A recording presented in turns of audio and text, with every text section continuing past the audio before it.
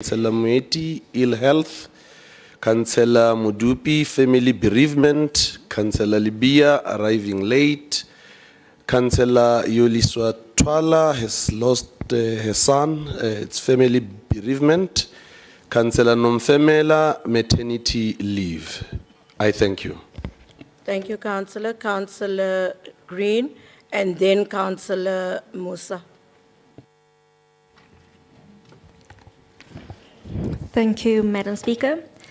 Councillor Majolo will need to leave by 5 p.m. and so will Councillor Mpusula, Councillor Liebenberg, ill health, Councillor Visler, and Councillor Bini, party business. Thank you.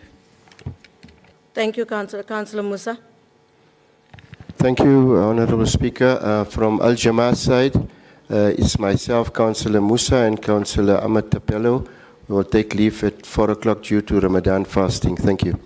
Thank you, Councillor. I also have a leave of absence for Councillor Nontenja due to ill health.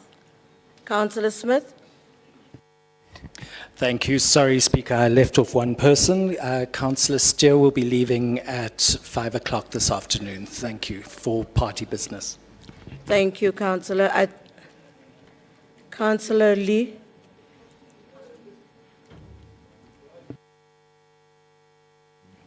Did another apology? Yes, I'm so sorry. Councillor Jainuddin is not here. Ill health. Thank you. Thank you, Councillor Marema. Apologies once again, Speaker. I did not raise an apology of Councillor Mkaka, who will also arrive a bit late. Thank you. Sorry. Thank you, Councillor Marema. Is there anyone that has any other apology? Are we good? Thank you. Are these apologies noted? Thank you.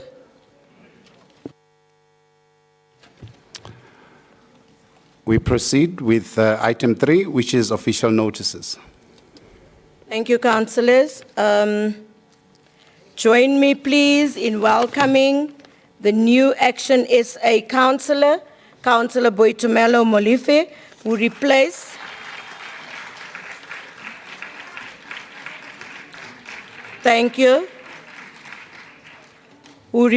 Councillor Sube, who resigned as a councillor, and we wish her well in her new endeavors. Councillors, also join me in wishing well the councillors who celebrate their birthdays during the month of March. I think they know MMC Magwenchu, that those that have birthdays in March has free entrance to the zoo. So they can all go to the zoo.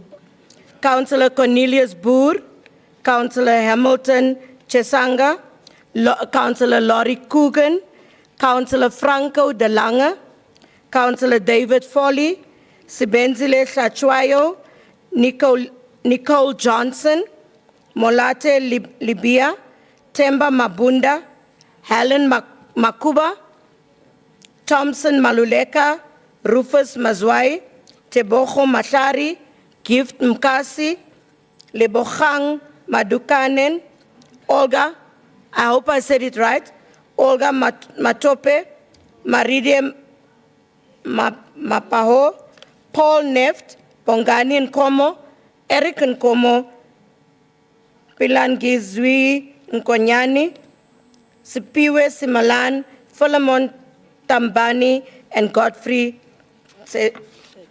Teto. Thank you so much for celebrating their birthdays with me. We now have the statement by the Executive Mayor. Executive Mayor, Councillor Kabelo Kwamanda.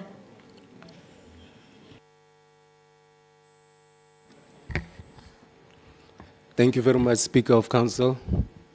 Let me take this opportunity to greet and acknowledge you.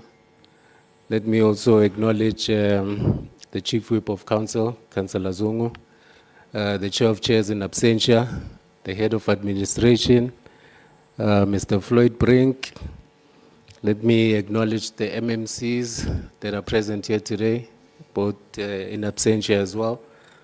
let me acknowledge leaders of political parties represented in council and political parties represented in this council. Let me greet our guests in the gallery, and let me greet our residents who are streaming live from our channels. Madam Speaker, I think it's becoming consistent that the city of Johannesburg is facing quite a significant amount of challenges, especially due to natural occurrences. I'd like to share some information with councillors for information purposes. Last night at around 8:45, we experienced a lightning strike in the El Dorado substation, which subsequently feeds Orlando substation and then the Ekenoff, which then means that a few supply systems have been affected by this occurrence. And I would like to urge our residents to bear with the city of Johannesburg. But I was there at Orlando where lightning struck to assist and try to escalate the matter so that it's attended to speedily. Before I left, power was restored. But as you would know, water, unlike electricity, would then take time for our reservoirs to build up.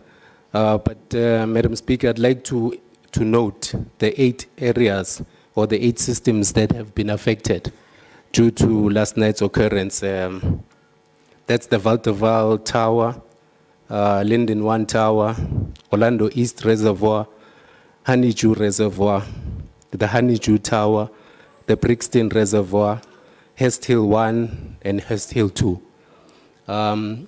Like I indicated, City Power had attended to the matter and the power was restored. But equally so, Madam Speaker, I've been having consistent meetings with Rand Water as well as the Minister of Water and Sanitation. But it would seem that we would need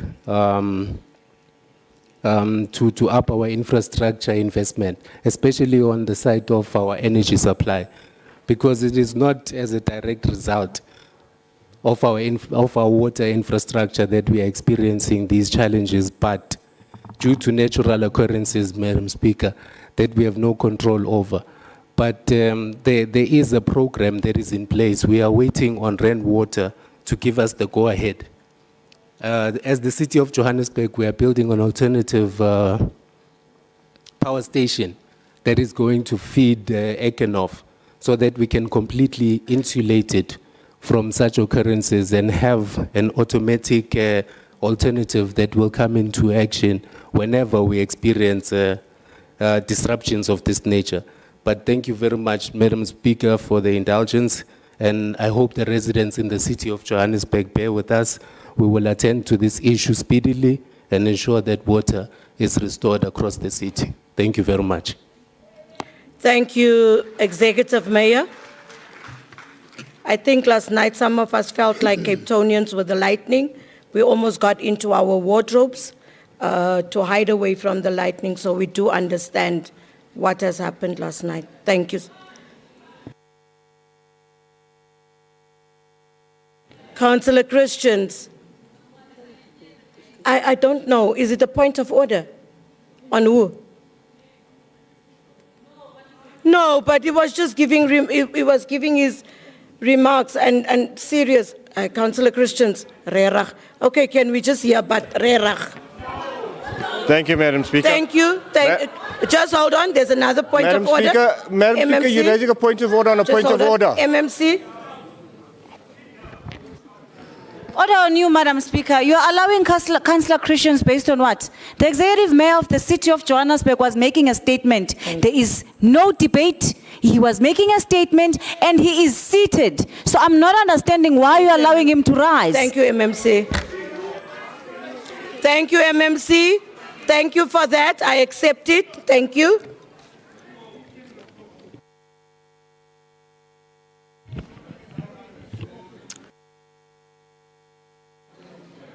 What is that? Another point of order on that point of order? No, no. No. Yes? No. The mayor has made his remarks in council. That's it. I don't have point of orders. No. And he's seated. He is seated. I don't think there can be a no. I'm saying no to it. Action essay, I'm saying no. I'm saying no. The MMC gave clarity. No, no. No, councillors, no. I'm going to the next item. Councillors, we proceed to item 4, which is confirmation of minutes. And these are minutes of the 18th Ordinary Council meeting held on the 29th of February 2024. And also minutes of the 25th of for an extraordinary council meeting held on the 8th of March 2024. Councillor Rainton. Councillor Rainton. On the minutes. Thank you, Madam Speaker. Thank you. The minutes are a true reflection of the meeting. Thank you. Bye-bye. Thank you, Councillor Rainton.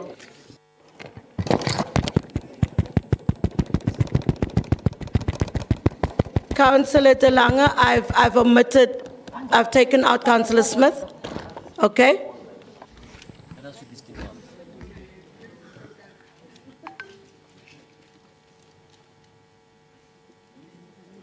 Try the one next door, Councillor De Lange.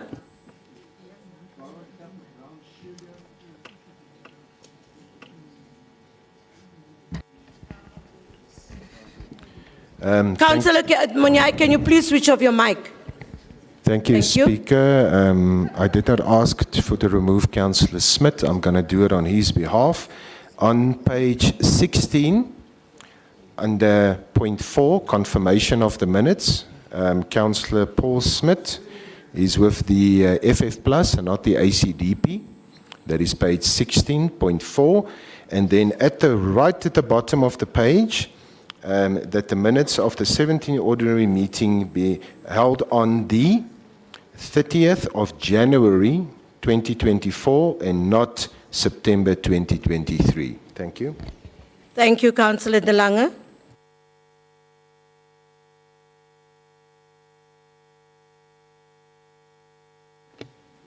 Can we confirm the minutes?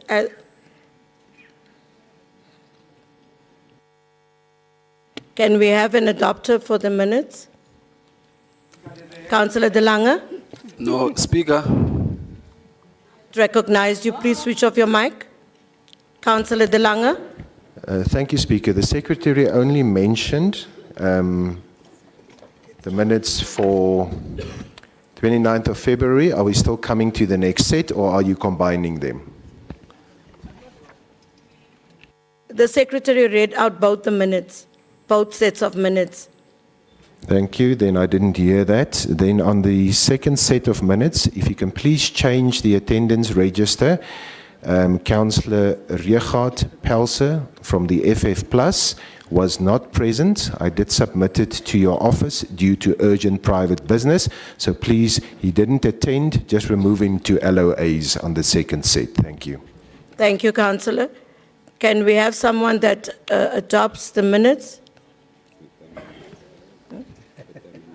with the amendments? Speaker. Councillor Lebatlang. Thank you very much, Speaker. I think it's very unfair because we have how many?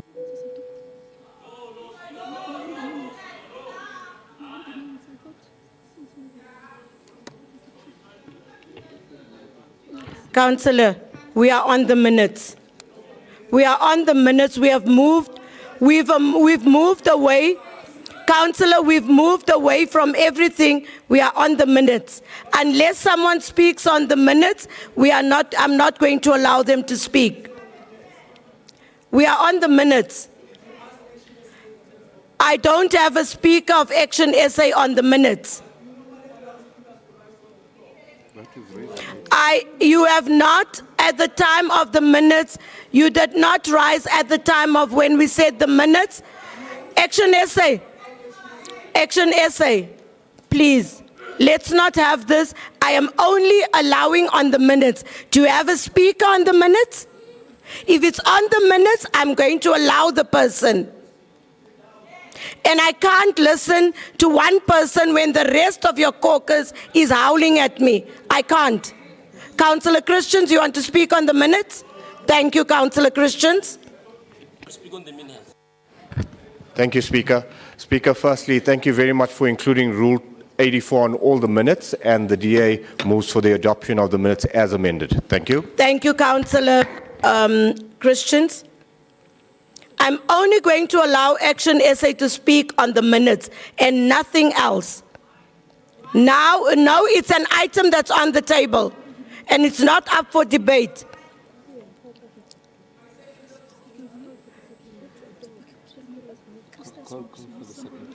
Who's seconding the minutes? Councillor Rafferty? During the speech, they can include. Councillor Rafferty seconds. Councillors, I'm asking that we have discipline. You said you went out to caucus to speak about the issues of residents, but you don't seem to be acting in that way.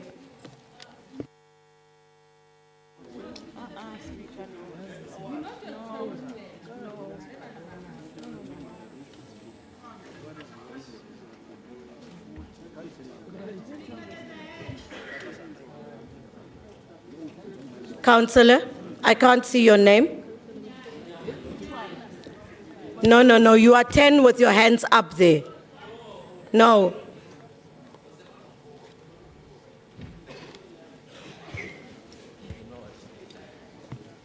Thank you, Speaker. Speaker of Council, I think it's something that we must do often as Action SA, and that's to remind you that you're not the Speaker for only GLU. You're the Speaker for the whole Council, 260 councillors. So I think you should start acting like the Speaker, and I'm not going to sit down. The Speaker, there's only one Speaker in the House, and she's the Speaker for everyone. So tulani ningazopap. Speaker. Councillor, I would like to know which item that is, because currently I think since I've gone into this seat, no. It's not an item. It's not an item, Councillor. It's not an item, Councillor. Please, it's not an item. Can you take your seat? I'm going to go on to the next item, Councillor.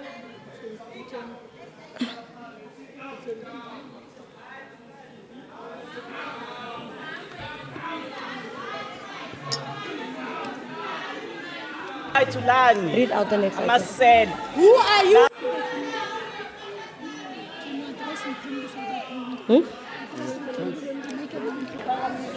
Just hold on. Councillor Mtembu, you are causing this council. No.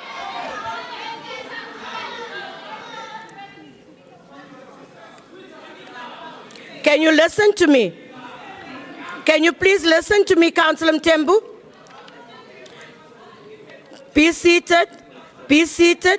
I've noted you, Councillor Belinda. Can you be seated, Councillor? Can you be seated? Can you be seated, Councillor?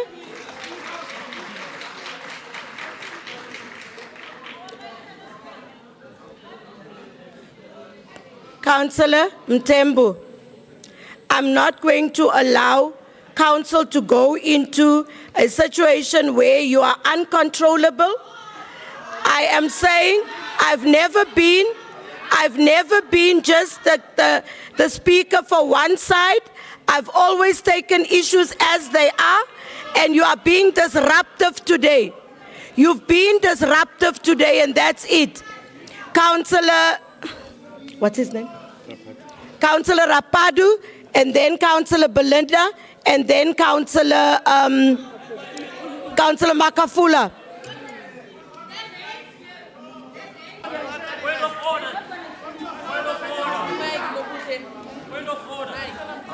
I'm going to use roving mics because people are sabotaging the mics at the back. Thank you, Speaker. You all put your mics up so that I can see your mics. All of you, everybody. Because she does it like... Yeah, they must put them up. Why is this one speaking? Yeah, you're right. Speaker, please. It's still early in the morning. Still early in the morning. Speaker, I'm glad it does not take brain power to be disruptive. The uninspiring 44 are taking us for a ride. The Councillor Mthembu just told us can she withdraw that? If she won't do that, she be taken to ethics? Councillor Mthembu tells us that we are siapapa. Please, can she withdraw that? Councillor Mthembu. She must withdraw. Councillor Belinda. Amen. Madam Speaker, can you repeat what you just said? No, wait, I'll come to you. Okay. Councillor Belinda is on the podium. Madam Speaker, thank you so much for at least attempting to control this House. We have been here for almost an hour. We haven't started. Residents are expecting us to come and do the work of council. People are without water. You can use the powers that is necessary invested in you. If people do not want to be here, then you know what to do, Madam Speaker. Thank you, Councillor Belinda. Councillor Makafula. Thank you, Speaker. Speaker, I think I've been covered by Councillor Rapedu. Councillor must never say to us, Siya Papala, we are not kids, we are adults.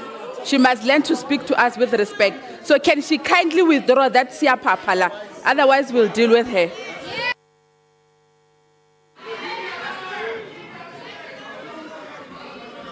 Councillor De Lange. And then there's no more speakers after De Lange. I'm going to rule after that.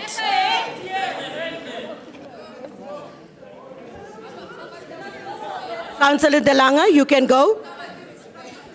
Madam Speaker, luckily I do not choose sides, but for process and for progress. It's very difficult if you do not submit your speaker on a specific item as the minutes, because you can either do that, and if you do not pick your speaker up for the day on an item like the minutes, you then raise your hands as soon as the item is ready and you said, can we please add our speaker to the list? I understand where Action SA is coming from, but that is procedurally right. Because if we keep on allowing this, then I can jump up on every single item. I don't even sit on the committee and say, listen, I want to say something. The weather is nice, the lights is burning my eyes, and then I can sit down. So from a procedure point of view, that's why we are asked to submit our speakers on all the items, but then we've got a second bite. As soon as the item is read in, jump up, raise your name and say, please add Action SA or Freedom Front DA to the list for the minutes. Thank you. Thank you, Councillor De Lange. That's exactly what we have allowed and asked to do, and the Freedom Front and Action SA did not do that. They wanted to do something else because I suppressed Councillor Christians from speaking, and then they wanted to speak on behalf of Councillor Christians. Councillors, I'm not going to allow council to deteriorate. I'm not going to do that. If you are not speaking on an item that we have called out, I'm not going to allow you to speak. Because, and Councillor Mthembu, you need to withdraw Uya Papa, because there is no kids here. And secondly, I really did not expect Action SA to do what they've done after they told me there's going to be disruption today. And you didn't say it's you that will disrupt. Who said so? Okay. No. I was told personally. Councillor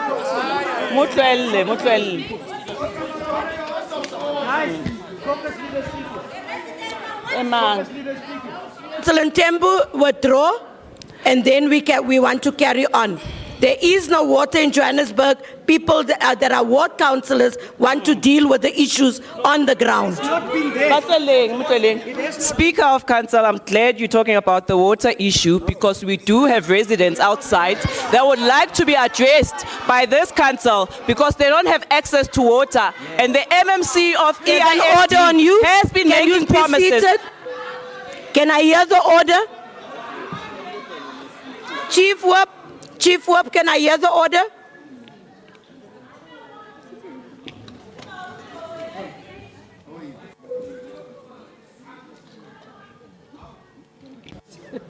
Thanks, Speaker. Speaker, I want to appeal, man, to the whip of the Action SA. In this fashion, we're not going to finish. And please, can you control your caucus? It can't be correct. The Speaker has called order. Please control your caucus. Thank you.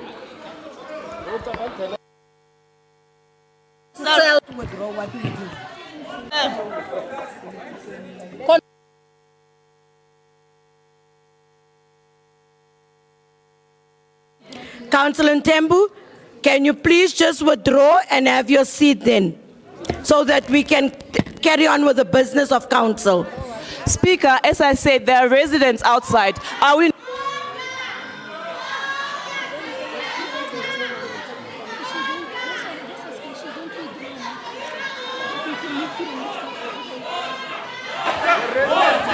MMC Masuku?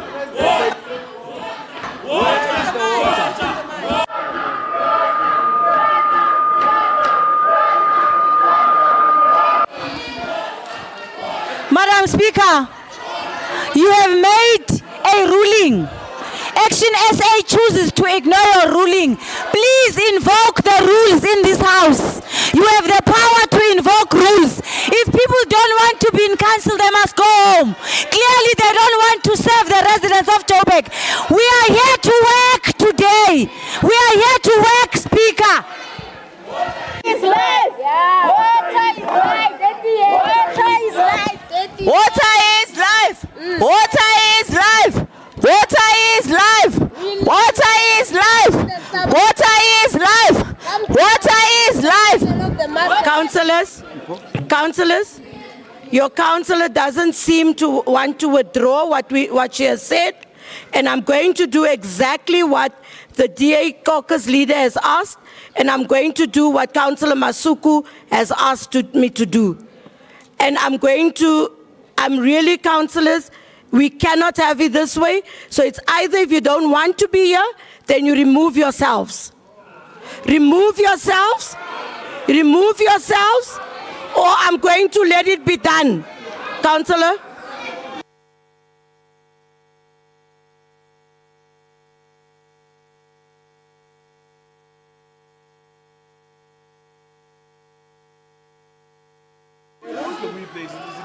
Thank you, Speaker.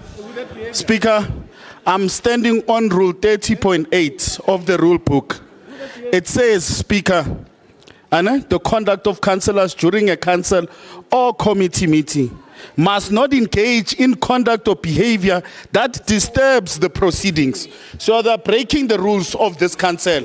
So I'm asking if they don't want to proceed, let them leave, or we'll take them to ethics, Speaker, because they're disrupting and flouting the rules. Here's the rules here, and we can read them in front of you. Thank you. Councillor Belinda?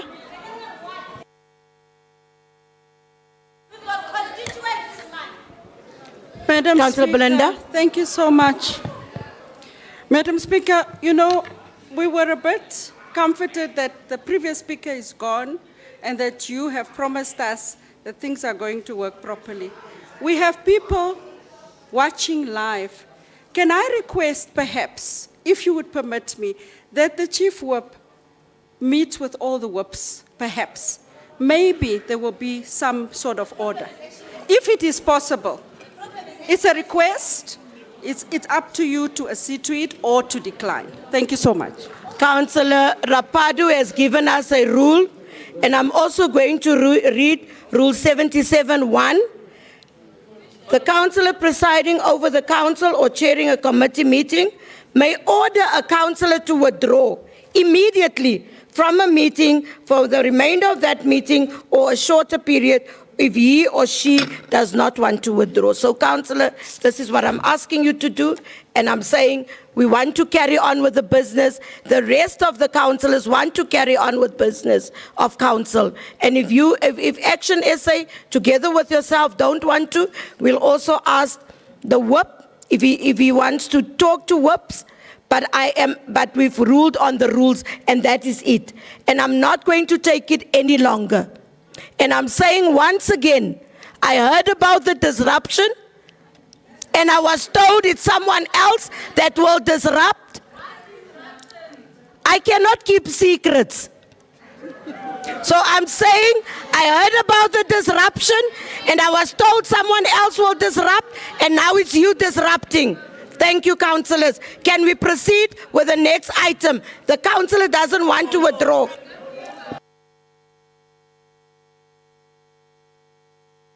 Or we're going to take you to ethics, or you move out. I'm done. I'm done. I'm done. Councillor Morema, I'm done. I'm done. Action SA, I'm done. The entire caucus will then go to ethics. Councillor Morema, I want to carry on. You're the last one. Did not say I will not withdraw. I spoke about the residents.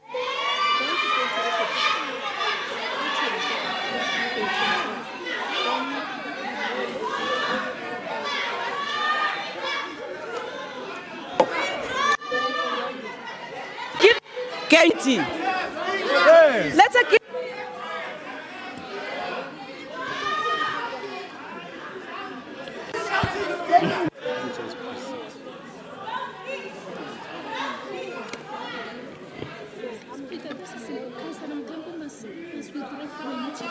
It's up to you whether you say she must. How do I take her out? I understand. I'm for chance. Councillor Tembu, Okay. can you please leave the house? Councillor Tembu, can you please leave the house? Rule. Councillor Tembu, can you please leave the house? On which rule? Then we all leave. Councillor Tembu, can you please leave the house? Outside. Switch off the mic and leave the house. Switch off the mic and leave the house. Go to the next item. Councillors, can I have order? Whilst Councillor Mtembu is leaving, can I have order? I will have Councillor Morema, and then the councillor behind him, and Mpatlele, and then we are going to the next item. Councillor, can you please leave the house? Okay? Okay, okay, it's fine. Point of order, Speaker. Speaker. Point of order, Speaker. Councillor Moremba? No, thank you very much, Speaker. One of the leader of a certain political party once said, you can't wrestle with a pig in the mud and expect to come out clean. Now, and I think, Speaker, you are playing in the gallery of those that do not want this meeting to proceed. isiZulu sithi indlala ibangulaka. When they asked for a break in the morning, it was really showing that perhaps the reality is not about water. Because the mayor has actually indicated that there was a natural cause this morning that caused a trip in some reservoirs, which then affect, and these are natural causes. I do not understand now, but we are in an election time. And some people, because this is online, wants to appear as if they are fighting for the people, even when the cause is natural. Councillor Morema. It's unacceptable. Thank you, And Councillor we want Morema. to proceed with the meeting. We are here to work. We are here to make sure that the city of Johannesburg works. So I think whoever doesn't want to work must excuse us. Thank you. Councillor behind, and then Councillor Christians. I want to really continue with the day. We are not going to debate about Councillor Mtembu. Let's get to the business. I'm allowing you, and then Councillor Christians, and then I'm closing it. But we are going to deal with how she gets out of council. Thank you. Speaker, we are here to assist you. We are here to assist you so that we can run this thing properly. Speaker, one thing for sure is that we can take the councillor who does not want to leave to ethics.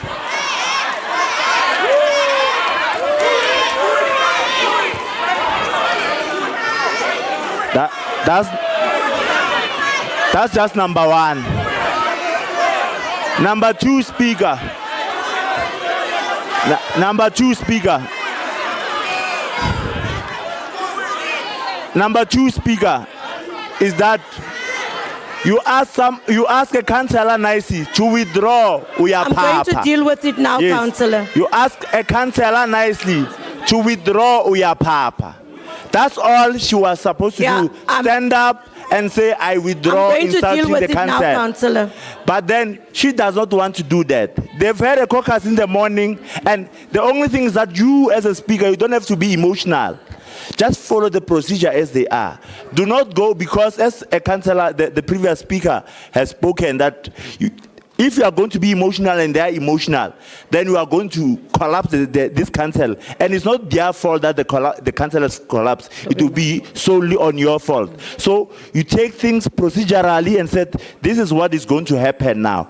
So that we can continue. And the issue of water is a valid point which was answered duly by the executive mayor. The mayor has answered it, and even the residents who are watching from home, they should know that the mayor has answered it, that no, there was a natural cause. Thank you, Speaker. Councillor Christians, and then I want to continue. Point of order, Speaker. Point of order, Speaker. Councillor Christians. The next mic, Councillor Christians. Point of order, Speaker. Can you use the next mic? Can you please switch off your mics? Thank you, Speaker. Speaker, you started off very well, but now you're allowing a debate. Because after you made your rulings in terms of Rule 72A, you should not have allowed the other speakers to speak. You've ruled in terms of Rule 71.1. Including you. You've ruled in terms of Rule 71.1. And then, in terms of Rule 71.2, you should now enforce by allowing for your people over there to remove the councillor, as you stated. If she refuses to leave, you then take her to ethics. If they want to appeal it, they cannot appeal it by shouting behind us. And maybe, as a new party, Action SA can learn from experience. Thank you, Councillor Christians. That they must write to the Rules Committee. Councillor Christians. Thank you. All right, guys. We have regulations of the code of conduct for councillors. And then we read that. I have ruled, but I'm going to read out this. There's regulations of the code of conduct for order, councillors. Speaker. Point of order. If the councillor fails to obey the order, the request, a law enforcement official employed by the municipality will then remove the councillor from the meeting. So now I'm going to get JMPD to come in. I'm going to get JMPD to come in because I've asked you very nicely to remove yourself.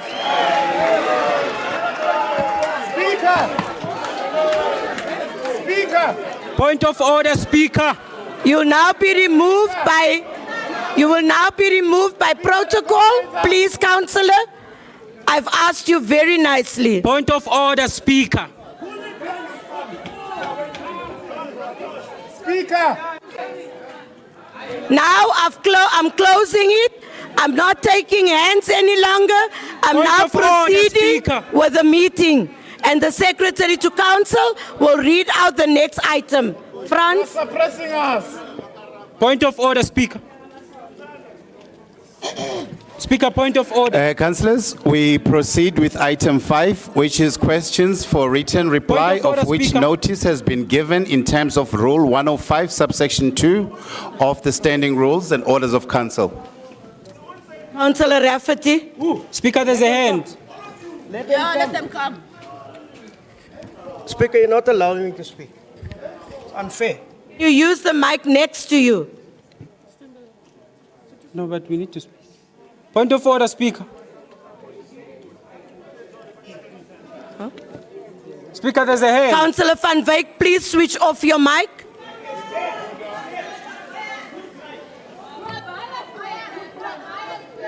Point of order, Speaker. Councillor Rafferty, move to other mics. IT, can you please assist with the mic? There you are, it's on. Madam Speaker, we're heading into direction that is not needed in this council.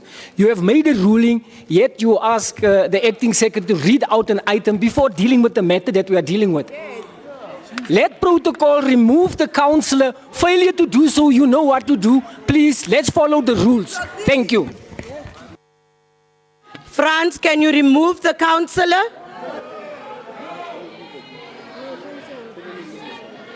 Point of order, Speaker. Point of order, Speaker.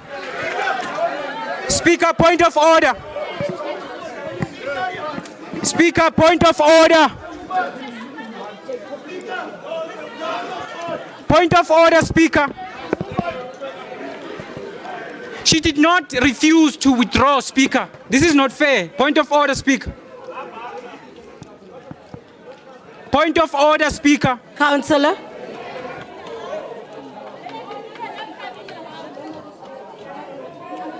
Speaker, the councillor did not refuse to withdraw. Point of order. She did not. The councillor said, I Point will of not order, Speaker. withdraw. She did not refuse. She did not refuse. Speaker, she did not refuse. Point of order, Speaker, she did not refuse. Chief Whip, Chief Whip, Chief Whip.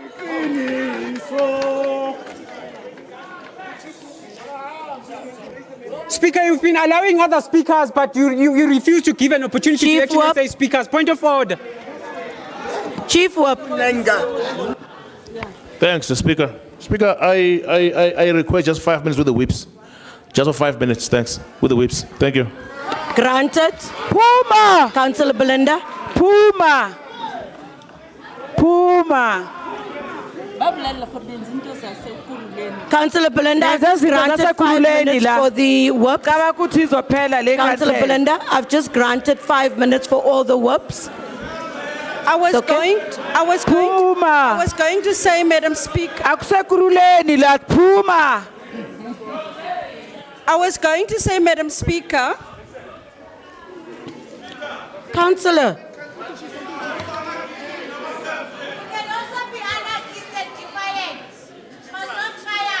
Madam Speaker. Madam Speaker.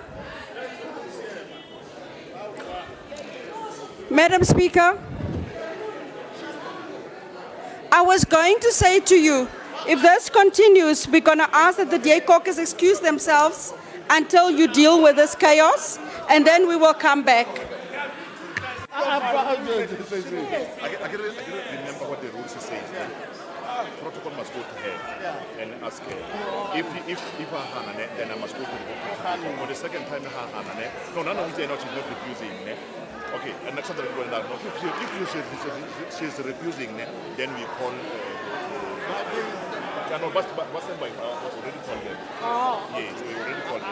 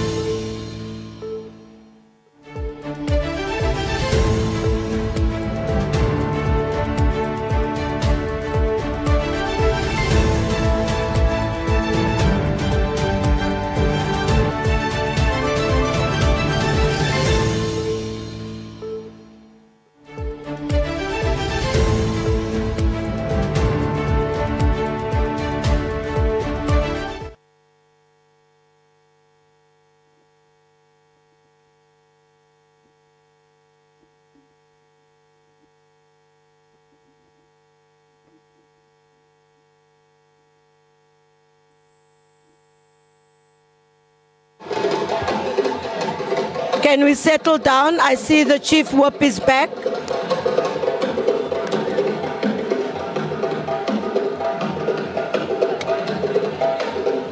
Ooh, you people are eating.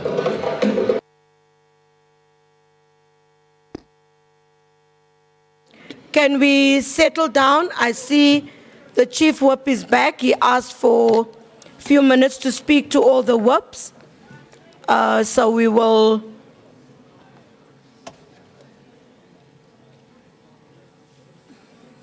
Can we also get the doors closed? Can we get all the doors closed? Otherwise, the aircon won't work and it's hot inside. Can we have all the doors closed? If you're sitting close to a door, pull that door close. Can we just do that, please? Chief Whip, thank you. No, thanks, Speaker. Speaker, we had to convene quickly with the whips. And I think we all agree that this House cannot degenerate. And the Speaker of Action SA is going to assist us to make sure that this House does not degenerate. Councillor Mthembu has to leave the House as per the order of the Speaker, and the whip has been notified. And the issue, maybe the query with the Action SA caucus is that they feel that we are not taking their hands, and they feel that we are being unfair to them. And I said, no, that we can correct, but to actually disobey the rules of the House does not assist us at this moment. So Councillor Mthembu needs to leave the House as per the order of the Speaker. Thank you, Speaker. Thank you. Thank you.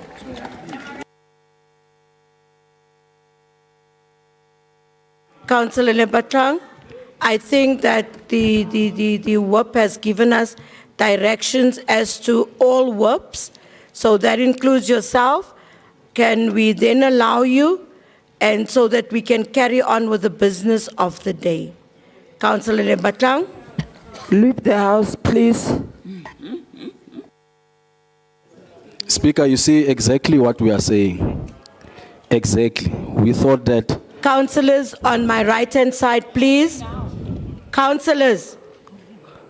Councillor Lebatang, can you carry on? Yes, Speaker, it's exactly what our concern is as Action SA, is that we thought you are going to rise upon the occasion.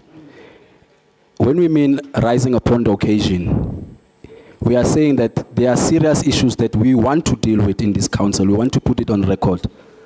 We want to deal with the issues of service delivery.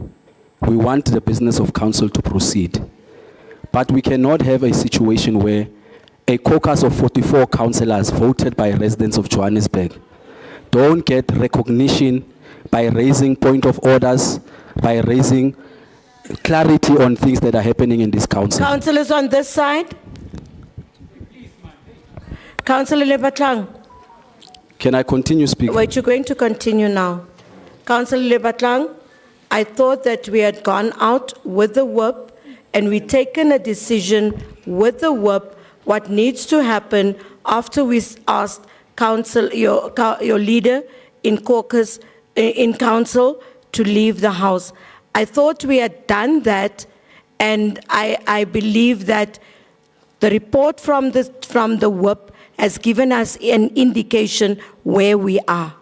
So now you are opening another discussion, and I don't think that that discussion was part of what you people discussed outside. I'm taking direction from the whip, and I assume all whips were present. Can we then, and it's not that you are being gagged in this chamber.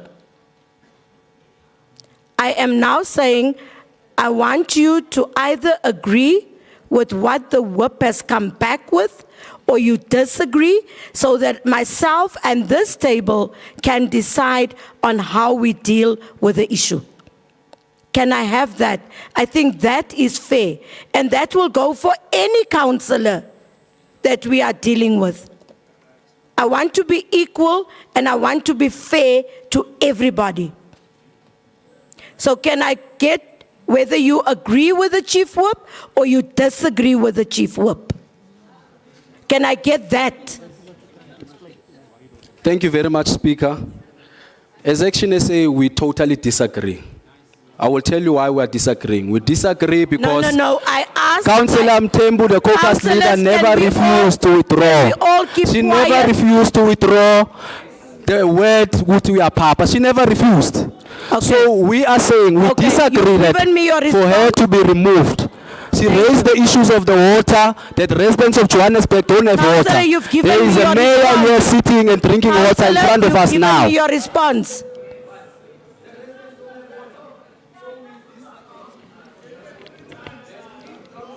Councillor, you've given me your response, and your response was you disagree with the chief whip, and we take that because I asked you to agree or disagree, and I also want to make it clear to you and the entire house, the mayor got up and the mayor spoke about the water issue. You see, can you see the disrespect? No, Councillor, no. Can I have a lady from protocol to remove Councillor Mthembu? Can I have a lady from protocol to remove Councillor Mthembu? Thank you.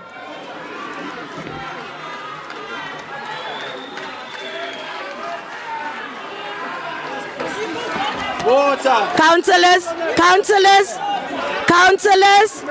You are evil. Councillor Rapadu, Councillor Rafferty. Councillor Rapadu, Councillor Rafferty. Has anybody seen my phone? I want to remove you from power. Watch and see.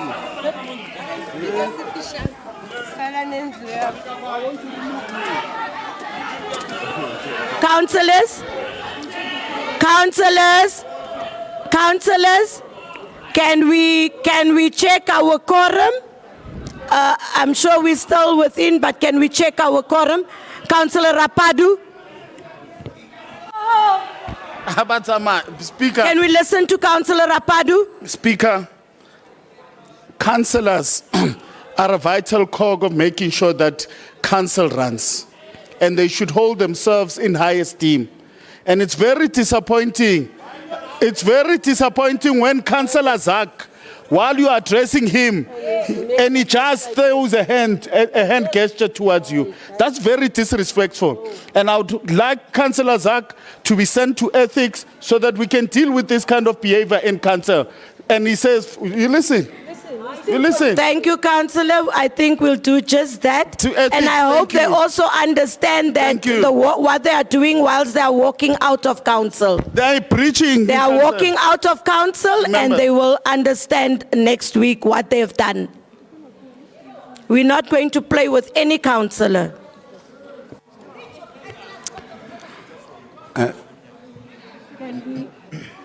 Can we check?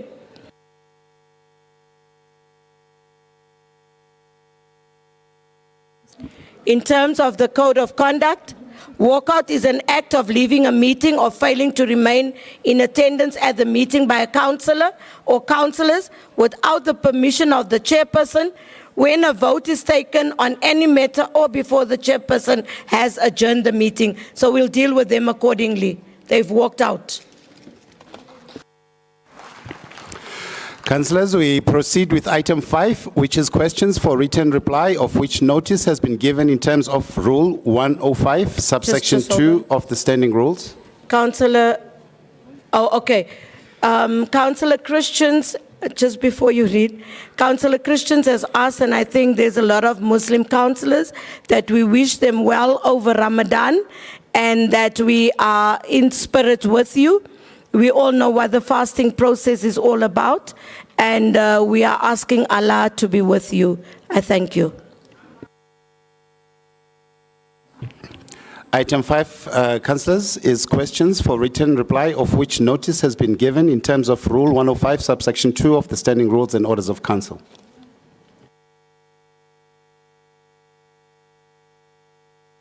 Executive Mayor. Thank you very much, Madam Speaker. We did not receive any questions for written reply. Thank you. Thank you, Executive Mayor. I just want to check quorum. We are going to just count all of us. Can we just for 3 or 4 minutes.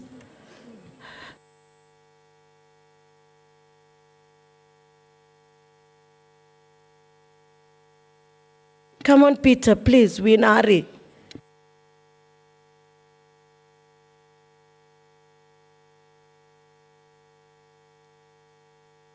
Not Peter Rafferty, but Peter with the humps here.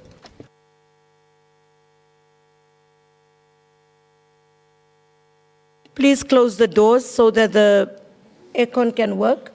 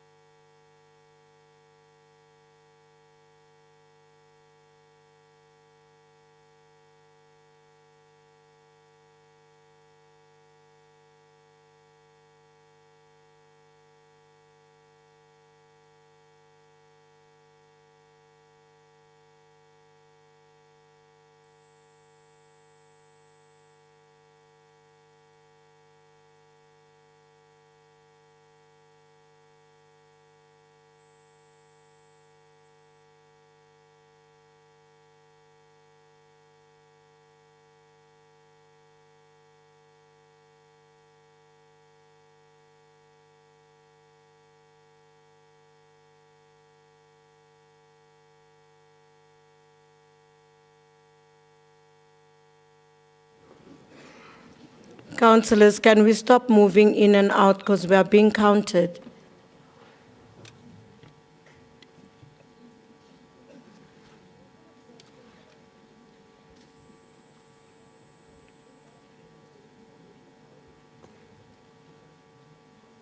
Who's counting this side?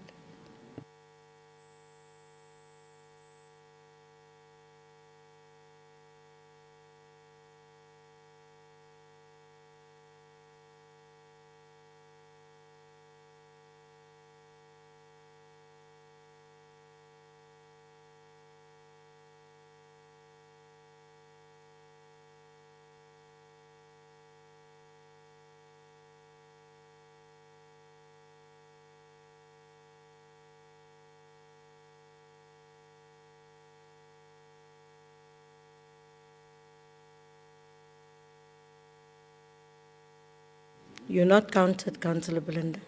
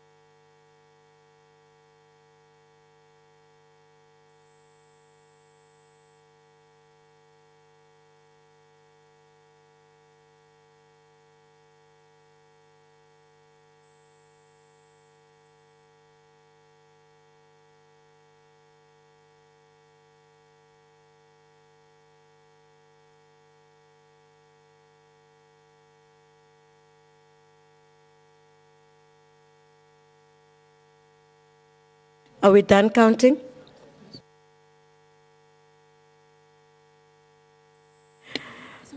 Thank you, councillors. We have a quorum. We have 197, so we are still good to go. Thank you. We are now proceeding to recommendations to council. Executive Mayor.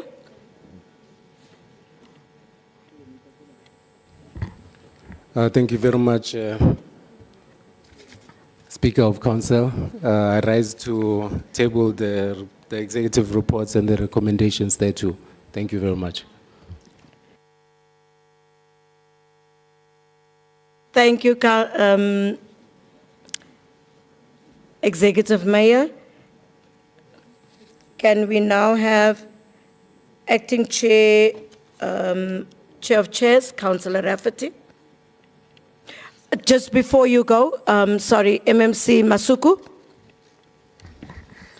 Madam Speaker, thank you. Through you, we would like to request after item 82 and the tabling items for noting, we request to elevate item 81 to follow those which are the commencement of recruitment.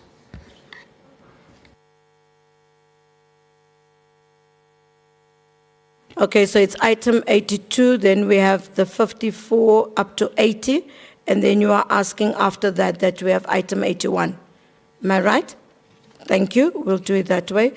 Acting Chair of Chairs. Thank you, Madam Speaker. I rise to table the reports on behalf of the legislature. Thank you. Also request that all the performance assessments be read together, including with the per department, including with the oversight reports. Thank you. Thank you, Acting Chair.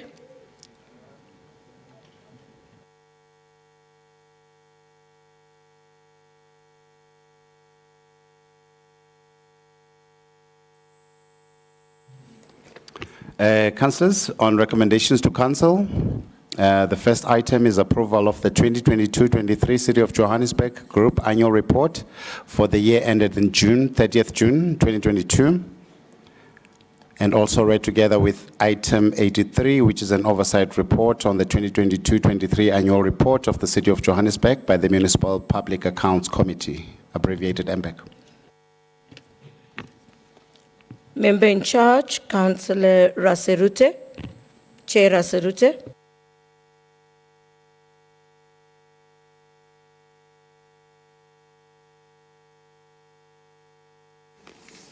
Thank you very much, Speaker, and greetings to the city manager, the CFO there, and all councillors.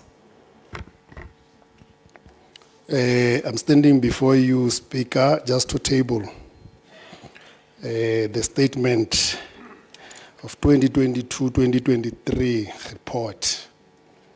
Madam Speaker, I rise to table the oversight report on the 2022-2023 annual report of the City of Johannesburg.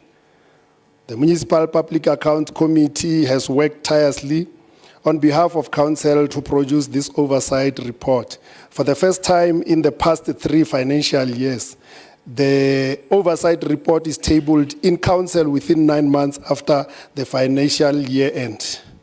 In terms of MFMA section 129 subsection 1, with the distraction in the process by the Council recess and Easter holidays, the committee soldiered on to ensure that the oversight report is submitted to Council within 60 days of tabling of the annual report.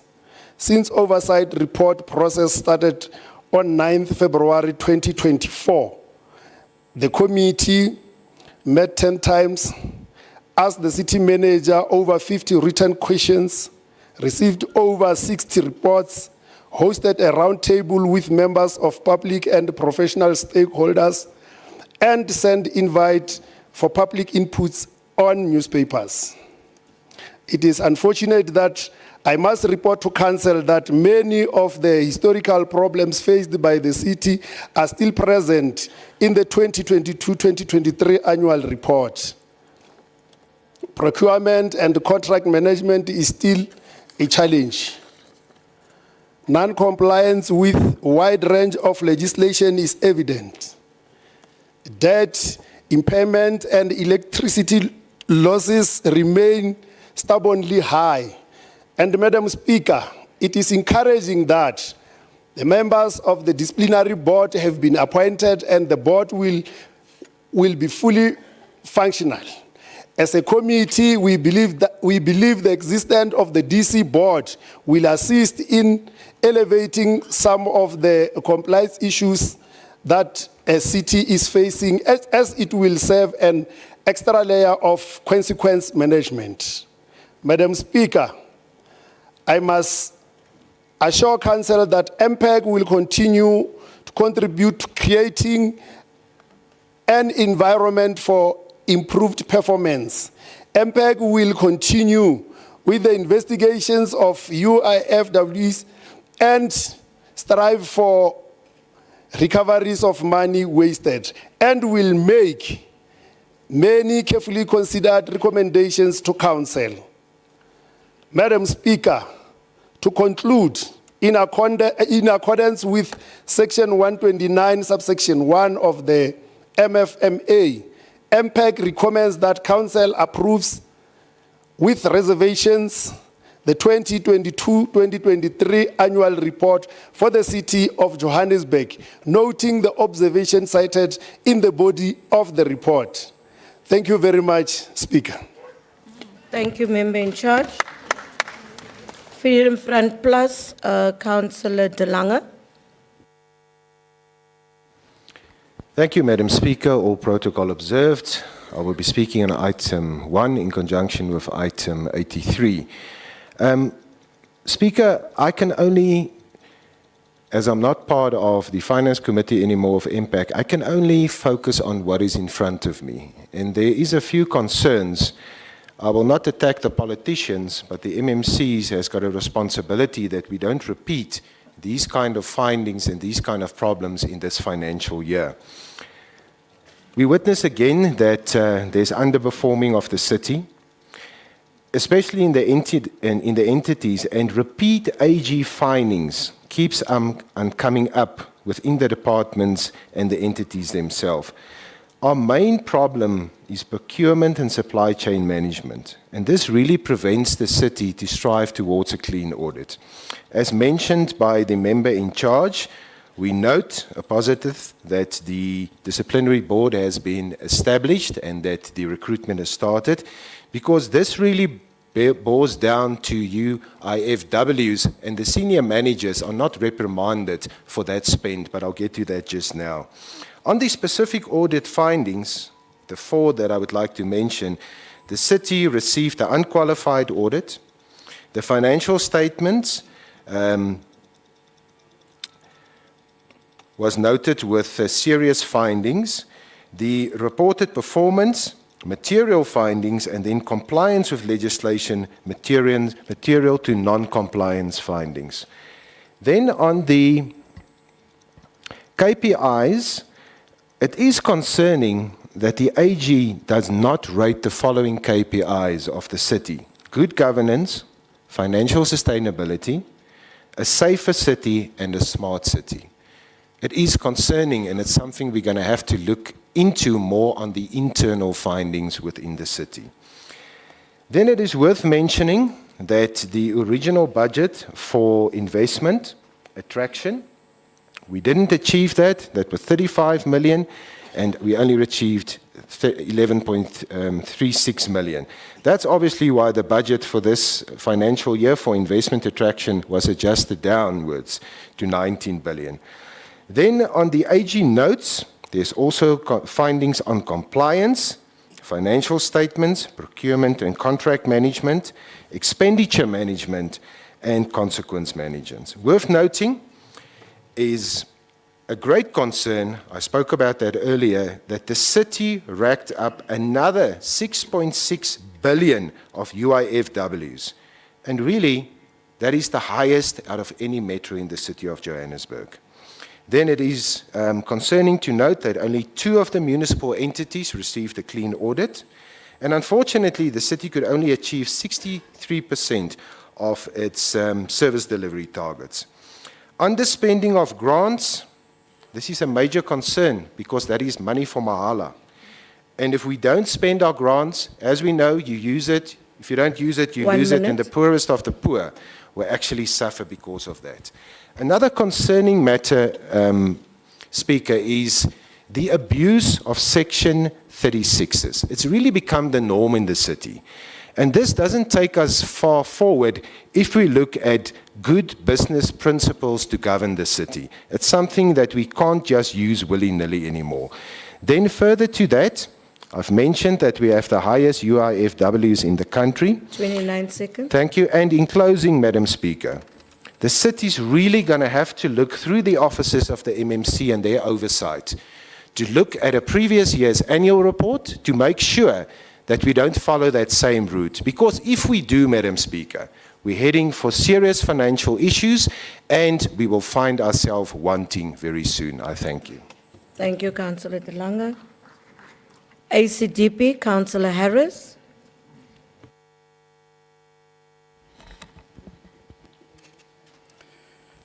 Madam Speaker, good morning to you, Executive Mayor, MMCs, Chief Whip, Chairpersons, residents of our city. I rise to speak to items 83 and item 1.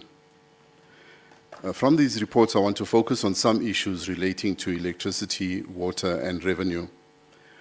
Over 1.2 billion rand is due to energy losses in transportation.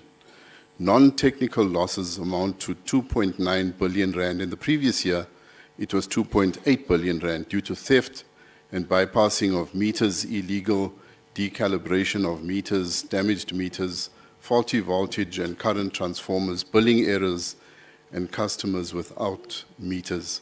City Power planned for losses of 21%. They achieved 29.6% in losses. Water material losses amounted to 2.3 billion rand. The previous year it was 2 billion rand. This represents 33.4% of losses. The level of physical losses is due to leaks in the water network. Joburg Water planned for loss of 21%. They achieved 33.4% of water that's lost. 33.4% water lost. If you add to these losses the 52 billion rand owed to the city. Councillor, can you just quickly take your seat or just pause? There's someone up there in the gallery on my right-hand side with a camera on. Can you please, you in the front? The lady in red. The gentleman is just now closing your light. Can we please stop? Can you switch it off? Thank you. Thank you, Councillor. If you add to these losses the 52 billion rand owed to the city, we are forced to conclude that the city is in a financial sustainability crisis. There are several conclusions that can be inferred. Firstly, the city is in a permanent reactive mode where we lurch from crisis to crisis. We are not in control of our own destiny. The culture of non-payment is a permanent feature of our society. The revenue and billing system has collapsed totally. This is evidenced by the billing department measuring its ability to resolve queries in under 90 days. This would be okay if camels and donkeys and pigeons were part of the resolution process. It cannot be okay in a digital age. There is a massive SOS being sent to the city by residents and business. They simply cannot afford to pay the exorbitant tariffs while the city mismanages the revenue and resources they do receive. The measure taken to address this underperformance in revenue collection includes a consumption deposit, disconnection, specialized collection panels, Operation Buya Mtetu, and the establishment of a collections war room. All of these measures are adversarial. Why is there no civic-mindedness and educational drives to encourage payment? Why no incentives to encourage payment? Why no ongoing engagements with communities to break the culture of non-payment? The Impact Oversight Report states that the 2022-23 annual report is adopted with reservations. They cite the consistent material findings by the AG irregular expenditure, lack of consequence management, challenges with the wrong estimations and collection of revenue, technical and material losses of electricity and water. Finally, according to the AG report, reasonable steps were not taken to prevent irregular expenditure. 1 minute, Councillor. And the majority of irregular expenditure was caused by non-compliance with Regulation 36. The AG also lacks the note of, the AG notes the lack of consequence management. This is a contributory factor to the under-recovery of revenue. In noting with reservations this report, the ACDP calls for a decisive response to the SOS from our citizens. We call for a renewed commitment by the city to serve its citizens, to bring order to the revenue collection process, and to commit to the righteous management of funds. I thank you. Thank you, Councillor. Councillor M. Mabaso from the IFP.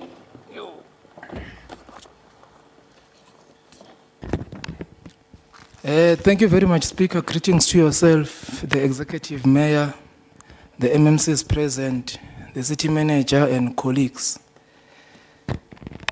Speaker, having been to Moses Mapita, where we had a great moment recording history demonstrating that the IFP is growing strong and ready for 29 May general elections. We find ourselves kodwa nihlekani bafethu sisebenze kahle kangaka. Uyazi nokuncoma nje kubalekile. Take your time, man.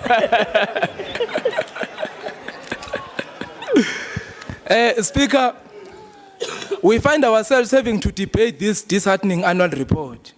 EM and colleagues, I feel sorry for all of us here as councillors seated in this house, where we must account to the public for transactions and activities that we barely have no control over. Previous annual report, we were confronted with similar challenges. Nothing has changed. Even after the city manager has put in some measures in place to remedy the situations, there seems to be no cooperation. Previous annual report had repeated findings by AGSA, which were not attended to. We find ourselves in the same predicament in the annual report under review. The AGSA previously raised concerns on the use of Regulation 36 without valid justifications, and we find ourselves in the same position in the current financial year. The issues of non-compliance with procurement procedures were previously reported, and in the annual report under review, the same has been reported. Contract management is inadequate, and that has compromised the performance of the city. The UFWs have not been reduced, even though this council and board of entities have written off some of the UFWs. Speaker, while we remain stagnant on our audit outcome, the city of Johannesburg should be a point of reference of good governance, but unfortunately it's not. And I ask myself, why is it so difficult for us to obtain an unqualified audit opinion with no material irregularities? Clean audit only requires that we adhere to the legislation and commit to the processes correctly. There has been lack of consequence management, and as MPEC, we will need to be decisive in enforcing consequence management. Failing to perform our duties as MPEC, that will undermine the integrity of this council.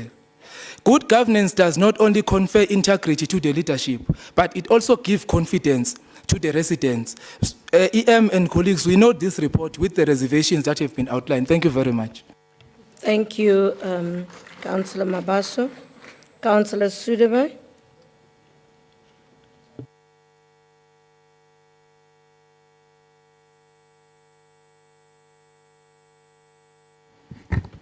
Thank you, Madam Speaker. All protocol observed.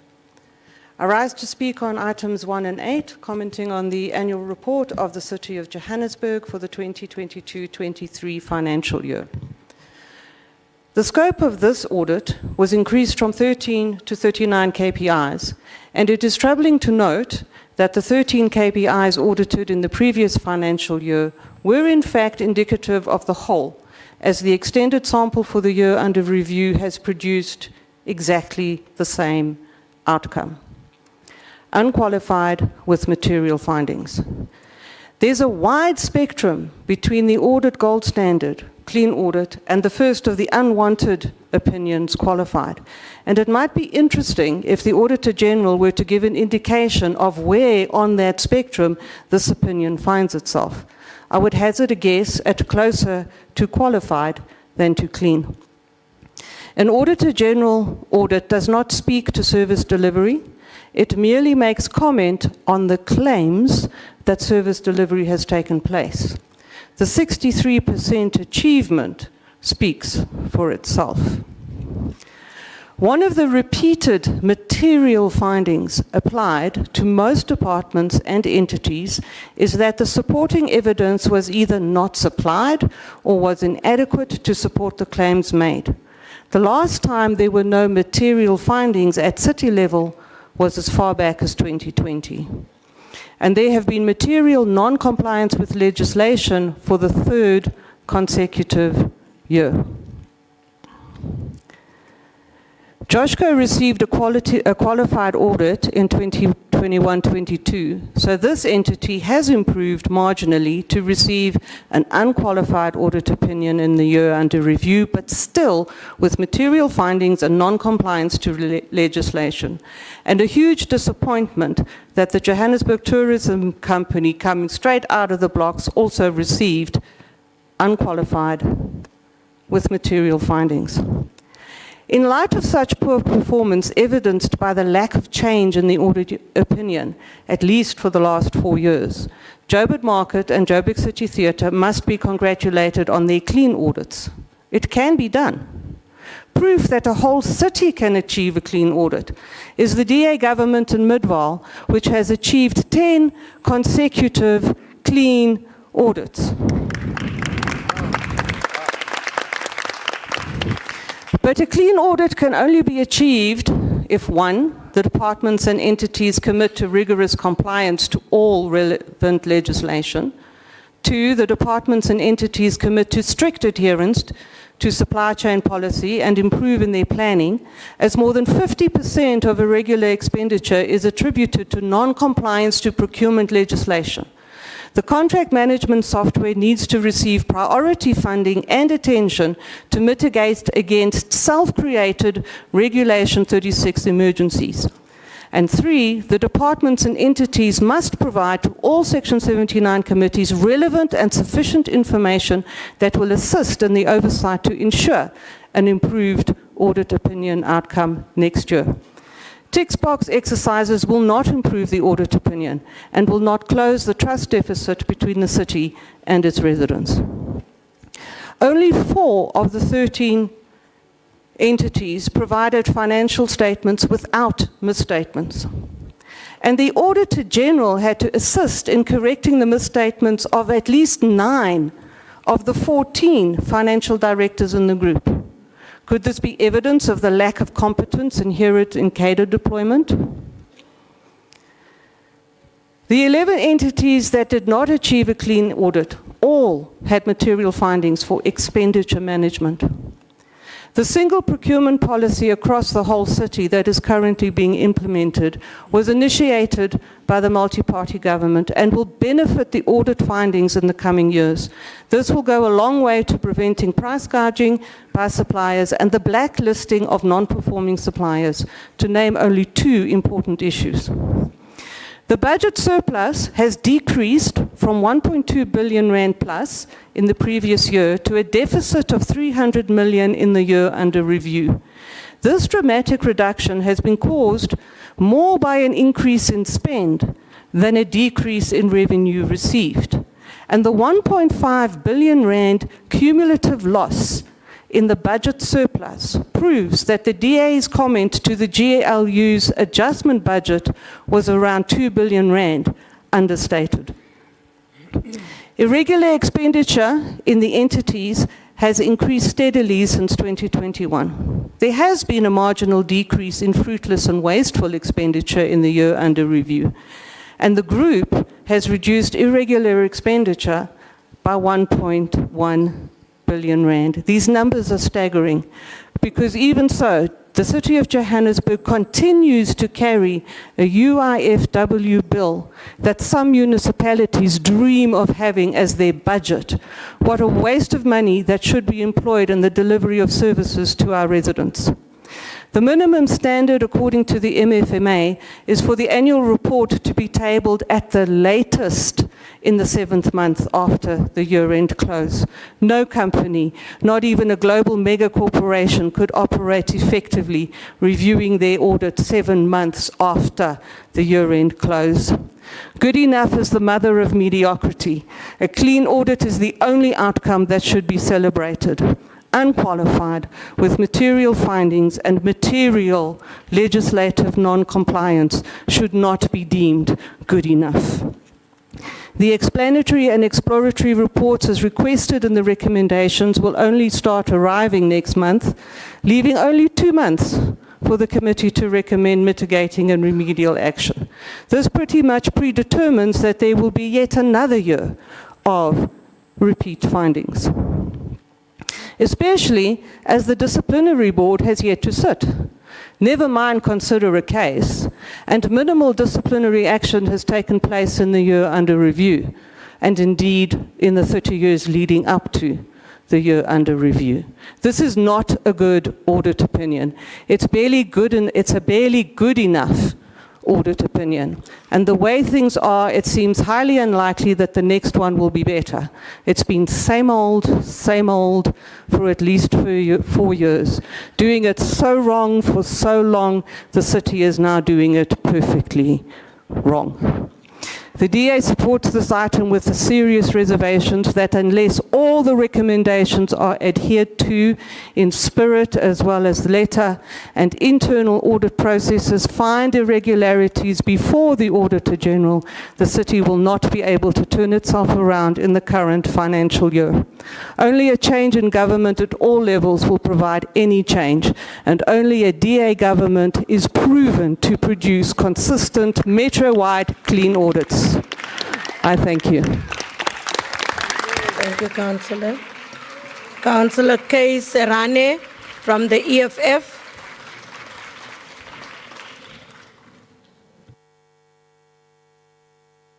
Thank you very much, Speaker. Greetings to you, Speaker, all our MMC and all councillors in this chamber. Speaker, I'm speaking on this item 1 in 83.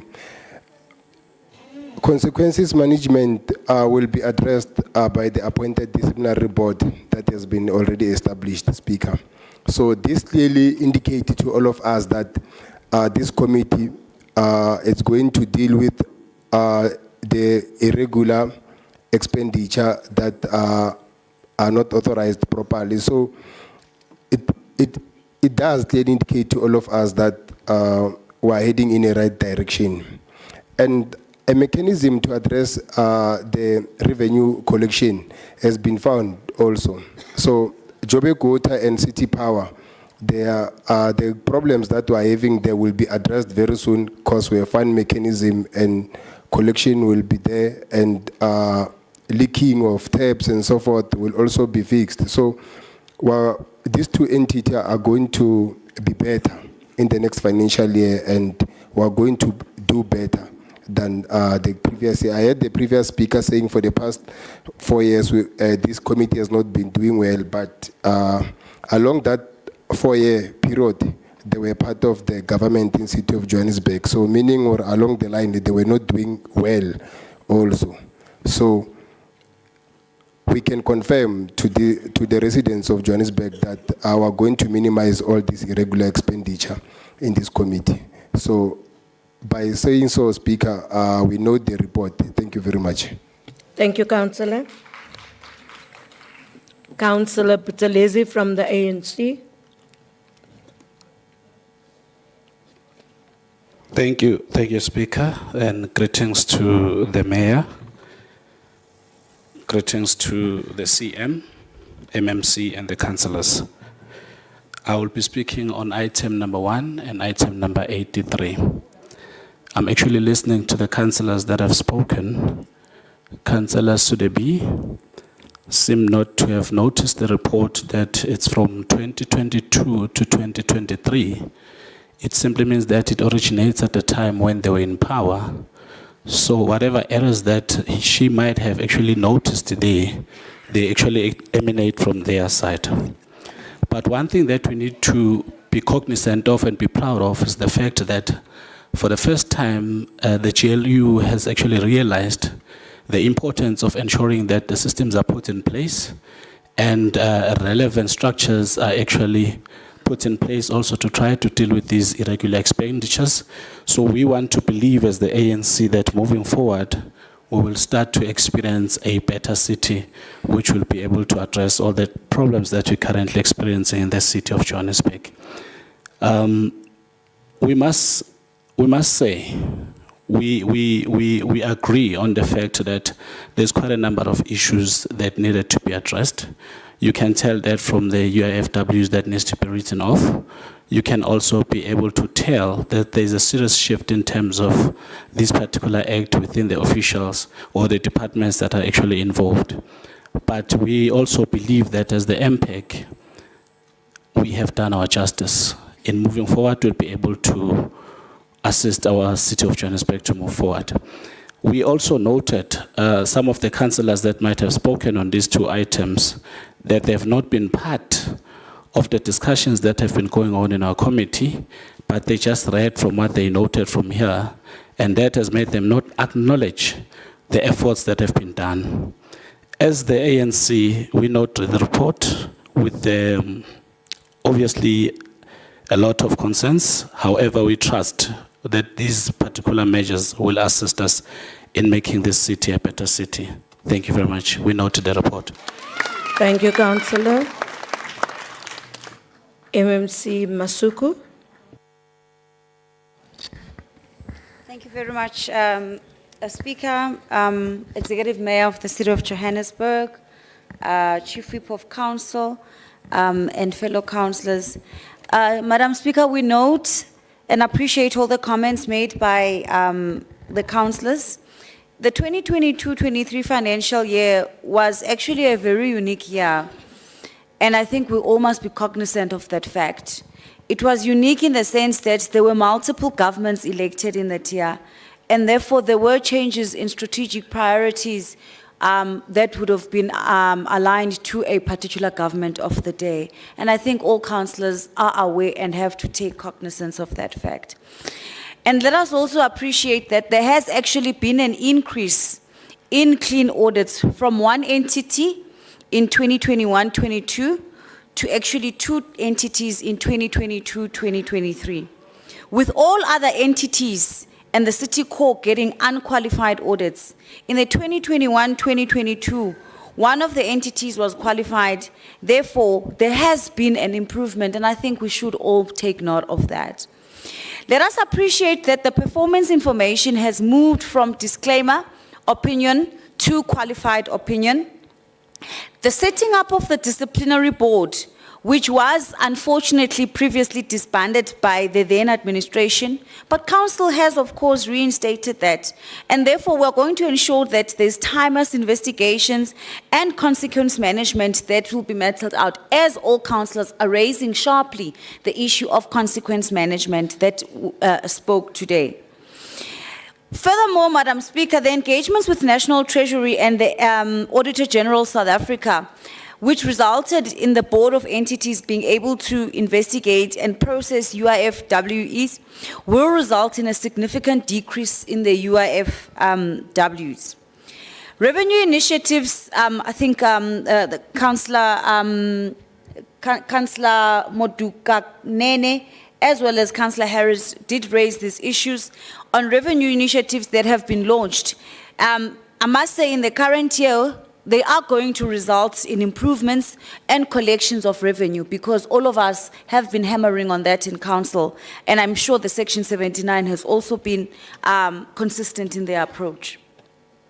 The digitization and automation of the supply chain management space will also move the city forward in terms of ensuring compliance with supply chain regulations, including dealing with key findings around contract management and the use of Regulation 36. There's a councillor who raised the issue of Regulation 36 and overuse of and our issues on as it relates to contract management. So the process of digitization is actually going to yield and assist us there. Entities have put together turnaround strategies that will specifically deal with the water and energy losses, as we recognize the amount of monies that are being lost in these particular losses. And preparing financial reports, it links to the digitization process, is key, ensuring that we eliminate manual reporting errors in the preparation of our financial statements. Madam Speaker, we are working hand in hand with the Auditor General South Africa, known as AGSA, to ensure an improvement in audit results, and AGSA meets regularly with senior management, led by our city manager and our group CFO. And that is precisely because we take very seriously the process of ensuring that we comply, we digitize, we are M-SCOA compliant, and everything that we do is for the benefit of the residents of Johannesburg, to ensure that we collect revenue, we improve on service delivery, we improve on how we communicate with our communities, and ensure that we have a high level of service delivery. We will see improvements going forward, Chairperson of MPAC and members of the committee, and we commit as the government of local unity to ensure that where there are challenges, we will be transparent, and where we are forging ahead, we do ask that all councillors take note of those successes for the good of the city. Thank you, Madam Speaker. We ask Council to approve the report. Thank you, MMC. Member in charge, Councillor Raserute. Thank you very much, Speaker. Thank you very much, MMC Masuku, members of MPAC Committee. And I would like to reiterate the fact that MPAC is working as a team. MPAC doesn't have divisions. That is why we are performing. We don't recognize political caps in the MPAC. We work as a team for the progress of the committee. And I urge all committees to do the same. With those words, Speaker, I would like to request that Council approves the report. Thank you very much. Thank you, Councillor Raserute.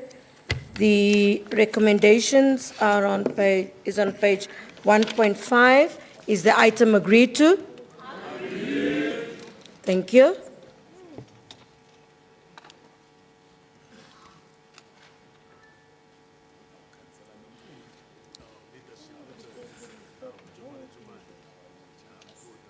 IT, the mics. Thanks, councillors. We are still on recommendations to council, and looking at the elevated items, we are on item 82.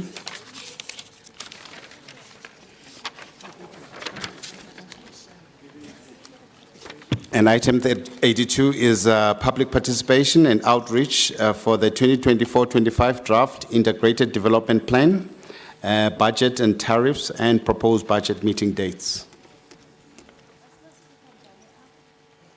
Thank you, councillors. Councillor Bapela from the EFF. Item 82.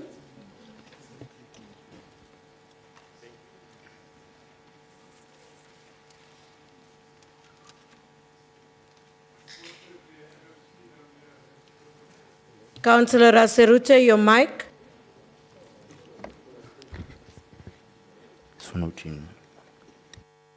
Thank you, Speaker.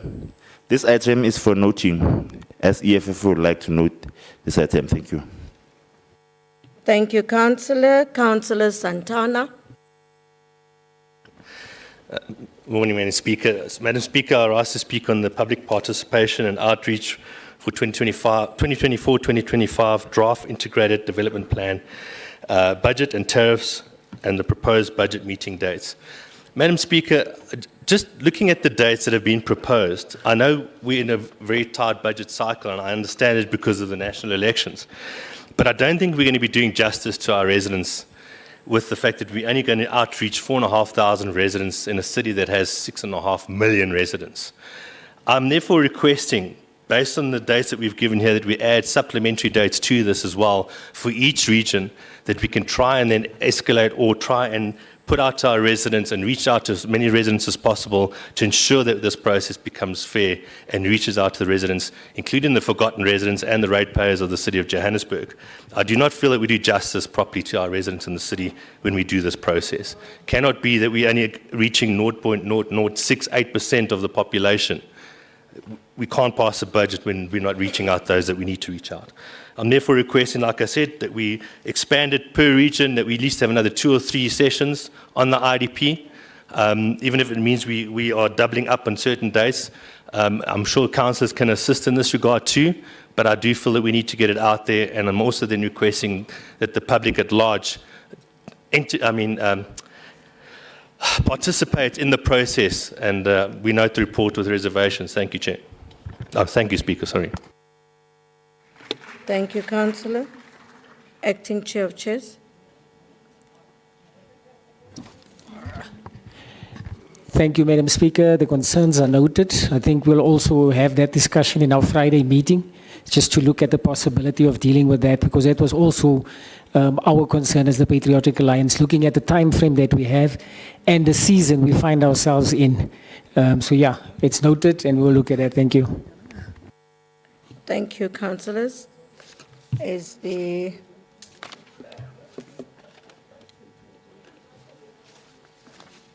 item noted? Is the item noted? Thank you.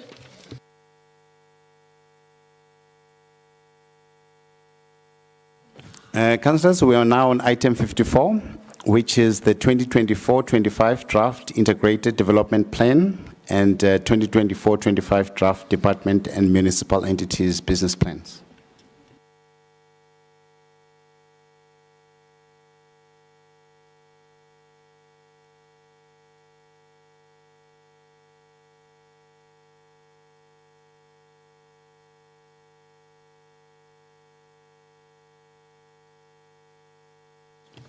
This item is also for noting, and we don't have speakers.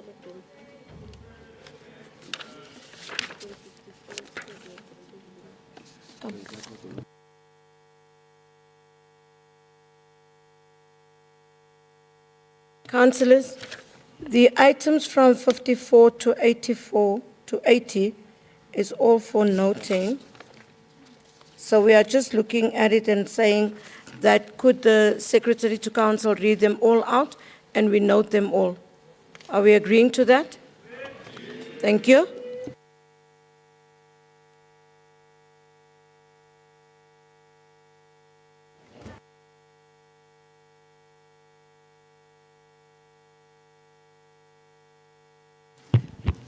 All right, item 54 is also read together with item 55, which is tabling of the 2024-25 to 2026-27 medium-term operating budget and related documentation.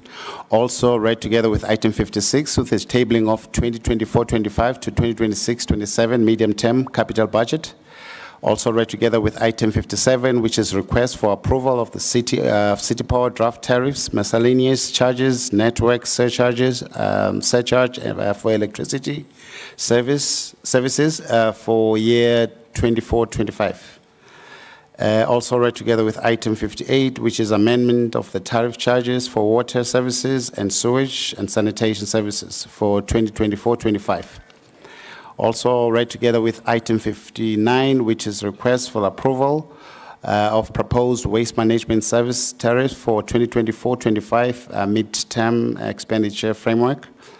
Also read together with item 60, which is amendment of the tariffs of charges for the 2024-25 financial year for building development applications, building plan applications, the National Building Regulations and Building Standards Act, telecommunications mast and radio mast in respect of National Building Regulations and Building Standards Act and policy and miscellaneous fees, advertising signs in terms of City of Johannesburg outdoor advertising bylaws, the issuing of certificates and supply of information by the corporate geoinformation unit, the supply of information relating to the Municipal Planning Tribunal, and also read together with item 61, which is amendment of the passenger fare structure of the Metropolitan Bus Services for the period 1st July 2024 to the 30th of June 2025. Also read together with item 62, which is an amendment of the tariffs fare charges for the Ria Vaya BRT for the period 1st July 2024 to the 30th of June 2025. Also read together with item 63, which is the tariffs for the Johannesburg International Transport Interchange for the period 1st July 2024 to 30th June 2025. Also read with item 64, which is the amendment of the tariff charges in respect of the rentals and charges for council-owned residential stock administered by the Department of Human Settlement for the 2024-25 financial year. Read together also with item 65, which is the amendment of the tariffs of charges for environmental health services. Read together with item 66, which is amendment of the tariff charges for the emergency management services for the 2024-25 period. Also read together with 67, item 67, which is amendment of the tariffs of charges in respect of miscellaneous traffic-related services for the 2024-25 financial year. Also read together with item 68, which is the amendment of the tariffs of charges in respect of rentals for council-owned rental stock administered by the Johannesburg Social Housing Company. Also read with item 69, which is the amendment of the tariffs of charges in respect of street encroachments, reinstatements, and printed material. Read with also item 70, which is amendment of the tariffs of charges for the cemeteries and cemeteria, parks, open spaces, nature reserves, and zoos for the 2024-25 financial year. Read with also item 71, which is amendment of the tariffs of charges for the 2024-25 library and information services, art, culture, and heritage services, sports facilities, recreation centers, and swimming pools. Also read with item 72, which is the proposed amendment of tariffs of charges for the issuing of certificate and furnishing of information for valuation services for 2024-25 financial year. Also read with item 73, which is amendment of the tariffs of charges for the issuing of certificates, furnishing of information by the COJ legislature. Read with item 74, which is amendment of tariff charges for the issuing of clearance figures for 2024-25 financial year. Read also with item 75, which is the amendment of the tariff charges, dishonored or electronic payments for 2024-25. Read with item 76, the amendment of tariffs of charges for the delivery of the pre-termination notices. Also read with item 77, which is amendment of tariffs of charges for the delivery of final notices. Read also with item 78, which is authorization to engage the public on the 2024-25 draft rates policies and policy and 2024-25 draft rates policy bylaws. Also read with item 79, which is the draft termination of property rates tariffs for the tabling of the 2024-25 financial year. And lastly, read with item 80, which is the request for council approval for amendment of tariffs of charges for the air quality management services in terms of the City of Johannesburg Air Pollution Control Bylaw of 2021 for the period of 1st July 2024 to June 2025. Thank you. Sorry, and lastly, item 84,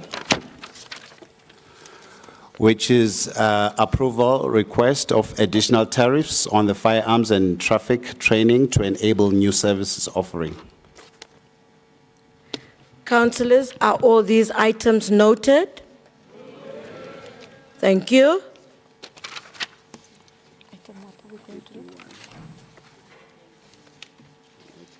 Yeah. Let's get out here. We're now on item 81. Item 81 is commencement of recruitment and selection process for the 2 senior manager positions. Thank you, councillors. Councillor Ran. Is Councillor Ran in the house?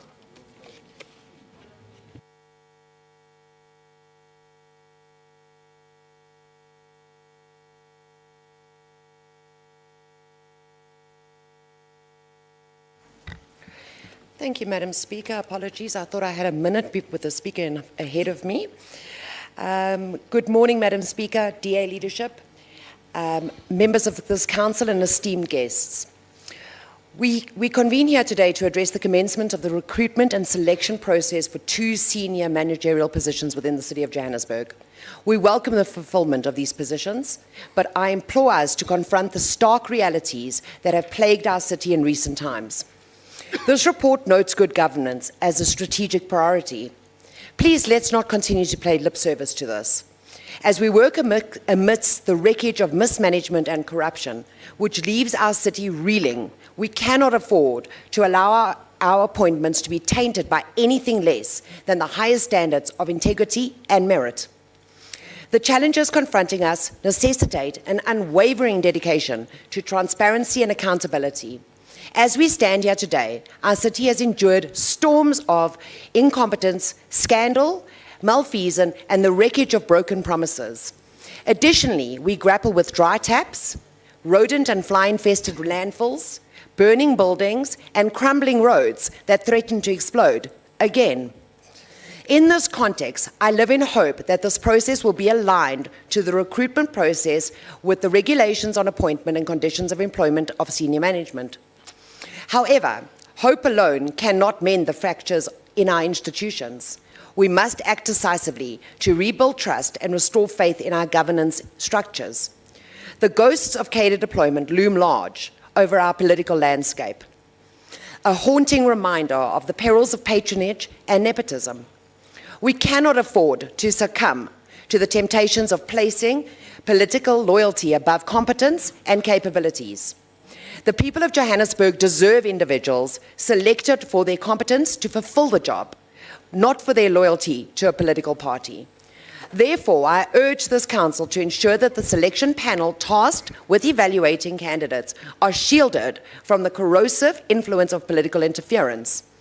Let us heed the call of duty and prioritize the appointment of experts whose allegiance lies with the betterment of our city and its residents rather than the agendas of political factions. In closing, let us recommit ourselves to the noble ideals of good governance and accountability.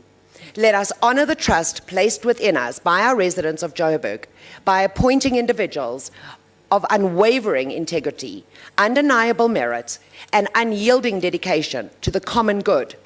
Let us finally start putting the residents of Joburg first. I thank you. Thank you, Councillor. Councillor Ngwenya, EFF. Greetings, Speaker.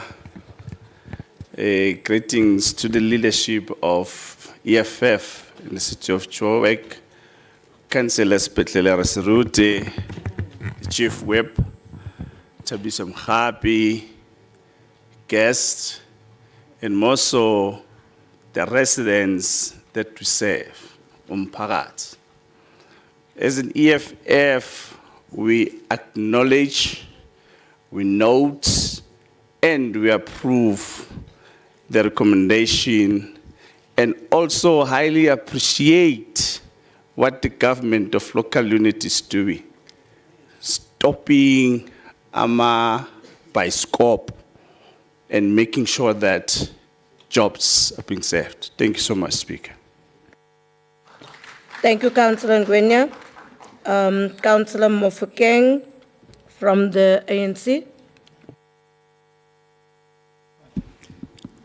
Greetings, Speaker. Speaker, let me take this opportunity to thank the MMC for making sure that if there are any positions that are vacant, are closed as soon as possible. We no more in Hollywood. Look, a number of reports has indicated that by and large, people that are in senior position, especially 56 and 58, section 56 and 8, they are dominated by male. Now, as a former COSATU leader, we fought for employment equity, MMC. Now, we must make sure that we recruit from those who are previously disadvantaged, women and people that are living with disability. There's no question in MMC that since your appointment as an MMC, there are no questions about your appointment. People that have been appointed, all of them are top of this world. Now look, the reason why we were so jealous about the employment equity, and some people on the other side were enjoying themselves whilst we are fighting for employment equity. Now, if you don't implement the employment equity in this country, the likes of the Chris Hannis, John Komomo, Sam Tambani, and many more will be rolling in their graves. Now, we're saying unconditional is an African National Congress. We note the report. Thank you very much. Thank you, Councillor. MMC Masuku. Thank you, Councillor Mofokeng. Your inputs are noted, and we can never compromise on the issue of women empowerment and ensuring that we give opportunities to women who qualify. And we've got a few of those in the city, and I'm proud to have been part and parcel of bringing them to those positions, and we'll continue to do so and heed your call, not just only at Section 56 level, but also challenge them who are Section 56 managers and the city manager at the top tier level to make sure that when they consider even the lower levels, they are ensuring the empowerment of women. When the government of local unity came in, Councillor Ngwenya, you are correct. We did say we're going to stabilize and ensure that if a vacancy is coming, we're not going to wait for it to occur. We must act swiftly to make sure that we don't have a gap in terms of our management. And through you, Madam Speaker, the commencement of this selection in response to Councillor Rand, we don't pay lip service. We actually serve the residents of Joburg. Yes, we have high standards and merit, and that's actually what underpins the principles that we use to start this process. These processes are regulated. They are regulated. Council sits and approves the panel. That's why the report is here. It's a council process. It's not a process of any individual. And that is why we stick to what is actually regulated. And yes, we always align ourselves to what, because that's what the law says. And on the part of accountability, transparency, and making sure that people who are right for the job are there, it's true, we do that. And that's why we made sure that the 130 employees come back to work as ordered by the court ruling, so that they come back to their rightful place of employment. So it's precisely because of our understanding of what it is to make sure that the right people are in their places. And the city of Joburg, yes, it does deserve individuals that are credible professionals, and we always stick to that. And we choose individuals that are fit for purpose. I thank you, Madam Speaker. Please approve the report. Thank you, Councillor Masuku. The recommendations are on pages 81.3 to 81.4. Is the item agreed to? Thank you. Councillors, it's 1 o'clock. We're going to go for lunch. We'll be back at 2. We'll be back at 2 o'clock. Can we do it sharp at 2? So that we can continue? We lost about 2 hours. 1:45. Thank you.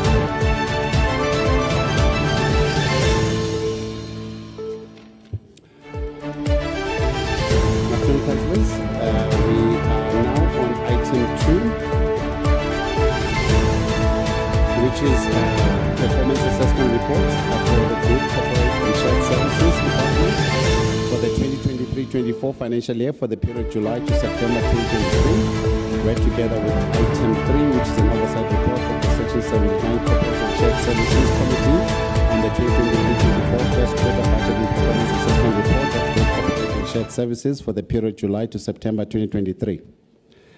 That item is also read with item 4, which is a performance assessment report for Development Planning Department for the 2023-24 financial year for the period October.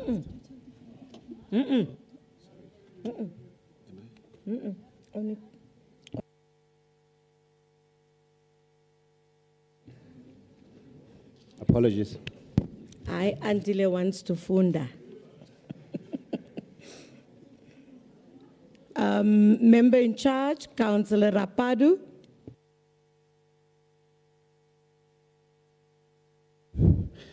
Thank you very much, Madam Speaker. I rise to table the first quarter oversight report of the Section 79 Group Corporate and Shared Services Committee on the first quarter performance of Group Corporate and Shared Services for the 2023-2024 financial year. Madam Speaker, I'm proud and excited to stand here that 16 out of the 26 KPIs were achieved in the first quarter. The 8 that were not achieved include the decrease in the salary bill of suspended officials, expenditure on repairs and maintenance, and the implementation of the risk management action plan. There were also a slow start to the filling of vacancies in the city, as only 4% was achieved in this quarter, against the first quarter target of 15%. Madam Speaker, a matter of great concern are areas where the performance of this department is dependent on the performance of the rest of the city's department and entities. There are dependencies that play and affect us as a department, Madam Speaker. The first of these I highlight today is the area of health and safety. Group Sheila has constantly met its target in terms of doing regular health and safety assessments of the city's corporate buildings. In this first quarter period, they report having assessed 146 buildings where average compliance was found to be below 50% and 45%. This has also been listed at the top of the risk report for the first quarter.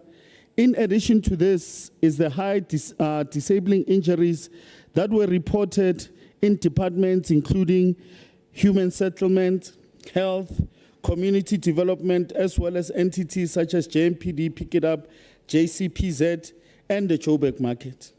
These incidents reflect inadequate compliance to the Occupational Health and Safety Act and also exposes the city to the risk of liability.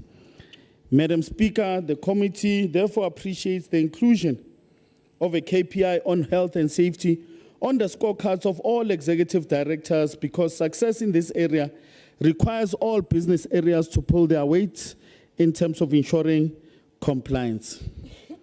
Speaker, the second area that I highlight today is that of performance management, which was slow to take off in the first quarter. It is reported that 18 out of 23 departments submitted their scorecards. However, there was an indication from the previous financial year that the quality of the process needs improving. A progress report that was submitted to the committee indicates that about 2/3 of submitted scorecards were not signed. And of the 1/3 that was signed, only 77% were reviewed. It is important for heads of department to commit to this process so that it does not remain a compliance matter. The procurement process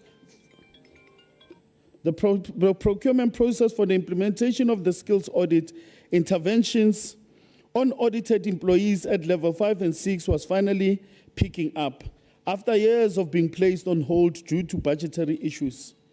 The procurement process is expected to conclude in the second quarter.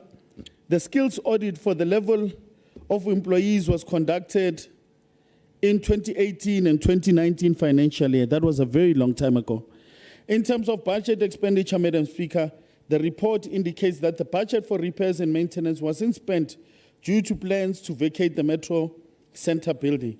There was no expenditure on CAPEX during this period. In conclusion, Madam Speaker, I recommend that Council approves the first quarter performance report of Group Corporate and Shared Services, noting the above mentioned observations. Thank you very much. Thank you, Member in Charge. Councillor R. Hooper from the DA. Good day, Speaker. I rise to speak on item 2 and 3, all protocol observed. Speaker, we note the two reports. However, Council should be concerned that only 67% of KPIs were achieved for a function that sits at the heart of the city's administration. While we do applaud the improvements that were made when it comes to reducing vacancy rates, we are still concerned about the amount of money being spent on paying suspended city employees. While some senior managers and directors have been suspended and the investigations may take some time, many lower-level employees have been suspended for long periods and are costing the city millions despite sufficient evidence of their misconduct. Speaker, I assume the new disciplinary board and improved litigation processes within Group Legal will assist in resolving some of these cases. Speaker, it is unethical to charge residents for services which they unfortunately often do not receive, and then use said monies to pay officials who loiter at home not doing any work. Paying suspended employees or those illegally converted into permanent employees from non-permanent limits the hiring and training of new staff. Speaker, even if GCSS could hire the staff they need within the varying functions of GCSS, they may not get the training they need, or they may work under dangerous conditions.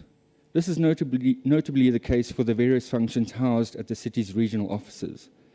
Assessments by Group Safety, Health and Environment have revealed that only half of facilities, 45%, assessed are compliant when it comes to having safe and hygienic working conditions.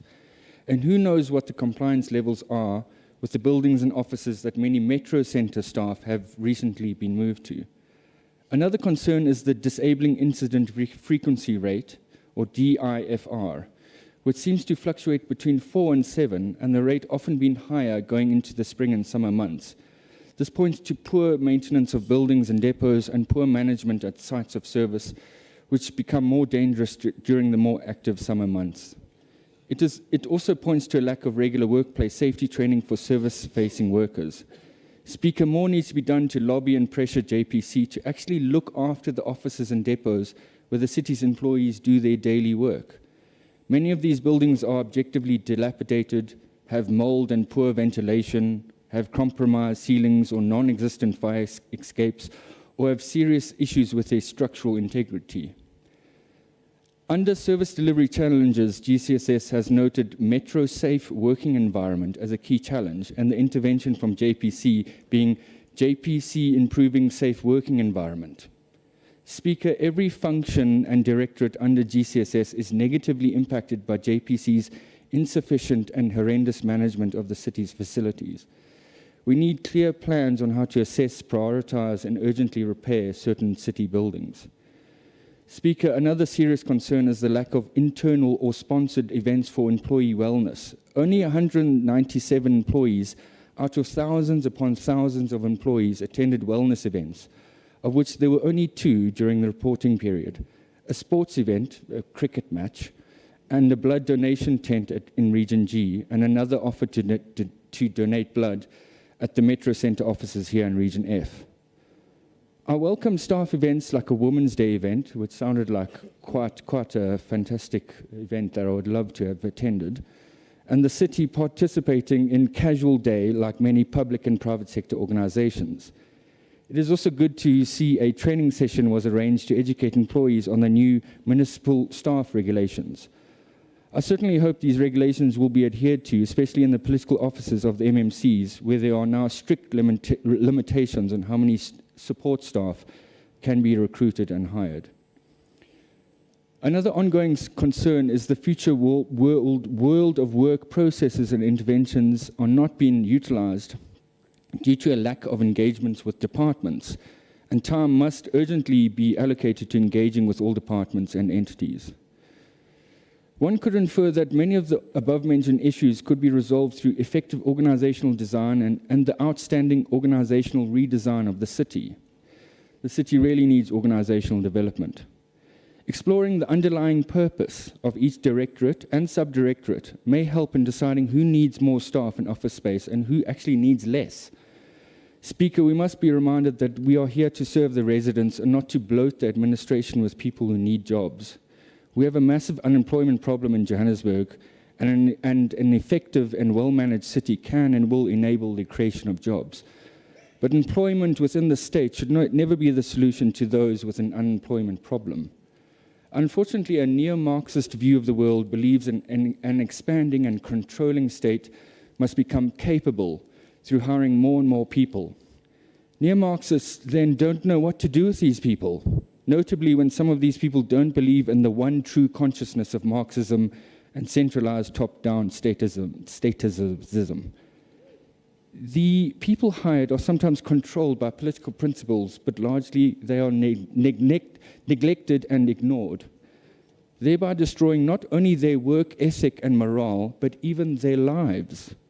Some employees become stuck in the city, and their future employability and social mobility is affected by apathetic management and insufficient training. Speaker Arnolds, we see this form of neo-Marxism playing out in the city's organizational culture. People are hired and then do not receive performance contracts and scorecards. They do not sit in safe and clean offices. They do not get regular or sufficient training, notably with the lack of utilization of the municipal skills development levy. And they do not get ownership over successful projects, services, or interventions that ultimately serve their clients and customers, namely the residents of the city. Meanwhile, in DA-run governments, state employees are looked after. They are trained, monitored, recognized for good work, and they have a say in municipal plans, strategies, projects, and policies. The DA-run Umgeni local government recently sent senior officials on a sponsored trip to New York for a week-long set of training sessions with experts in local governance. The DA-run city of Cape Town recently started a program where residents nominate city officials for their good work. These employees are then publicly celebrated and given service awards. In the past few months, the Cape Town Metro has also renovated and revamped all its regional and sub-council service offices to improve conditions for both staff and visiting residents. Speaker, one could infer that more could be done to make working environments healthier in terms of well-being, safety, and security for the city's employees. Sorry, Councillor, can you just take your seat? Councillor Telekwa. Thank you, Speaker. The councillor there is speaking about Umgeni municipality taking our police officer to New York. Have you seen how brutal they are to black people in America? So I don't think it's something that he must present here in court and be proud of, here in council and be proud of it. Thank you. Councillor.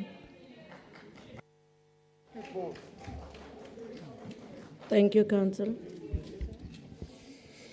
As I was saying, Speaker, in the past few months, Cape Town has renovated and revamped all its regional and sub-council service offices to improve conditions for both staff and all the visiting residents. Speaker, one could infer that more could be done to make working environments healthy in terms of well-being, safety and security for the city's employees, and more could be done to manage finances better to ensure we have the right staff with the right level of expertise, not cronies, and sufficient up-to-date training and development. I thank you, Speaker. Thank you, Councillor. Councillor P. Nhlapo from the EFF.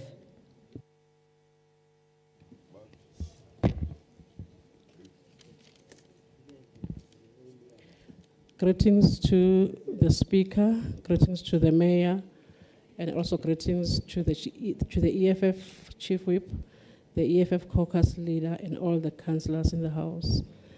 The EFF is concerned about the KPIs not achieved on the report. The 67% achieved is not that satisfactory at all.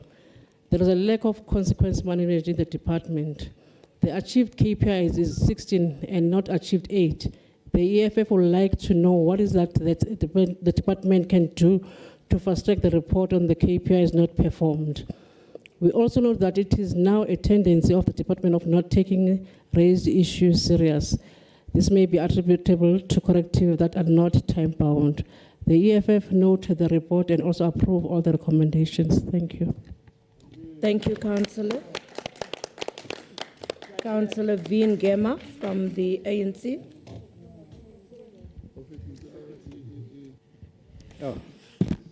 Ngiyabingelela mgcinisihlalo omuhle. Ngiyabingelela naku executive mayor. Ngiyabingelela futhi naku chief whip wethu uNyamakaishi.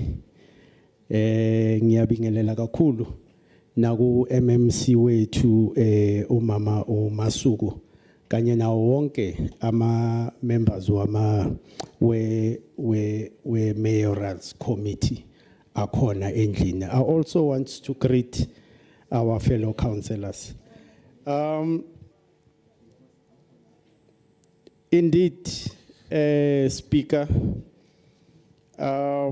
it is a pleasure that we are afforded this opportunity again to assure our residents of the city of Johannesburg of the good work that we have done and the good work that we are also planning to do.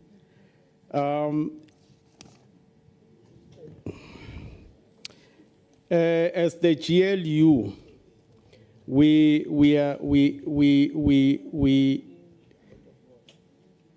noted with great humility an increase in the number of KPIs achieved.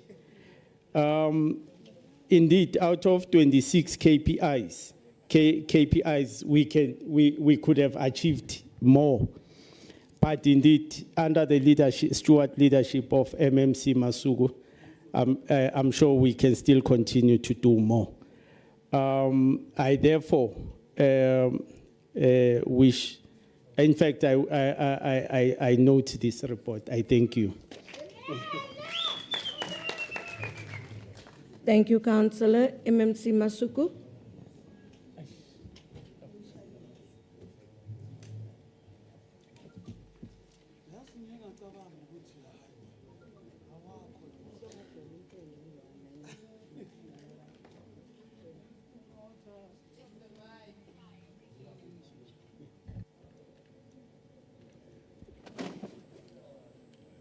Thank you, Speaker.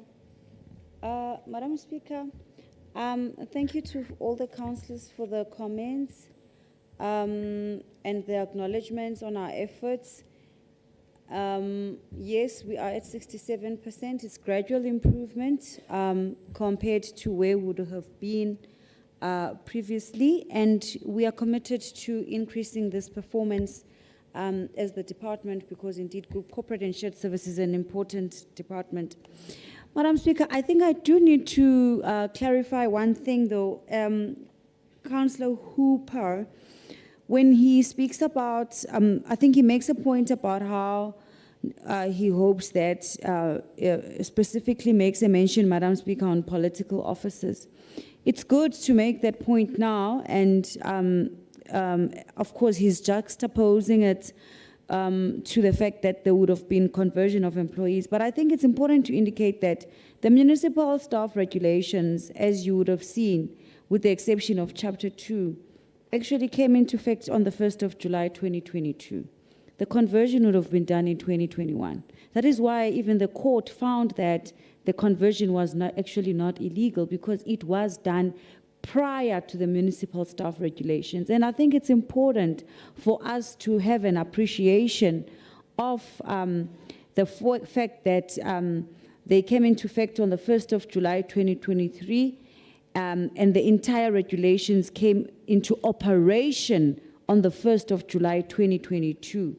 And the fact that the objective of the regulations are to professionalize local public administration, and it's setting up of a uniform standard of municipal staff systems and procedure, as well as establish a coherent HR governance regime that will ensure adequate balances, including enforcement of compliance with legislation. And we're very committed to that. We are going to comply with legislation.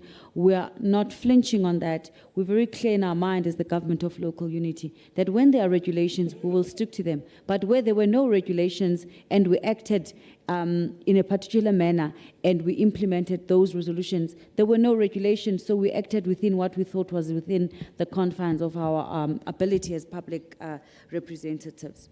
Appreciating the comments on the Women's Day, municipal staff regulations work and the disability days, and we will do more in terms of doing all the work and profiling the work. The point about the DFIRs, I think we take that point seriously, and the Section 79 has been hitting hard on us on the DFIRs. But I want to emphasize this. DFIRs, employment equity, stats and so forth, there are a number of issues that GCSS depends on. Dependency is a challenge that the department faces. So as the councillor says, if the committee fails to bring JPC to account on matters that affect us to enable us to do the work, then it should be a matter where we're able to say, why can't there be joint Section 79 committees to deal with these matters? Because for as long as GCSS has got dependency issues, we will never be able to fully respond and deal with the matters that the Section 79 seeks to resolve. And I've raised this even in the committee, and I've implored the chairperson to actually also write to the relevant chairpersons to assist us, especially also in issues internally in the core, where you find that GCSS cannot fulfill the vacancy rates because a line function is sitting on top of the request to advertise or request to process interviews, and we can't force a department. We can't. We don't have any tool to force a department to fill a vacancy if they are sitting on it. But at least on Section 56 is because it lies within the mandate of the city manager and the relevant MMC, we can. But the minute it's in the administration, we can't interfere. We can't force them. So those are dependencies that we speak about, and I think we have to elevate those issues at a level where we are able to deal with them decisively because it affects performance. That is why GCSS will have those challenges as it relates to performance. We ask that the report be noted, Madam Speaker. Thanks. Thank you, MMC. Member in charge, Councillor Rapadu.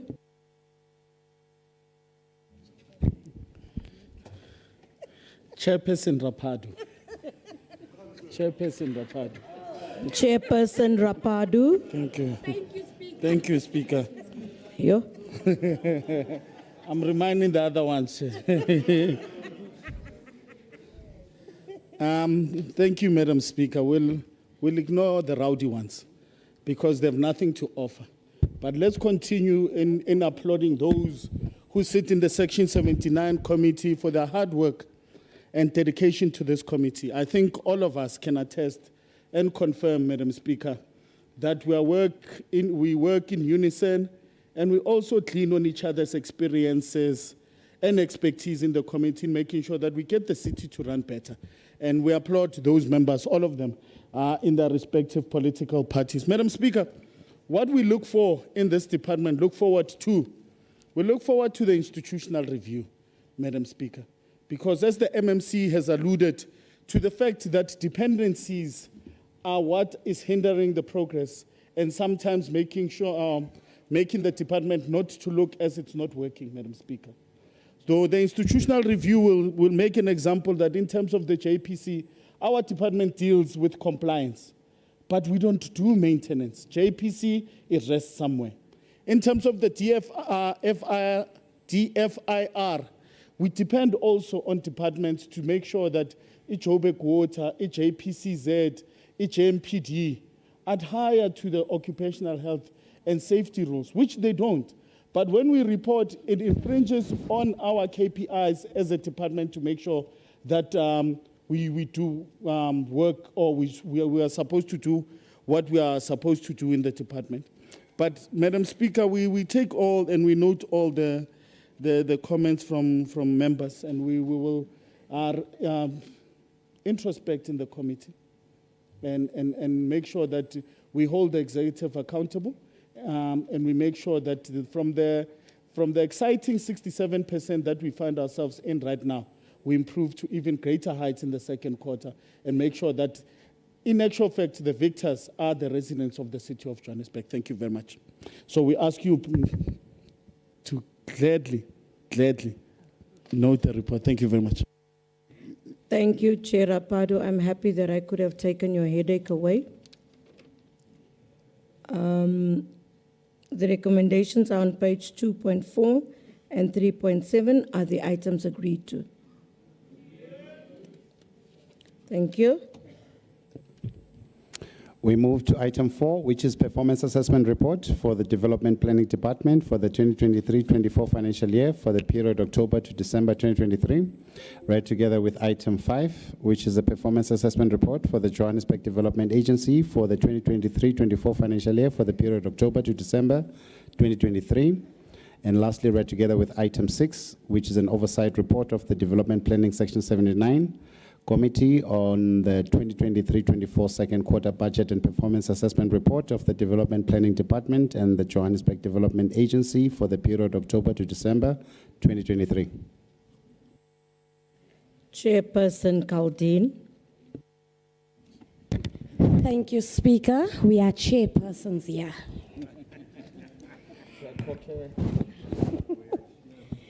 Greetings, Speaker. Speaker, I rise to table the performance oversight report of the Development Planning Section 79 Committee on the 2023-2024 second quarter performance reports of the Department of Development Planning and the Johannesburg Development Agency, JDA. Speaker, of the 18 applicable KPIs during quarter 2, the department managed to achieve 11, which is 61%. Which indicates a slight decline when compared to same period and previous financial year. When the department achieved 65% of its KPI service delivery challenges noted during the quarter included the lack of access to previously approved plans, which hindered operational decision-making, the freezing of government gazettes since September 2023, which continues to affect the targets for rezoning and township applications, and the failure to increase the number of penalty letters issued towards non-compliant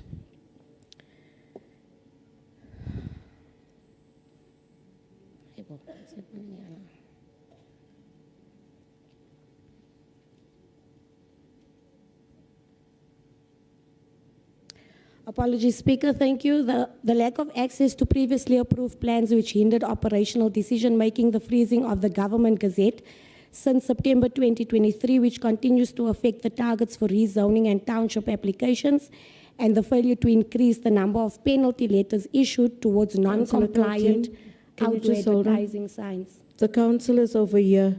Can you please just stop or get slightly more silent, please?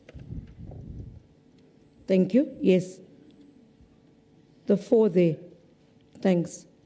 Thank you, Councillor Kaldin. Thank you, Speaker.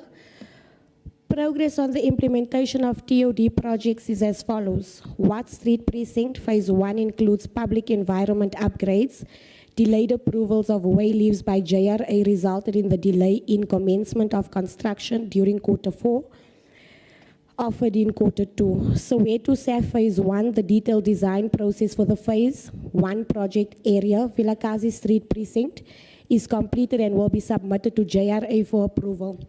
The intention was to have detailed designs approved and to go out on tender during this financial year, with construction to start in 2024-2025. Empire Perth Corridor, progress for Phase 2 of the Brixton Social Cluster, which includes the construction of a new library and upgraded swimming pool, is still 77% complete, following the termination of the previous contractor's contract due to poor performance and reappointment of a new contractor, has now experienced contractual challenges, therefore no further progress was reported. Frank Brown Park, this includes the preparation of a detailed feasibility study and town planning application, with supervision, consolidation, and detailed design for the development of social housing on the remainder of portion 55 of the farm, Braamfontein 53 IR in Q2. The feasibility report was completed and the town planning applications were submitted to the city in preparation for securing the land use rights to enable the development.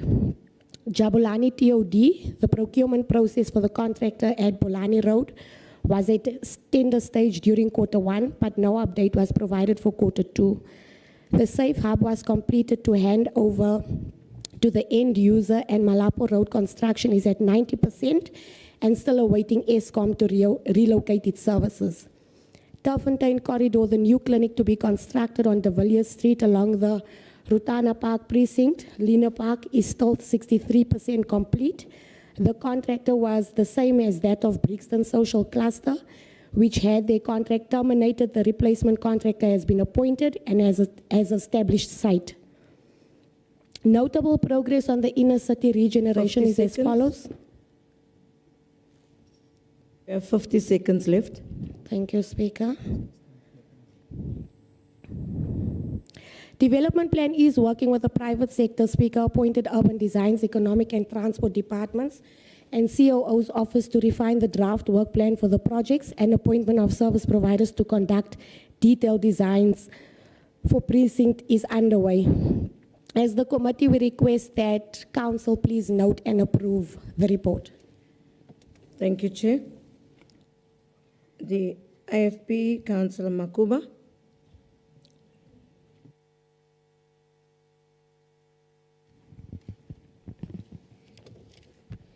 Thank you, Speaker. Executive Mayor, all protocol observed. The IFP notes the highlights in Q2 performance assessment report. However, the closure of the Metro Centre has affected the department's performance. As the Department of Development Planning is not the only department affected by this has actually affected all of us in this council. And as IFP, we would like to request for a report which will brief us on progress made thus far. Also, the freezing of the Government Gazette in September 2023 continues to impact the number of rezonings and township applications that could have been gazetted. The development planning report has a few targets not achieved. For an example, the percentage of the digitization of planning processes, the percentage of the early childhood development centers, and a percentage completion of the integrated special development portal. It is not clear in comments as to why these targets were not met and what will be done to rectify the situation. On JDA, capital budget spend is at 23% against the target of 50%. We hope the department has measures in place to improve on spending their capital budget. I thank you, Speaker. And by the way, Councillor Mabaso said, I must say, he likes your hairstyle. Thank you. I don't know why can't he say it himself, because he's been my partner forever.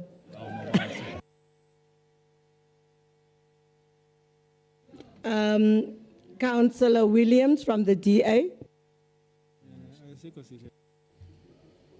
Madam Speaker, I rise to speak on item 5 and 6, which have been read in already.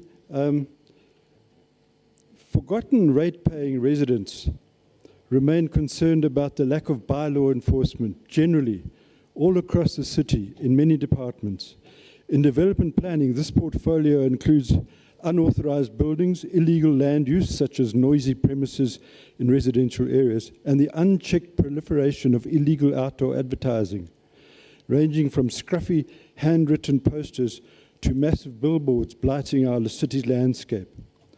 On page 6.2, we are told, as our committee chair told us earlier, that we've achieved 11 of 18 KPIs, which is 61%, and so on and so forth. But these KPI scores bear little relation to what forgotten rate-paying residents are looking for.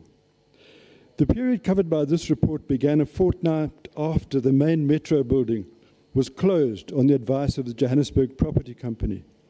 This disrupted processes by which forgotten rate-paying residents were previously able to access building plans and other documents.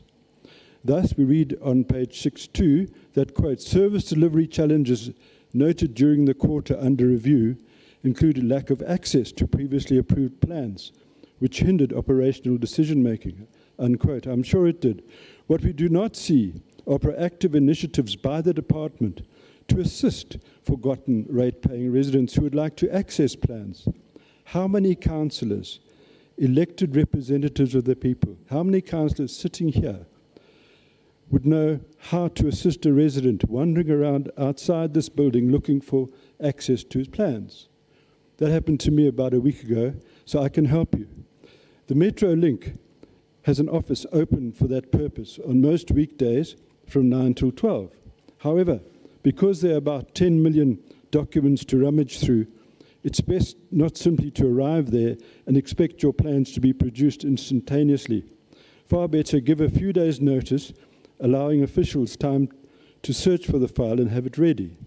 In the interests of serving the public, the department should publicize this process widely, providing email addresses and phone numbers about where the arrangements can be made.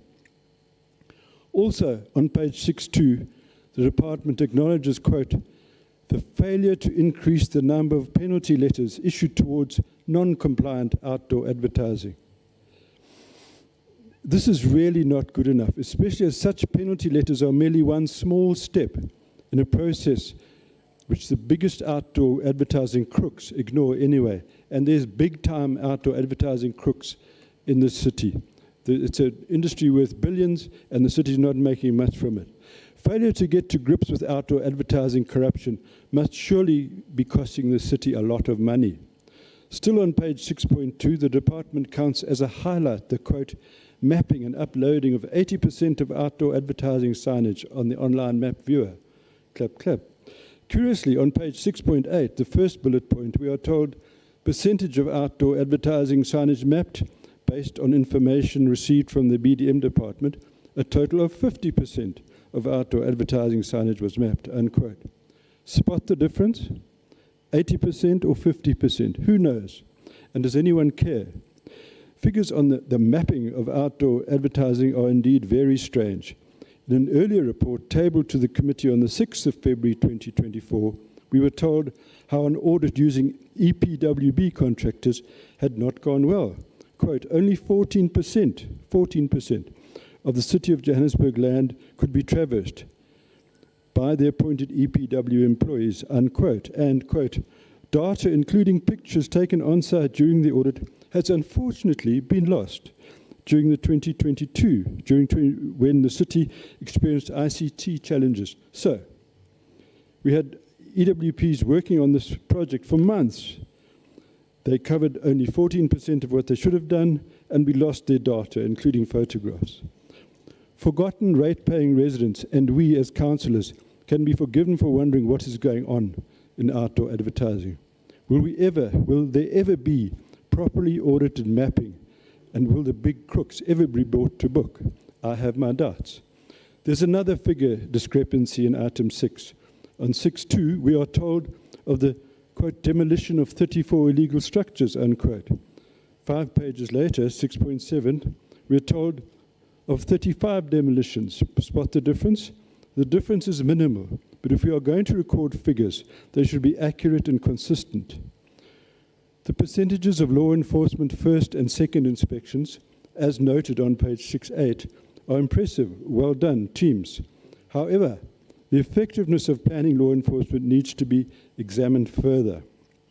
One reason why there are so many illegal structures could be that the penalties are not severe enough.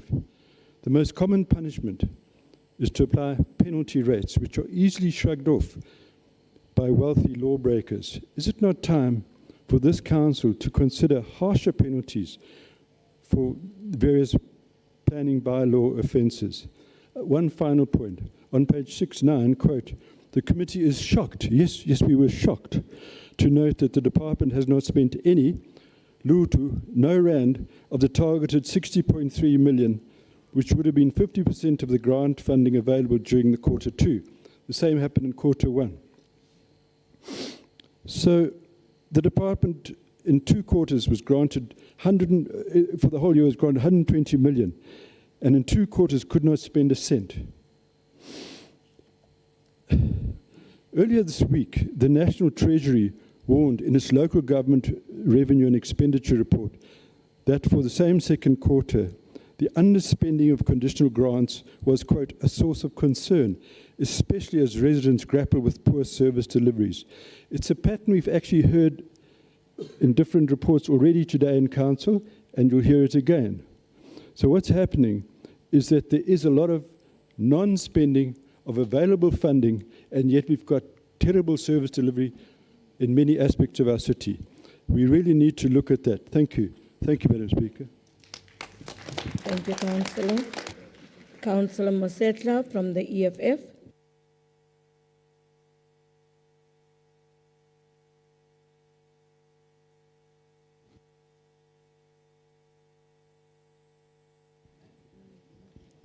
Thank you, Speaker. Special greetings to the caucus leaders of the EFF, as led by Fighter Bapela Rasirute and Fighter Thabisa Mogapi. Madam Speaker, esteemed councillors, distinguished guests, and fellow citizens, the report is noted with the following observations. As we review the progress and initiatives undertaken by the Department of Development Planning, it is imperative that we address not only the achievements but also the challenges that is faced. In a landscape where urban development is sustainability are paramount, acknowledging areas of concern is crucial to charting a path forward that is inclusive and effective.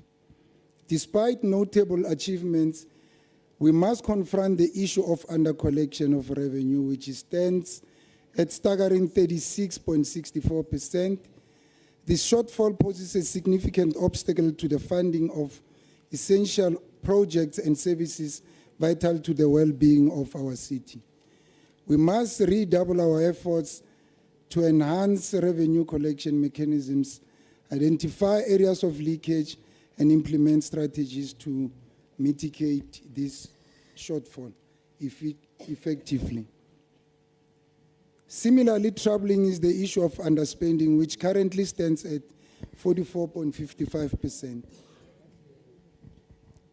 While prudent financial management is essential, such high rate of underspending signifies inefficiencies in budget allocation and execution. We must conduct a thorough review of our budgetary processes, identify bottlenecks, and implement measures to streamline spending while ensuring that allocated funds are utilized effectively and responsibly. Furthermore, the late payment or non-payment of small and medium and micro enterprises is a matter of great concern. These enterprises play a crucial role in driving economic growth, creating jobs and fostering innovation. Yet, the persistent delays in payment jeopardize their viability and hinder their ability to contribute meaningfully to our economy. We must prioritize prompt payment to SMMEs, streamline procurement processes, and establish mechanisms to address grievances swiftly and fairly. I thank you. Thank you, Councillor Mosetla. Councillor Ramafikeng from the ANC. Thank you, Speaker of Council, Councillor Margaret Arnold. Greetings to you, greetings to Mayor of City of Johannesburg, Councillor Kwamanda Kabelo. Greetings to the councillors of the ANC, MMC, Councillor Nomoya Mnisi, Councillor Loiso Masoko, Councillor Eunice Mugina, and the leader of the ANC caucus, Councillor Dada Morero, and Chief Whip of the ANC, and Chief Whip of the Council, Councillor Stembiso Zungu. And greetings to all councillors of the City of Johannesburg and residents. Speaker, let me congratulate Councillor Eunice Mkrina for bringing change to the department, for the progress and achievement that is made in that Department of Development Planning. Speaker, as a ANC, we are noting this report. Thank you. Thank you, Councillor. MMC Masuku.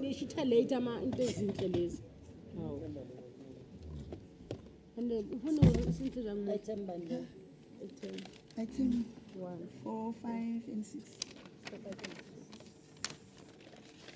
Why about Chisa Lady Chomuka? Pink yellow wasn't the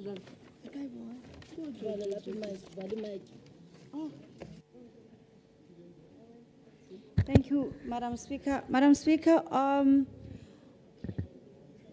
the issue of the Metrolink, the department did issue a media statement to update on the operations of Metrolink, which also indicates the building operating hours for that period. And it was also sent to all the professional bodies that the department engages with. But the further recommendation and proposal from Councillor Williams is welcome, and now I will most certainly forward that proposal to MMC Mgcina. On the issue of digitization, MTC unfortunately, they delayed in appointing the service provider in Q2. It was appointed late. Therefore, it delayed the department's work in terms of that. But now the department is working together with the service provider to catch up on that issue of digitization. Both Councillor Mosetla and Councillor Williams, the department is not only just applying penalty rates, they are also asking for the courts for costs, so that when matters are taken to court, then we are able as a city to ask for additional funding for demolitions. And we've done that even in the adjustment budget, so that in the next financial year, we can be able to implement court decisions. The issue of the CAPEX spending, which is sitting at 26% at JDA, there is a plan, and the good news is that contractors have been appointed now, and there are accelerated weekly project meetings, including with the relevant client departments. Yes, there was a lack of bulk invoice. There was bulk invoices that were not being paid due to obviously the confined financial situation that the city finds itself in, where we have to prioritize and reprioritize. And I think it was Councillor Makuba who raised the issue also with the linkages with JRA. But I must say that there is a proactive project management plan and meetings together with the group CFO, where he meets with the entity for payment of contractors, and also SMMEs. The issue of SMMEs was raised sharply, as well as on grant funding. And as soon as we get the funding allocations, we will most certainly be able to distribute those accordingly. The entity is also busy with a review process in terms of the delivery of projects and the standard operating procedures, so that as to make sure that nothing is just left to chance. And we are certain that we do have an acting leadership that is committed to dealing with these issues that members of the committee have raised. And I think the points are noted, councillors, and we take it with the positive note that it came from. Then there was an issue on the Government Gazette that was frozen and suspended due to the city not paying all outstanding invoices. And in the last 2 weeks, the Government Gazette allowed the city, and we were able to place notices, so that is now well on track and it is being dealt with. We ask Council to note the report. Thank you. Thank you, MMC Masuku. Chairperson, Councillor Kaldin.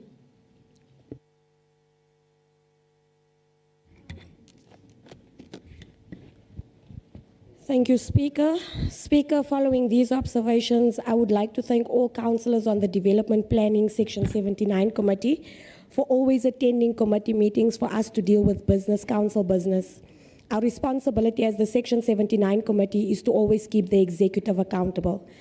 The Section 79 Committee recommends that Council approves the Section 79 Development Planning Committee Oversight Report and the second quarter performance reports of the Department of Development Planning and the Johannesburg Development Agency, JDA. Thank you, Speaker.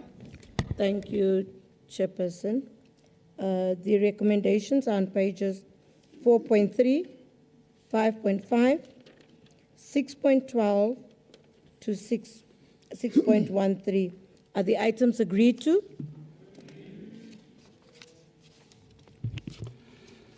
Constance, we proceed with item 7, which is a performance assessment report for the Economic Development Department for the 2023-24 financial year for the period July to September 2023.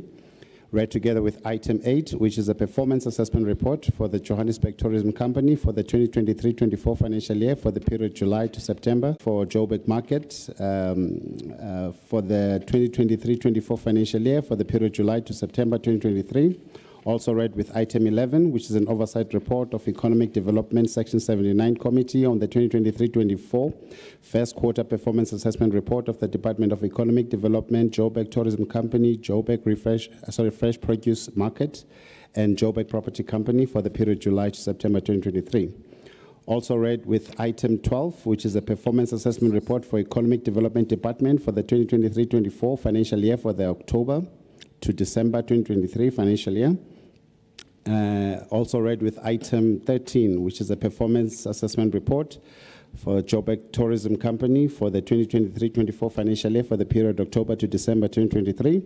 Also read with item 14, and that's the performance assessment report for the Joburg Property Company for the period 2023-24 financial year for the period October to December 2023. Also read with item 15, and that's the performance assessment report for the Joburg Market for the 2023-24 financial year for the period October to December 2023. And lastly read with item 16, and that will be the oversight report of the Economic Development Section 79 Committee on the 2023-24 second quarter performance assessment report of the Department of Economic Development, Joburg Tourism Company, Joburg Fresh Produce Market, and Johannesburg Property Company for the period July 2023 to December 2023. Chairperson Mhlongo.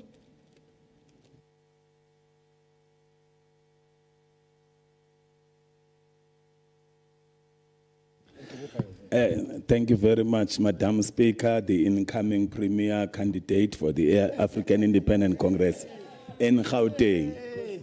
Thank you, yes. Let me just greet the Executive Mayor of the City of Johannesburg, Councillor Kabelo Kwamanda.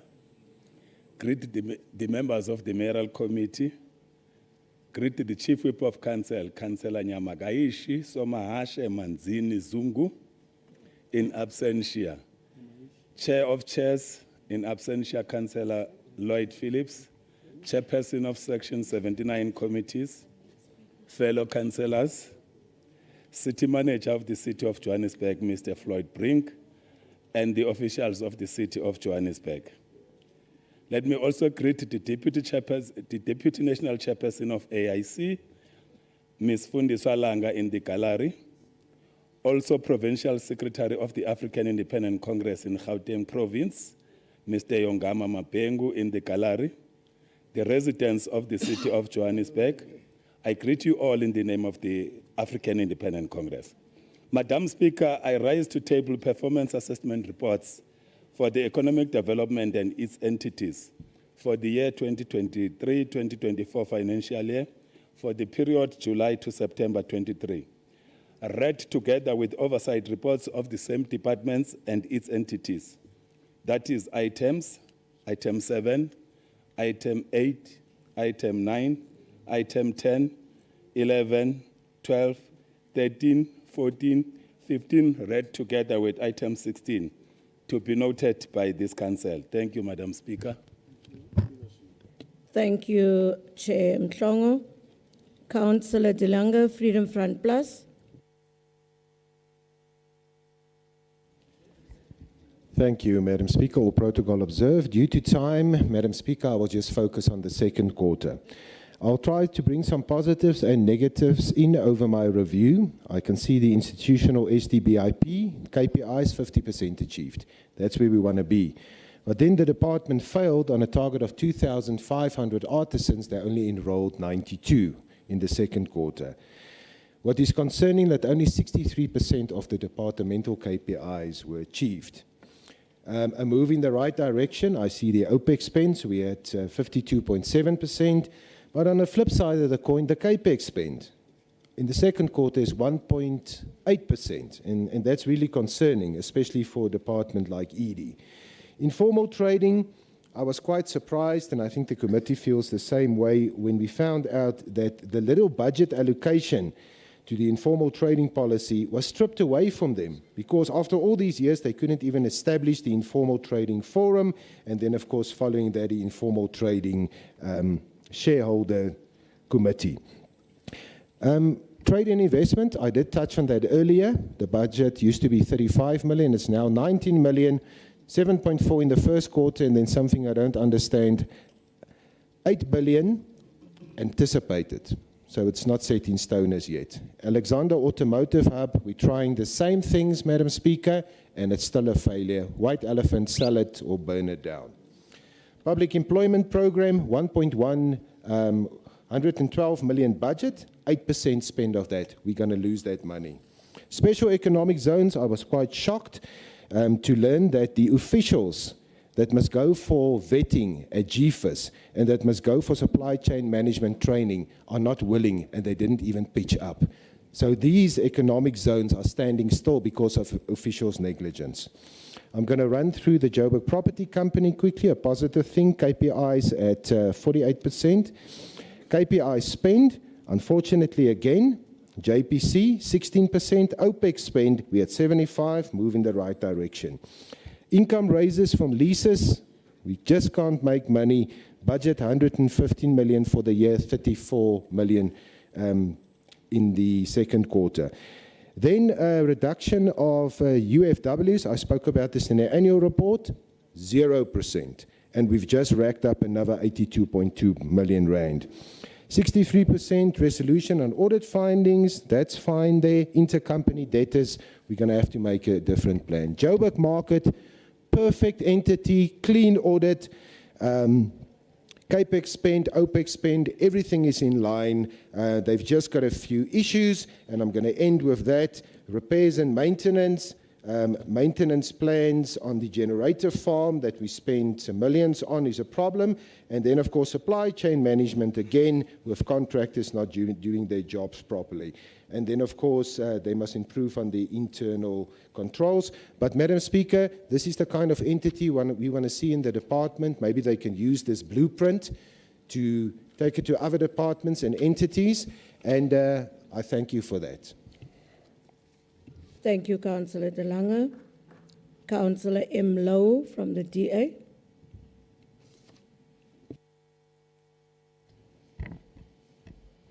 Good afternoon, Madam Speaker, colleagues, members of the public, and I'd like to spend a special shout out, because we don't do it often enough in this party, and everybody else seems to do it, but it doesn't mean to say that I want to emulate members of other parties. But I'd like to greet the leader of the DA caucus in the city of Johannesburg, Councillor Belinda Etchezonjoku. Good afternoon. Madam Speaker, before I commence with the 5 points of my speech, and I will be dealing with generalities concerning the entities of the Johannesburg Property Company, Department of Economic Development itself, and Joburg Market, I need to stress that it is extremely disconcerting that we are dealing with Q1 items, which happened 6 to 8 months ago at this stage, and which have been surpassed then by the Q2 items. You know, it becomes absolutely meaningless when we deal with things that happened 6 to 8 months ago. It's too late to say anything about them now. And I find that very unfortunate. And, you know, it's not something which, to use the word again, needs to be emulated. In fact, the opposite is true. Madam Speaker, I want to raise the point that out of matters arising in our committee, of which there are 50, there are 28 specifically which relate to the Johannesburg Property Company, JPC. These are reports where we've asked for further insight into a specific issue or for further information, and some of these reports have been outstanding for over 5 years, making this extremely difficult for the members of the committee to maintain proper and effective oversight. Automobile hub have swallowed millions of rand of the city's budget, and yet for years now continue to languish in a state of limbo as the COJ's Department of Economic Development continues to atrophy, and where the department has still yet to come up with a feasible plan of how best to utilize this asset, despite numerous suggestions being made by members of the committee, including those of the Democratic Alliance. It is further, Madam Speaker, concerning that the DED's opportunity centres are not, in our opinion, performing optimally, and that they can be and should be performing better. We have asked for a report in this regard and been told in reply that there is such a report which has been done by an outside body and that it will be given to us in due course. We look forward to receiving such report. And my speech has now just disappeared from my laptop, and I'm not going to go and try and look for it now because it's timed out to me. But I want to comment further on the fact that things are not optimal within the entities of the Department of Economic Development. And a further point as an example of this is the fact, as was referred to by my colleague who spoke just prior to me, and that is the ability to provide informal traders with a policy and to provide the city then and the coffers of the 40 city seconds left. with money that comes into the city from these informal traders in city-owned entities. We have no idea even who they are. And we fail to implement any types of recognition and means of identification for these people and then collecting money on their behalf. So, you know, we feel that this has not been run optimally. We need to do far better than we can and should be. I thank you. Thank you, Councillor Lowe. Councillor D. Volskert from the PA. Thank you, Madam Speaker. All protocol observed. I note the report, Madam Speaker. Thanks. Thank you. Councillor V. Reddy from the DA.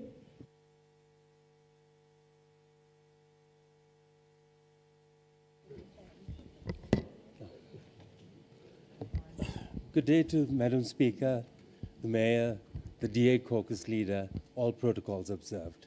I rise to speak on the first and second quarter reports of JPC, but it feels moot, because how can we talk about something that happened over 9 months ago? I echo my esteemed colleague's reference to JPC as a problem child, but it's more like a brat that's precocious and throws temper tantrums, all the while deflecting from the real problem at hand, which is their mediocre performance, and this mediocre performance is reflected in their marginal and in their marginal growth and the fact that they are technically insolvent. Every business in any industry strives to make a profit. The profit is key to the success of any business and for the growth of that business. It therefore perplexes me when the CFO of JPC stands up and says that JPC is not in the business to make a profit. They wish to save on paying taxes by breaking even. The issue here is JPC doesn't even make a profit. It regards unspent monies that are primarily from repairs and maintenance as profit. This leaves me to wonder, if JPC is not conducting the maintenance on city buildings, is this not contributing to the further decline of the city?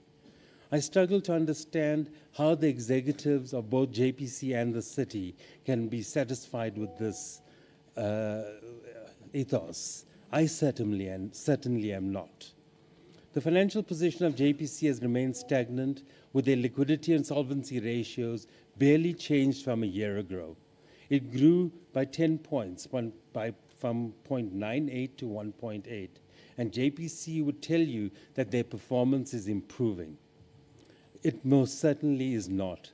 I can talk about KPIs and how JPC only achieved 50%, but what's the point of KPIs if KPIs are not contributing to the improvement and bottom line of a business? We use KPIs as a tool measurement, but it should be enhancing a business. And here it is not. It's always bleeding red. Despite numerous requests from former Section 79 member Bridget Steer and myself for calling a special meeting of JPC to provide Economic Development Section 79 Committee with a turnaround strategy and a detailed business plan, JPC has failed to comply with this, despite the chair's request to schedule a special meeting. Their business plan for the 23-24 financial year paid lip service to improving performance goals, with hefty reliance on the fourth quarter to meet performance targets. Why is this so? What is going to happen in the fourth quarter? Our calls on a turnaround plan has fallen on deaf ears, while JPC is allowed to plod along and carry on business as usual. JPC has failed to provide information on how many abandoned and hijacked properties there are currently in its portfolios and how it plans on dealing with this massive problem. It has entered into an outdoor advertising deal that it's very proud of and which will contribute to enhancing revenues to the city. Yet it failed to address the fact that a large number of these companies are contributing to the illegal advertising billboards dotting the city. And yet there's no plan. 28 seconds left, Councillor. They've also entered into a deal with Makhalema Motlante's company in Soweto Gateway. And there's no word on the number of tenders and 15 how the process seconds. was done. I would like to call for the dissolution of the JPC executive and its board and a re-establishment of one so that we can actually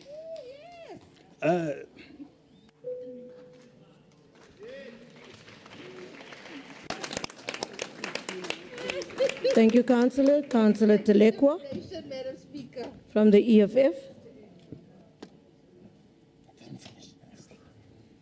You're the person I need to speak to. Because JPC. Oh, Councillor Reddy, you don't want me to speak? All right, thank you very much. Greetings to the councillors of the most progressive movement in the... Councillor, can you just take your seat? I'm not sure what the point of order is. Leader of the TA. It's not a point of order. I'm sorry to the councillor who was speaking. It's just a request, and I'm going to apply to this every councillor that speaks. I know that you give us warning like 30 seconds, but when you go 30, 15, it really distracts speeches and we kind of lose track. If we can please request that you just give one warning for like 30 seconds. Please, No problem. It's a request. Thanks. Councillor.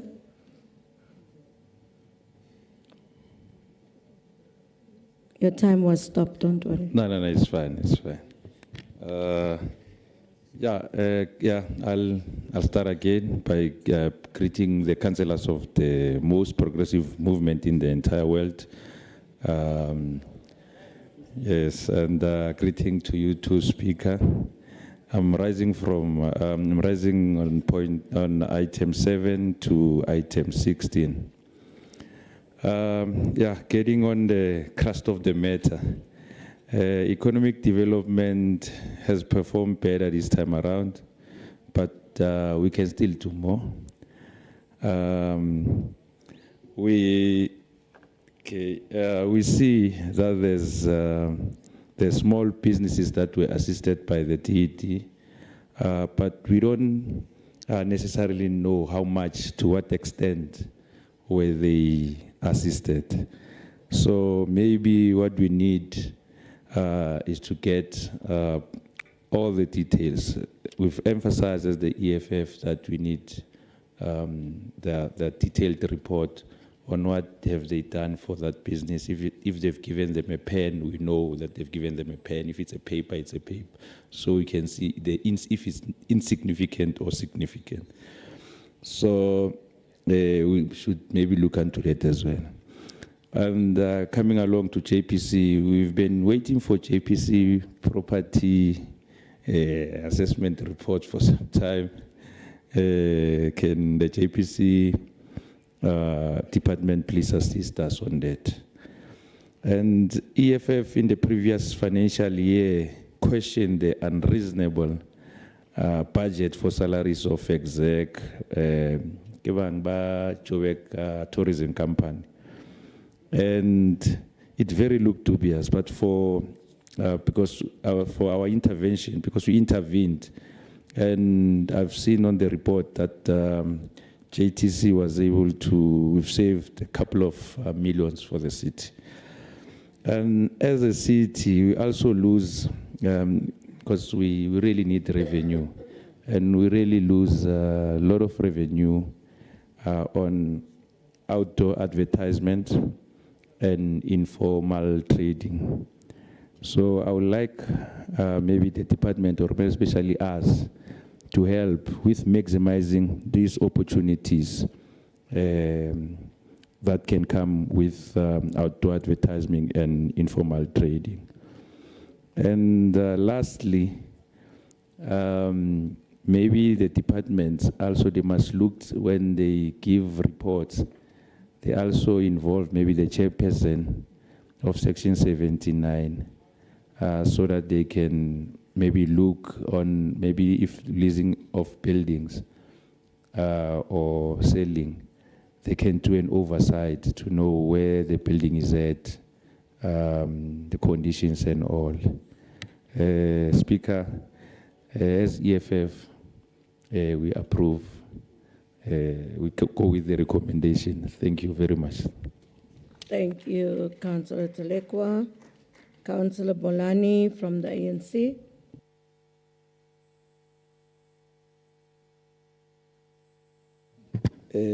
Greetings, Speaker. Greetings to the Executive Mayor. Greetings to the MMCs. Greetings to revolutionary councillors. And greetings to the residents out there. Speaker, I'd like to speak on item 7, 8, 9, 10, 12, 13, 14, and 15. But I just want to send just a cautionary statement, because the issue of insolvency has been an issue since I've been a councillor from my first day in the Section 79 committee. So I think as councillors, we must let sleeping dogs lie. It won't find resonance in this council, the issue of insolvency of JPC. So firstly, it's unfortunate that Action SA caucus has decided to abscond and run away from this August House, because many challenges that have been raised from other sides are challenges that started when there was one guy who was behaving like a bull in China shop. His name was Mbundu. That guy didn't take the Section 79 committee serious. Even the entities, even reports were not signed. So now, I'm trying to say, when the GLU take over this entity, it was in a serious crisis. However, Speaker, as the government of local units has positioned the support of SMMEs at the center of its 11 priorities, with priorities 6 and 9 addressing job creation and opportunity, sustainable economic growth, respectively. Supporting SMMEs can be a potent economic growth stimulator, as it can generate new employment opportunity, encourage innovation, entrepreneurship, contribute to local economic development, and boost competitiveness. As we have alluded first about the challenges that were in the department, but I would like to say to MMC Mnisi, COA MMC, all the ideas that came from members of Section 79 and also advices, you took them to strength. Hence, we're seeing now JPC, JM, JTC, they are turning the corner gradually. We're going there. As ANC, we would like to support the recommendation. I thank you, Speaker. Thank you, Councillor Bolani. MMC Mnisi.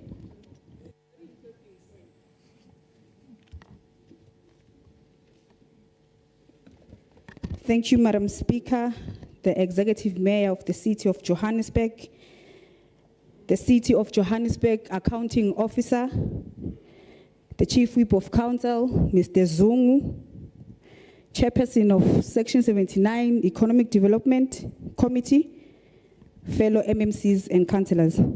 Madam Speaker, all the submissions from councillors are well received and appreciated. As the government of local unity, we are committed in improving the lives of our residents. In Q1, the Department of Economic Development embarked on a driver's license support program in partnership with Empower Hub, where 30 SMMEs were trained. The department also hosted a Women in Business Evolve workshop, which honored women in business from all over Region F. Through the Gauteng Enterprise Propeller, the department was able to facilitate the funding of 9 SMMEs in the city of Johannesburg. In Q2, the department hosted a business delegation from China and Turkey who are in search of investment opportunities in the city of Johannesburg. During this quarter, Madam Speaker, the department experienced a number of challenges. The lack of tools of trade for business advisors, the moratorium on the insurance of new cell phones hinders the ability of business advisors to effectively carry out their duties and communicate with clients in providing much needed services. Electricity outages in opportunity centers is a grave challenge, as it has hindered the ability for opportunity centers to provide expeditious compliance support to SMMEs, as majority of these services are completed online and rely on the availability of the electricity. The department has put together mitigation measures. We will explore the possibility of investing in a secondary power source, such as uninterruptible power supply for each opportunity center, so that crucial operations are not interrupted during load shedding and power outages. We will also be engaging GCSS to loan inactive cell phones while the review of the city cell phones contract is being reviewed. This will allow the affected opportunity centers to operate effectively. Now, Madam Speaker, when I was appointed an MMC, I normally had a chorus from the other side that said tourism must also be closed down as one of the entities. Now today what I heard, they are only speaking about one entity, which is JPC. So it means the government of local unity iyaqhuba. We applaud the government of local unity for realizing that tourism is the fastest growing economic sector, not in Johannesburg only, but in South Africa as a whole. It offers a significant employment and SMMEs development. The entity had a few challenges and had put together mitigation measures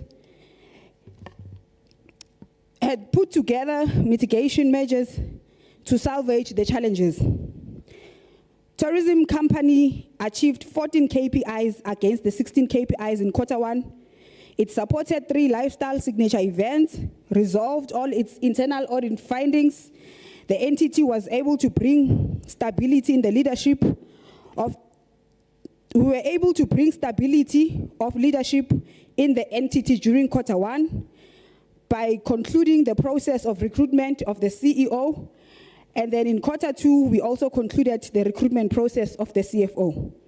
We are confident that filling of these 2 senior qualified professionals will bring stability to the entity. I will not speak about the market, Madam Speaker. I think everyone is pleased on the work that is being done there. On JPC, Madam Speaker, we are pleased to inform the residents on the 25% implementation of the outdoor advertising master plan and verification that was achieved in Q1. All audit findings were resolved in Q1. EAC approval granted to enter into 60 months of lease agreements with 10 media service providers, 40 seconds left. which in a short and medium term will result in an increased revenue for the city of Johannesburg. The OPEX spend was at 399 million, which translates to 75% against the budget of 530 million. Repairs and maintenance work will commence in the second quarter as SCM processes are still underway. As a caring government of local unity, we are aware of the impact delays have on communities if lease agreements are not concluded timelessly. Like in the case with the Eco Village in Ivory Park, the property accommodates several NGOs who depend on the funding to perform their work. The absence of a lease agreement impairs MMC. their ability to raise funds. Your time is up. We are requesting the House to note our reports. Thank you, Madam Speaker. Thank you, MMC. Chairperson Mhlongo.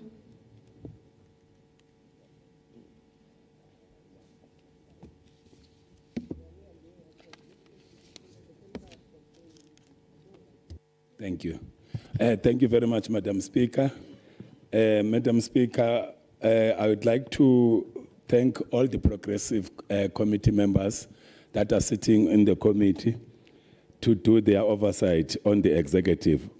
Also acknowledge the work that is done by the MMC for Economic Development to make sure that yonke into ihamba ngoline.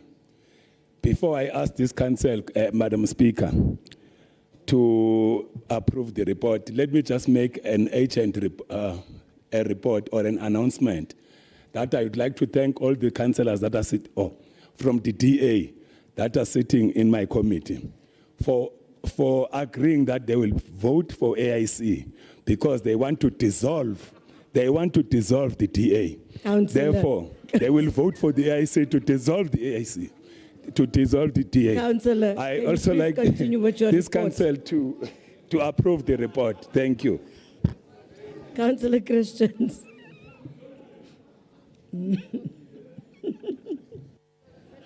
Thank you, Chair. Chair, I rise on a point of order. Chair, I had no problem if the councillor across me was talking on behalf of his political party, but he's speaking as a chairperson on behalf of a committee, and he's raising political issues which are now being recorded to the public. I believe it's correct for him to withdraw what he just said about the DA and its members. Thank you. Councillor Mhlongo, can you please withdraw that they'll vote for the AIC? Okay, thank you very much, Madam Speaker. I would like to withdraw the announcement that was made by the councillors of DA. Thank you. Councillor Mhlongo, just withdraw, please. I don't want lots of points of orders now. Echonzo njoku. Sengiwithdrawile. Councillor, I withdraw. So. Thank you, Councillor. The recommendations are on pages 12.3, 13.11, 14.19, 15.5, and 16.7 are the items agreed to. Thank you. We are now on item 17, and that's your performance assessment report for Environment, Infrastructure and Services Department for the 2023-24 financial year for the period October to December 2023. Read together with item 18, which is the performance assessment report for City Power Johannesburg for the 2023-24 financial year for the period October to December 2023.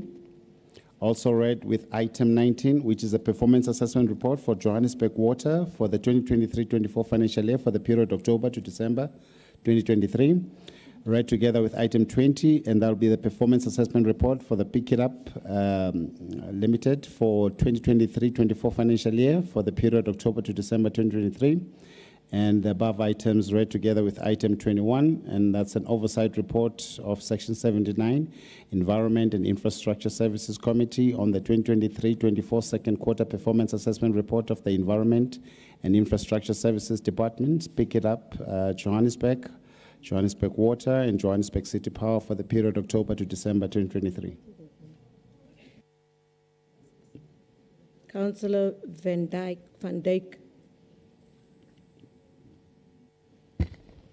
Yeah, thank you very much, Speaker. Just a point for noting, I'm going to be withdrawing my speech, but because I'm speaking last, I raised my point now. And if my time could please be given to Councillor Coogan and Councillor Bapela, respectively. Thank you.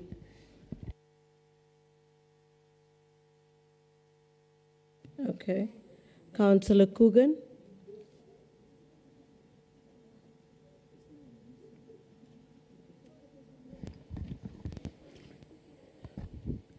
Can I start, Speaker? Yes. Okay. Good day, Speaker. No, you can't start. Oh.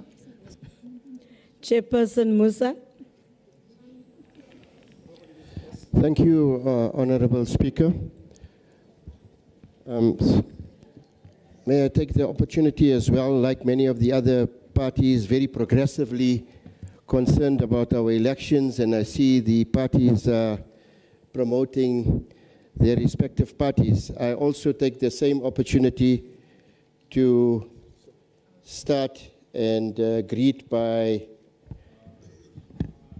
greeting our executive mayor from Al Jamaa. I'm sorry. I greet also the respective chief whip.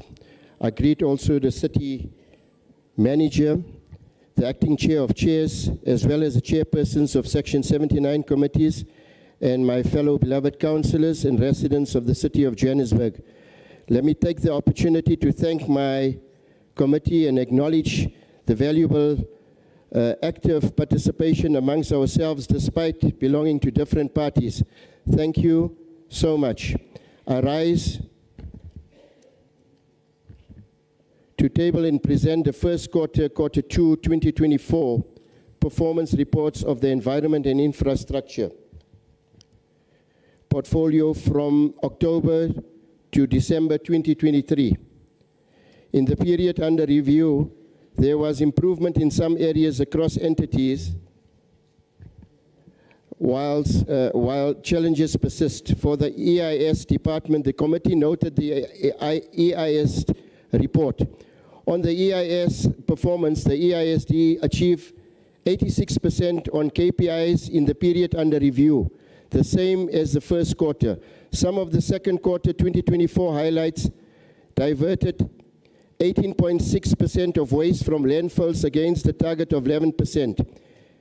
8 air emission licenses, AEL, compliance against the target of 8, created 100 monitoring against the target of 60, 67 environmental requirements for CAPEX projects, 100% screening of the city's CAPEX developments.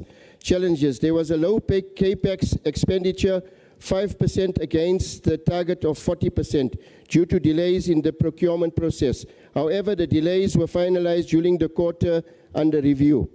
Pick it up for the period under review, quarter 2, 2023-2024, the entity achieved 8 of the 11 targets, or a 91% performance, and also achieved 83% of its service level standards. Some of the highlights are 100% compliance with the declaration of financial interest by Pick It Up employees, 83% of the ethics program plan achieved, successful launch of the hashtag City That Never Sleep Cleanup campaign during quarter 2 in Hillbrow, and overall 42 cleaning campaigns conducted in quarter 2. All Pick It Up policies are reviewed and updated. 83% service level standards achieved. 1,700,000 formal households serviced weekly. All depots completed their collections by 5 o'clock in the evening. 392,590 tonnages collected through Pick It Up activities. 42% CAPEX projects completed. 26 employees enrolled for a higher certificate in operations management. 7 interns were allocated to various departments. 42 employees were assisted with financial related problems. Johannesburg Water. Some of the second quarter 2024 highlights are: in the period under review, JW supports 36 SMMEs against a target of 30 in regions where projects are being implemented. Additionally, it created 1,033 job opportunities against a target of 398 in support of EPWP. Achieved 68% of 19 KPIs measured in Q2. Service delivery standards, 6 achieved 40% of 15 targets. 8,321 of water pipe bursts were repaired. 13,788 meters and connection failures were attended to. 14,246 sewer blockages were cleaned. City Power, the committee welcomed the improved performance when compared to the previous quarter.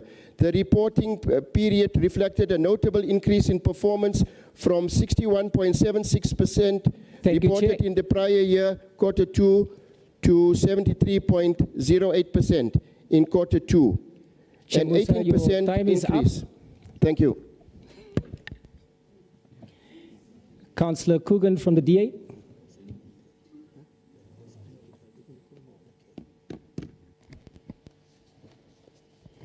Good afternoon, Speaker, Executive Mayor and colleagues, all protocol observed.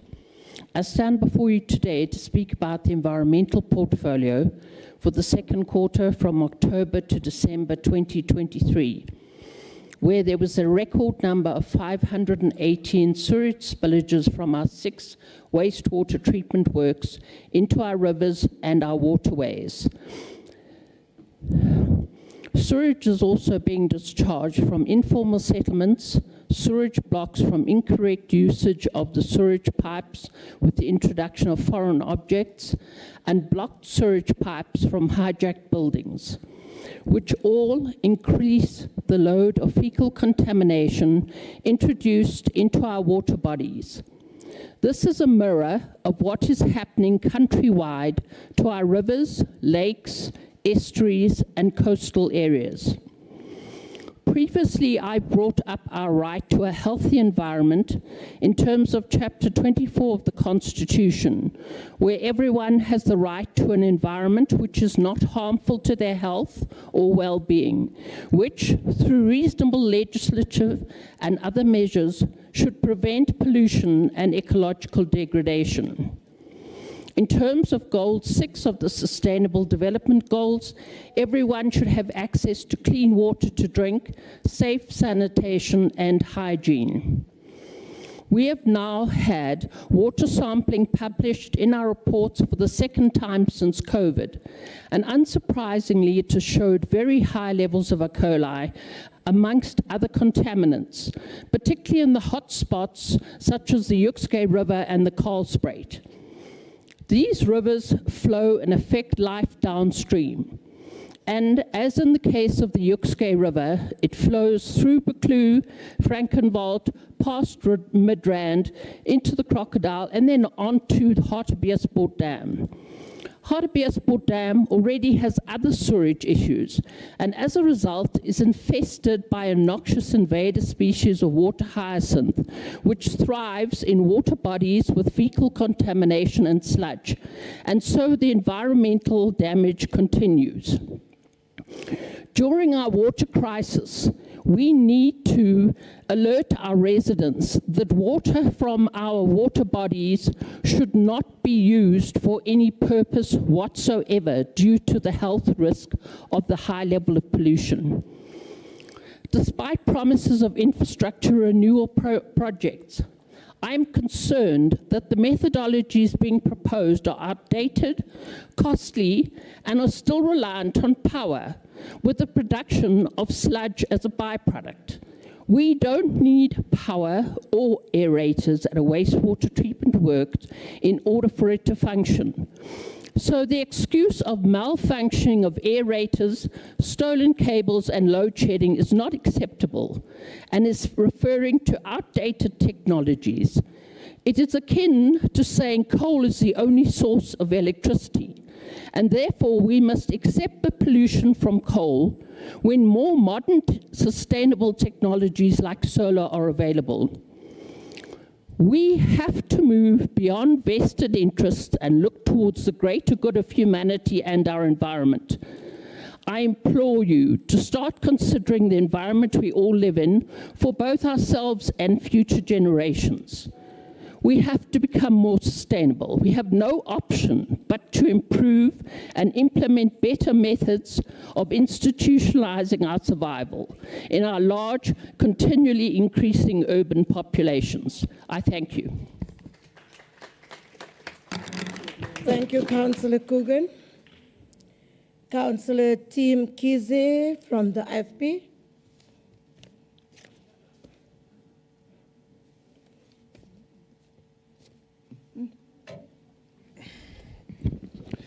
Angibonge speaker. Ngibingelela i-caucus ye-IFP eqeda kunama by-election eNewcastle. Ama-ward ayi-3 iwathatha kwenye inhlangano engeke ngiyibize ngegama.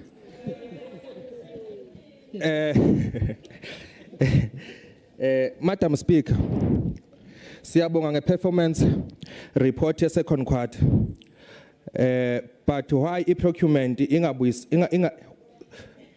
But why i-procurement ingabuyiselwa kwa-pick it up ngoba i-City of Johannesburg ithatha iminyaka ukuthenga imoto zokuthutha udoti. Lokho kudala ukuthi kube nama legal dumping udoti ungathutheki ngendlela okuyiyona.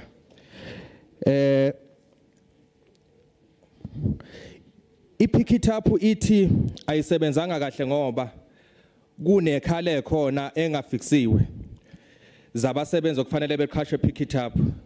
Ngifisa ukwazi ukuthi bazoqhashwa nini labo basebenzi ukuze uma sibuya singabuyi ne-report efanayo sizochazela ukuthi akusebenzekile kahle ngoba kunekhale khona zabasebenzi okufanele beqhashwe. Ngicela ukuvikeleka speaker khona ongigwajisayo.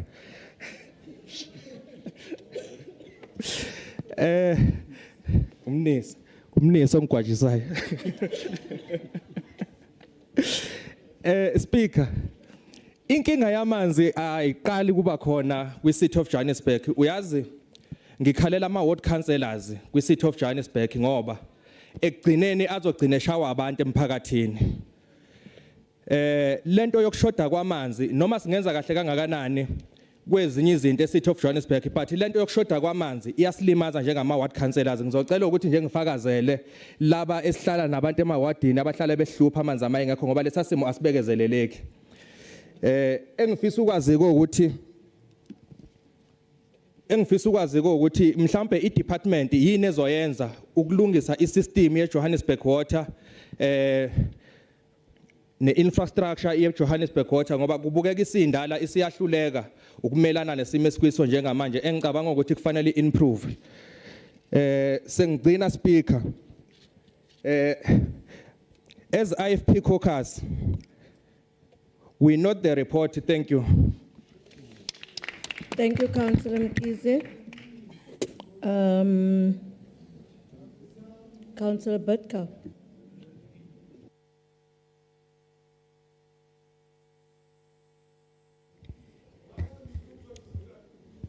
Thank you, Madam Speaker. Madam Speaker, I'm speaking mainly to item 19, the quarterly report by Joburg Water. This quarterly report is yet again a way to sugarcoat our dire situation. It tries to put a positive spin on a collapsing system due to an almost criminal neglect of routine maintenance. In line with this, we need to look at the amount of bacterial contamination in all our river systems due to sewer spills, which are clearly shown by the results of water tests in our rivers. Values of bacterial pollution stand at about 2,000, with an acceptable level being 60. Cholera is waiting in the rivers. All this on top of a total and again almost criminal neglect by the national government to up the water license for Rand Water in order to keep pace with the growth in the city. Joburg has grown from 3 million to 7 million people in the past 15 years. But national government has neglected to up the water license. In turn, Rand Water, as a supplier of water, has not bothered to increase its capacity and lacked capital investments.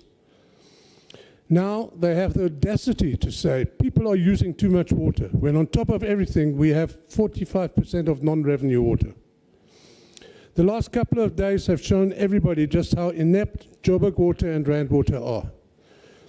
This first squall of a perfect storm resulted in some telling responses. Rand Water passed the buck to Joburg Water and City Power, never mind that they have not invested in backup systems or lightning protection to key installations.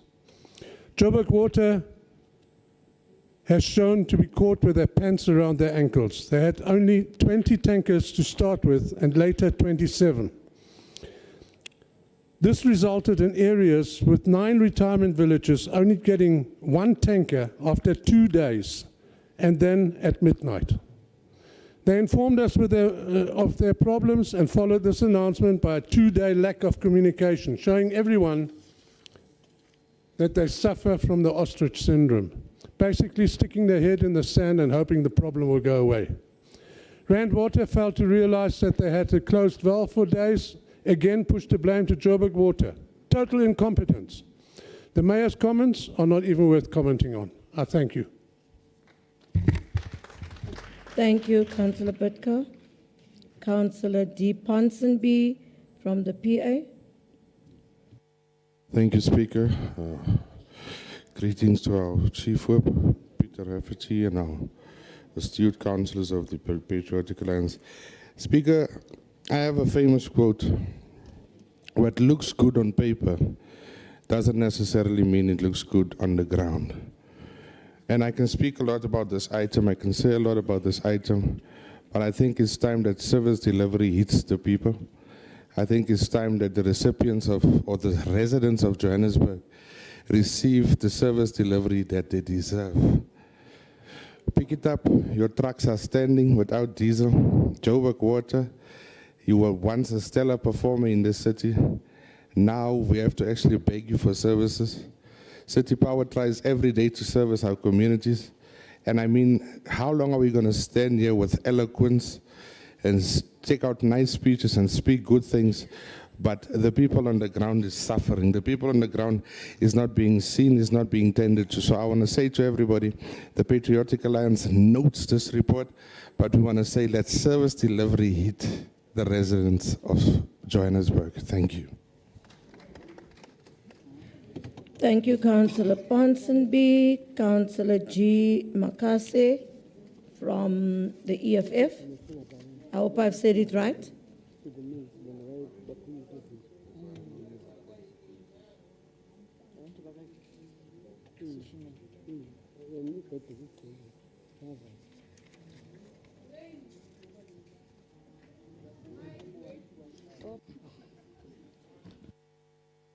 Thank you very much, Speaker. Greetings to the 29 battalions of the EFF, led by Councillor Raserute, our Chief Whip, Thabisa Mogape. I'm standing here today to speak on items 17 to 21. As the economic freedom fighters, we note the report. I thank you. Thank you, Councillor. Councillor Magwaza from the ANC.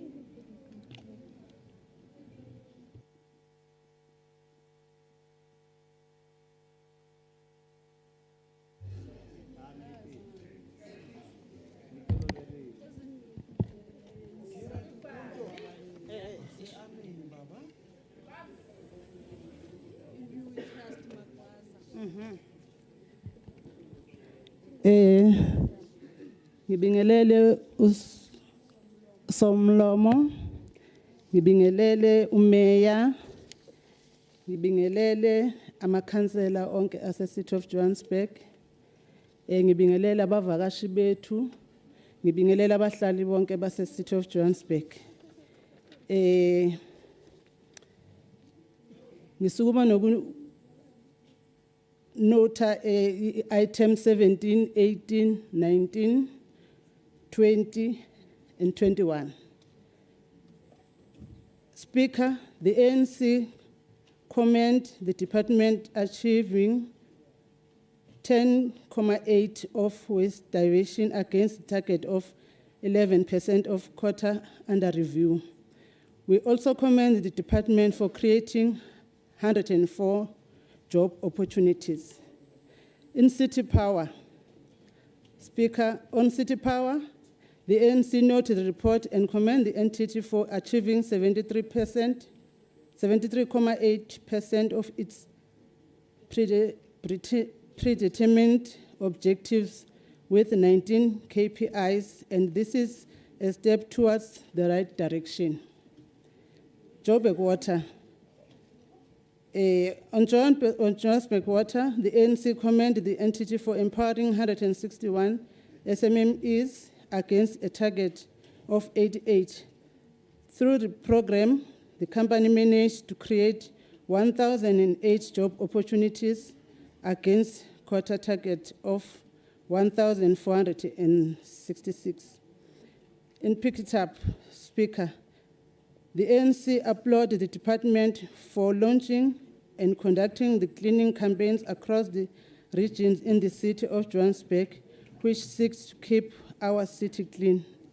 As ANC, we note all these items. Thank you, Speaker. Thank you, Councillor. MMC Magwenchu. Greetings, Madam Speaker.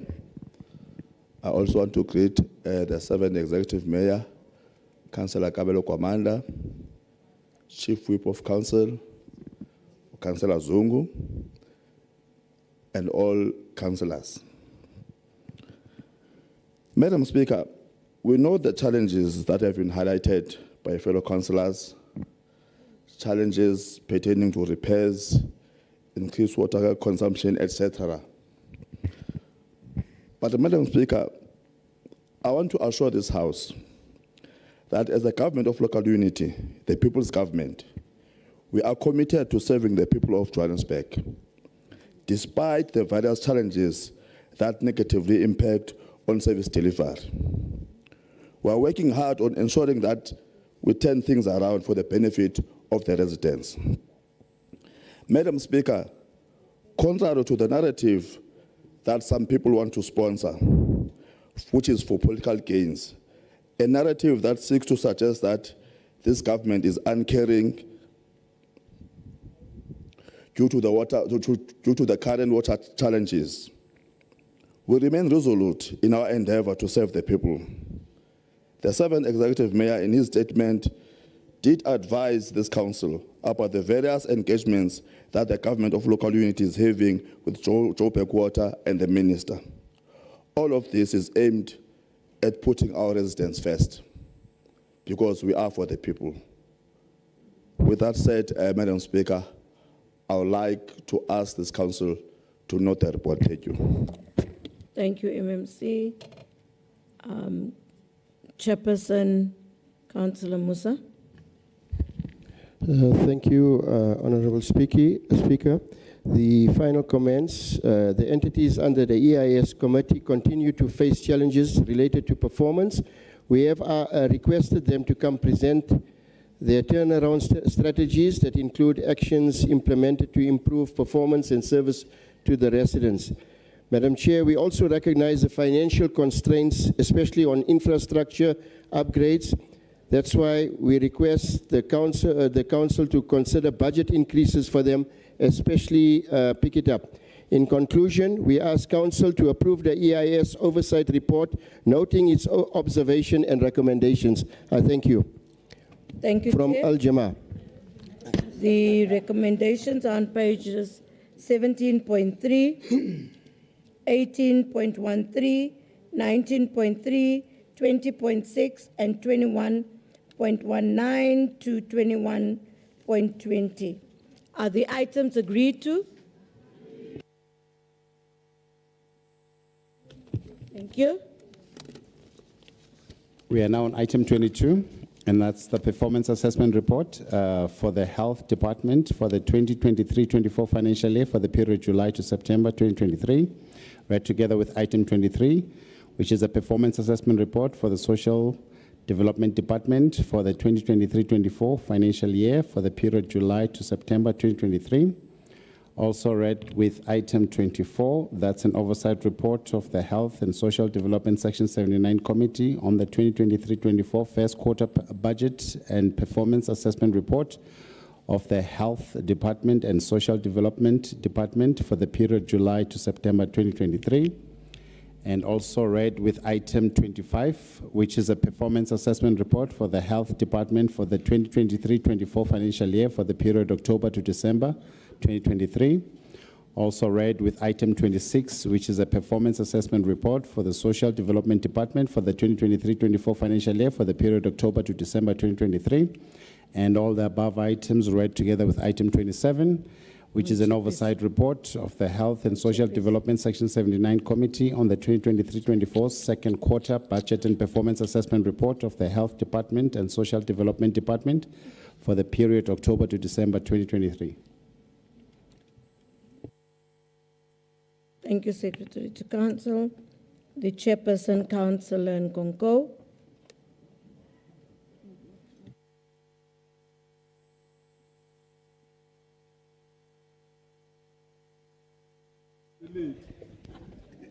Africa. Erete go leboge modisa kgotla ke tle ke leboge ke dumedise mohlomongwe Ratoropo Kobelo Kamanda, Whip of the Council, Mafrika Zungu, all the political parties leaders, indigenous African political parties in the House, Izweletu, City Manager. Madam Speaker, I think it will be proper that I do an honorable thing. We are on the time that is very sensitive and very emotional. 21st of March, whereby the Africans were slaughtered, murdered, killed for our freedom. They paid with their lives. So it is very important that I have to honor them. On the 21st of March 2024, we will commemorate Sharpeville Day, remembering the pivotal moment in the liberation struggle of Azania. On this day in 1960, the PAC launched its anti-pass campaign, facing brutal repression by the illegal, evil colonial apartheid regime. Let's honor those who fought for freedom and land restorations to the Africans. Councillor Nkonko, just wait for a second. I see a lot of movement on this side. Can we please start not moving around so much? It's really disturbing. It's really, really disturbing. It's not nice. Councillor Nkonko. Thank you, Madam Speaker. I was saying that as our forefathers, the Africanists, have said, our sons and their sons will continue where we left off until victory is achieved in our land. The establishment of the Africanist, socialist, democratic state.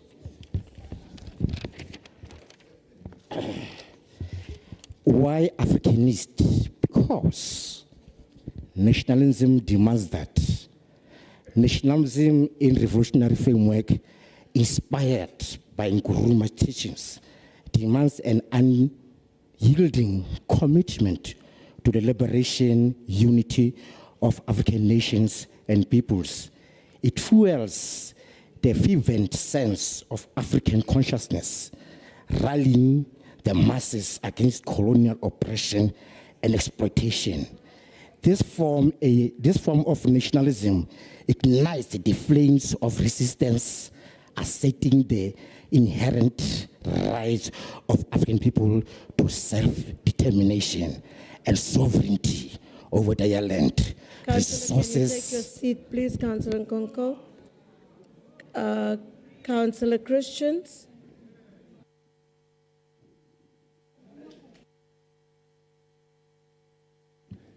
Ngiyani mbelele mphathi wohlelo. Somlom, we're supposed to be getting the introduction to the health report, but we're getting a history report here.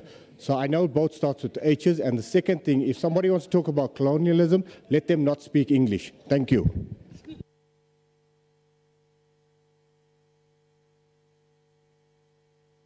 Thank you, Madam Speaker. Madam Speaker, I'd like to remind councillors, councillor there, or you know what, this time, these are the times where you retreat softly and be carefully. I don't take mandate from you. These are the people of the PC that died for our democracy. Our African people, they died for this democracy, and it's that day. So tread softly and tread carefully. And be careful when you're talking about. I will honor them. So let me continue. Councillor Nkonko, please take your seat. Councillor Knott? Madam Speaker, Councillor Christians asked for the member to address the item. He did not ask to be attacked personally. If he can please speak through yourself and stick to the item that is being tabled on the agenda. Thank you.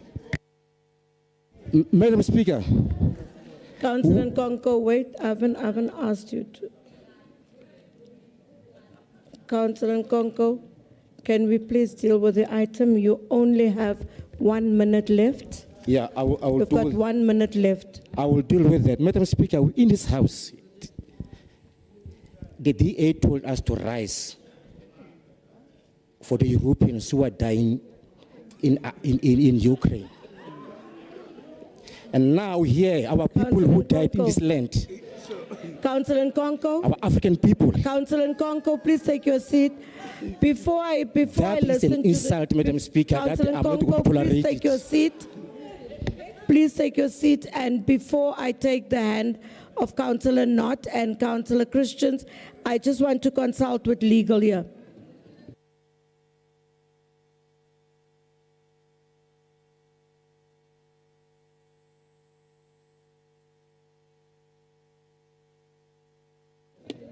Councillor Nkonko, the advice that I've been given is that you should stick to the item and not divert from the item. So please table your item so that I don't have to take these other two hands, please. Thank you. Yeah, I think this. And you only have 1 minute left to do that. I didn't ask for howling. No, I had to stop him because there was hands, and I asked for advice. So he has 1 minute. No, Councillor. I'm looking at a clock here. I'm looking at a clock. I'm honest, I'm looking at a clock.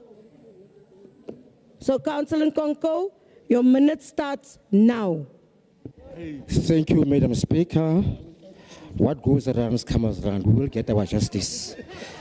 I rise to table the item 22, item 23, item 24, item 25, item 26, item 27 for the council to be raised. May the spirit of those Africans haunt all those colonialists, the apartheid racists. I will pray till the justice is found.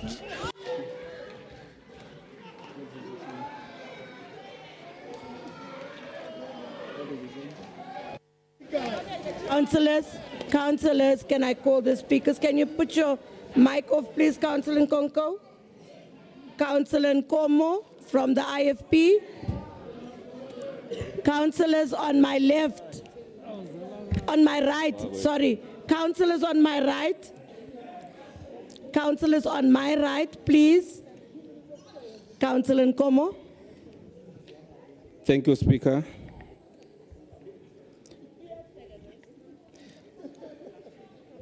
As the IFP,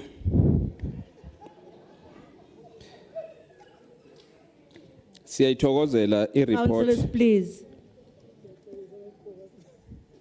Siyayithokozela i-report esithola kwi-health and social. But we are quite aware ukuthi i-performance for health and for health department was not achieved because some of the KPIs did not meet the target.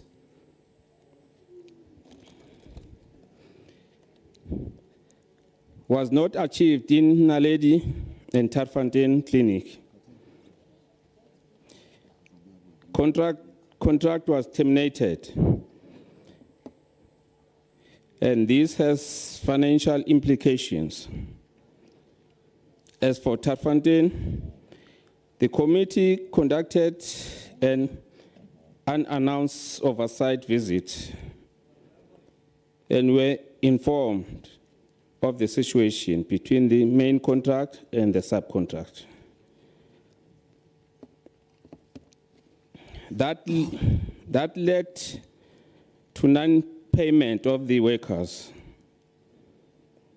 And the issue between the main contract and subcontract had an impact of performance. The committee requested the memorandum of understanding between the main contract and subcontract. But as the IFP, we note the report with concern. I thank you, Speaker. Thank you, Councillor Nkomo. Councillor Friesling from the PA.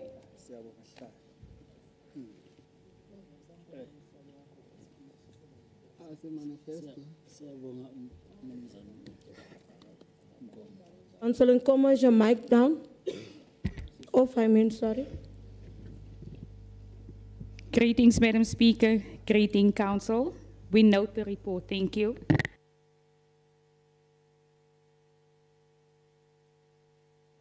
Thank you, Councillor. Councillor Abdul from the UIM.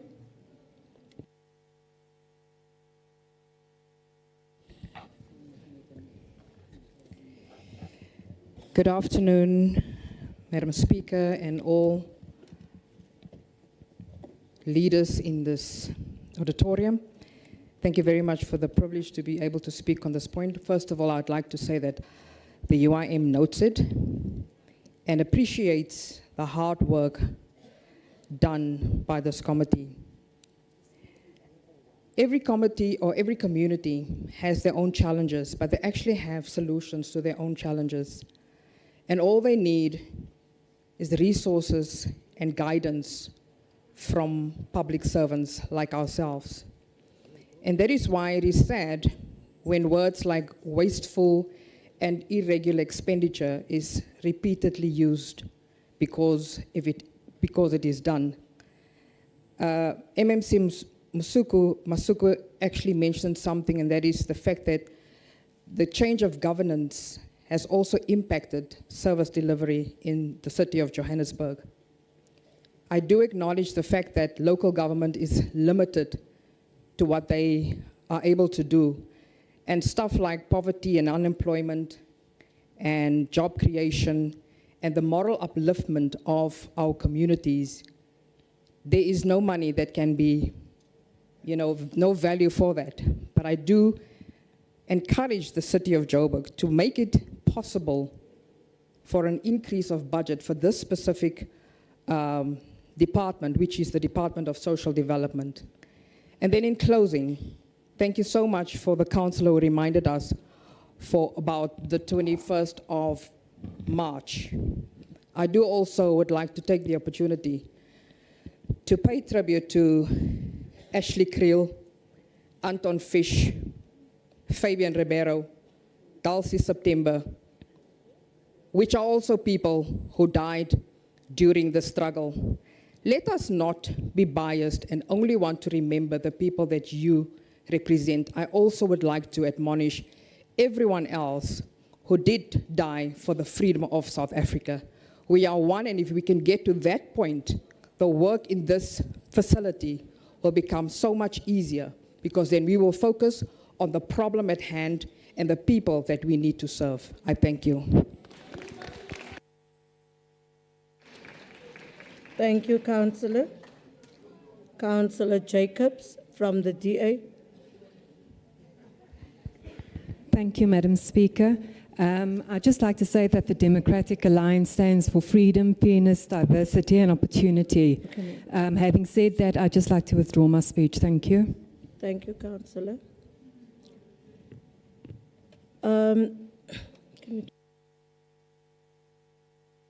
Okay. Councillor Ntwele from the EFF.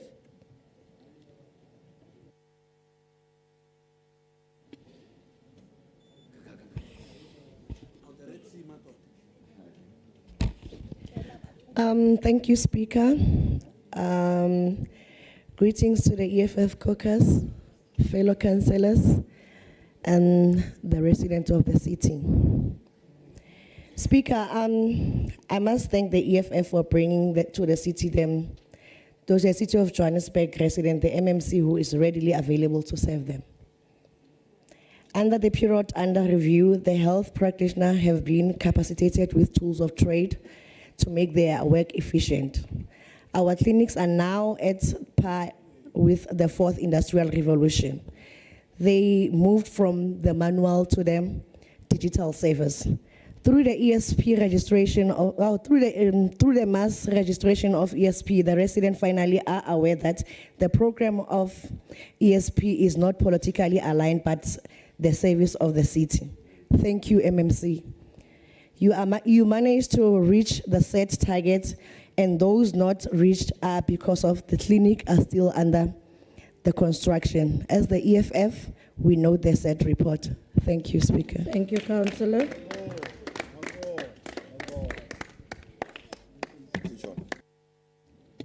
The ANC Councillor is Mpotulo.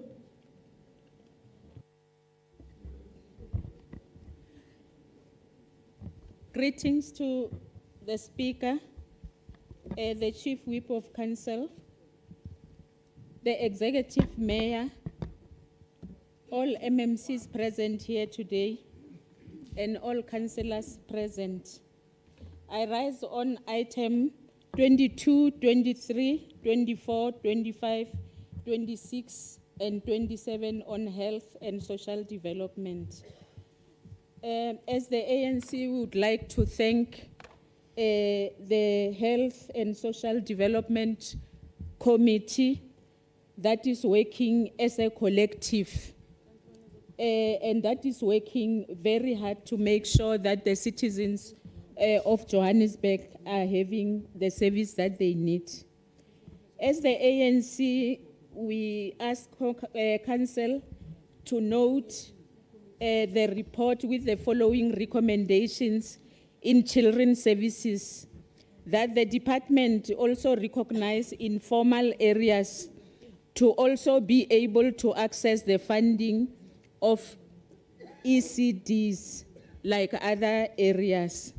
The ANC notes the report. Thank you. Thank you, ma'am. MMC Mgina.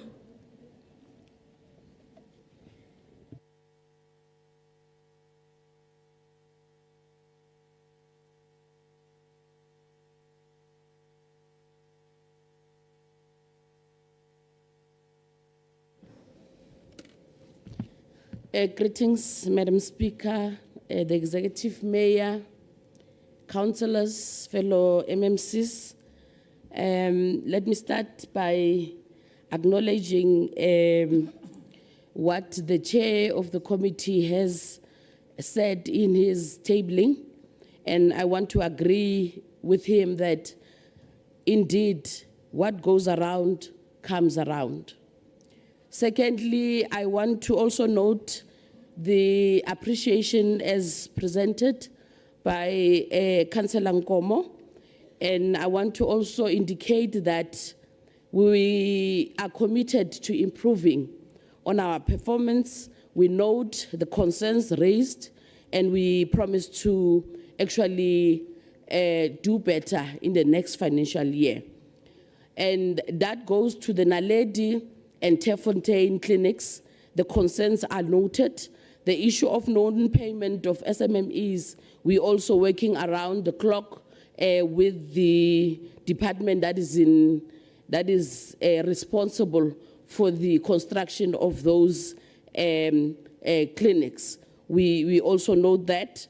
And on the SMMEs non-payment as well, we have actually addressed it with the department that is responsible. Indeed, Councillor Johnson, we will never forget the past, of course, because we were not all treated equally. And we do support nation building. As I close my response, Speaker, I want to also note all the concerns raised by councillors, and we also note where you have also appreciated where we have performed well as a department, and I rest my case. Thank you. Thank you, MMC. Chairperson Nkonko.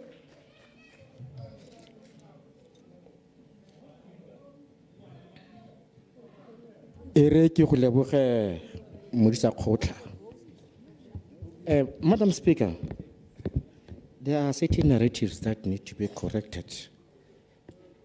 In the PAC during apartheid, we had leaders who recognize themselves as Africans, and are indeed Africans. So we have never excluded any African. When talking about Africans, we talk all about Africans in the continent, in Azania. Councillor Nkonko, can you take your seat? I'm stopping the clock. Councillor Christians.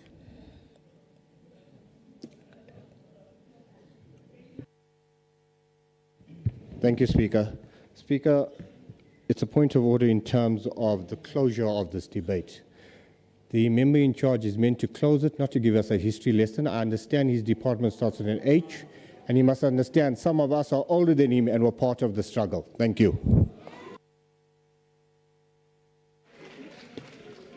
Councillor Nkonko, can you continue your closing remarks? Councillor Rainton. As for me, Councillor Rainton, Councillor Christian. as for me, Councillor Christian, he never liberated me. I'm my own liberator, myself. No one can claim that he liberated me. As I told you, Madam Speaker, I want to tell the Africans, we fought for all Africans in the continent, in diaspora, against the oppressors. So there's no way I'll acknowledge the oppressors as the oppressed. There's a distinction, there's a difference between oppressor and oppressed. Slave, slave master. Colonialist, colonized. We need to be very clear. So this is directed to the Africans, the land dispossessed African, the oppressed, economically exploited. Councillor, can you take your seat? Councillor, can you take your seat?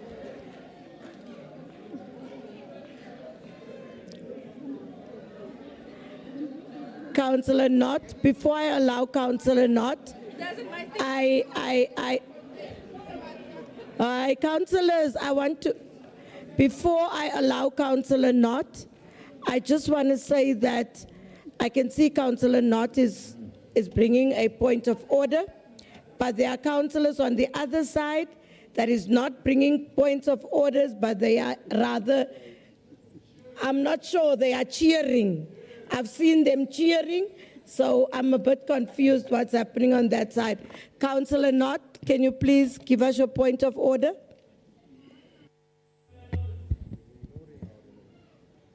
Councillors, please. On my right, please. Madam Speaker. Thank you, Councillor. We agreed this morning after we were delayed by over an hour to focus on the council business. We are now turning this into a circus, and I refer you to the rules of debate, Rule 70, where it says that a councillor may not comment upon matters that are irrelevant or misrepresentation to the matter under discussion. Can we please stick to the items on the agenda? If you would like to have a political debate, we are welcome to invite the media outside and we can have a political debate. Thank you. Thank you, Councillor Knott. Councillor Nkonko, can you close your debate? You have 1 minute left. Thank you very much, Madam Speaker.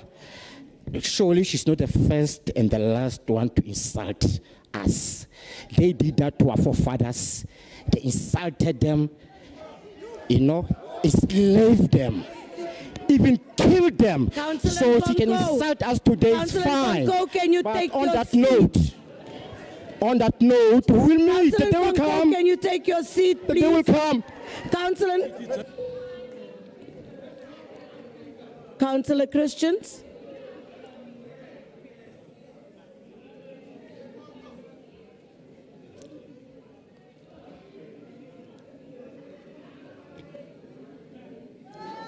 Councillor Christians? Are we, Councillor Nkonko, can you Thank you, switch off your Speaker. mic? It's come back. Thank you, Speaker. Speaker, you just ruled that on the relevance. Yet Councillor Nkonko is going against what you just said. And he's continuing. Not only did he continue, but insulted our female councillors sitting in front and our chief whip. But referred to she won't be, she won't be, she won't be. It's an insult. I She is can't a hear councillor and you must Councillor refer to her as a councillor, Speaker. Speaker, you were consulting, so you may not have heard it. But that is an insult. She is a councillor. Councillor Leah not. It is not she. And that is an insult to us as the DAN, to all the councillors in this House. Thank you. Councillor Knott, I've got a point of order there. Councillor Knott. She wasn't born a councillor. No. Who's that? Councillor Knott, you had a point of order, so I can't allow another point of order. It's not a point of order, Madam Speaker. What is it? If the government of local unity is not interested in carrying on the business of council. Councillor Knott. Madam Speaker, please Okay, will allow carry me. on. It's directed towards you. It's not a point of order on what Councillor Christians was speaking. If the government of local unity is not interested in carrying on, can I be allowed to finish my sentence before they object to? Councillor Knott, just hold on. Councillors. Councillor Knott, can you take your seat, please? Councillor Nkonko. Councillor Nkonko, I have ruled that you close your debate. I've ruled for the closing of your debate. And I don't want a repetition of this morning, so please close your debate. Can you close your debate? I haven't heard the insult that was hurled, so I can't really rule on that. But Councillor, can you please close your debate? No, your mic won't go on because I'm holding the mics here. So can you close your debate?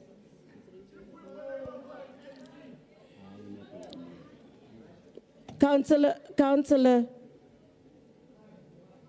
Knott, are we coming back to what you said? But I can't carry on like that. I really can't have a repetition of this morning. Councillor, can I allow him to close? I don't want a repetition of this morning, so I want to close. The mics are not going to go on because I'm holding all the mics. I have ruled and I've asked him to close his debate. And I want him to close his debate because I really don't want to carry on with this. Councillor Knott, no one else has spoken, so you can't call a... Okay, let me consult here, and I'll come back with consultation, but I know I've ruled. Speaker, can we close the debate? Remember, she's the last person. She was given an opportunity. She spoke. Can we allow Councillor Nkonko to close the debate? Okay, Councillor Nkonko is going to close his debate, and we then go to the next item. Councillors, I want to say that we can't carry on like this. We can't, really. Councillor Nkonko, can you get up and close your debate? Close. Madam Speaker, please. I'm not putting my hand down. Open your mic. Ke a leboga mme modisa kgotla e re ke tle ke tswale kgang e mme ke kope council gore e approve a go siame mme ya ka go tswala jwale mme Afrika No, Councillor, no, no, no, no, no.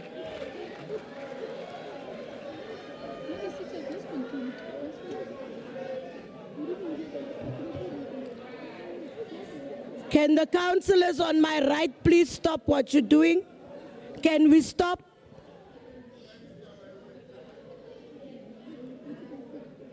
Can we please stop? Councillor Belinda, the debate has been closed. Councillor Christian, the debate has been closed. I'm going to table the next, let the secretary table the next item. I'm going to have the recommendations. I have been advised that I must carry on, that the item has been closed. That is the reason why I have legal next to me. I have legal next to me to advise me. The recommendations are on page 22.21, 23.4, 24.16 are the items agreed to. Thank you. Councillors, can I say something? We are really doing things which is unbecoming. It looks like when a caucus decides they've had enough of council, or then we carry on the way we carry on. Can we on both sides be disciplined, please? What? So when I keep order, then people keep on putting their hands up. No, Councillor, I ruled. You guys always tell me about the rules. I've ruled. Next item. Also read these ones, madam, because they all come together. The other recommendations are on 25.23, 26.4, and 27.16. Are the items agreed to?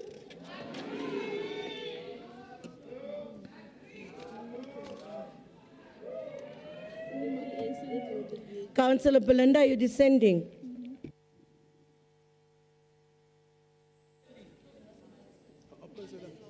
No.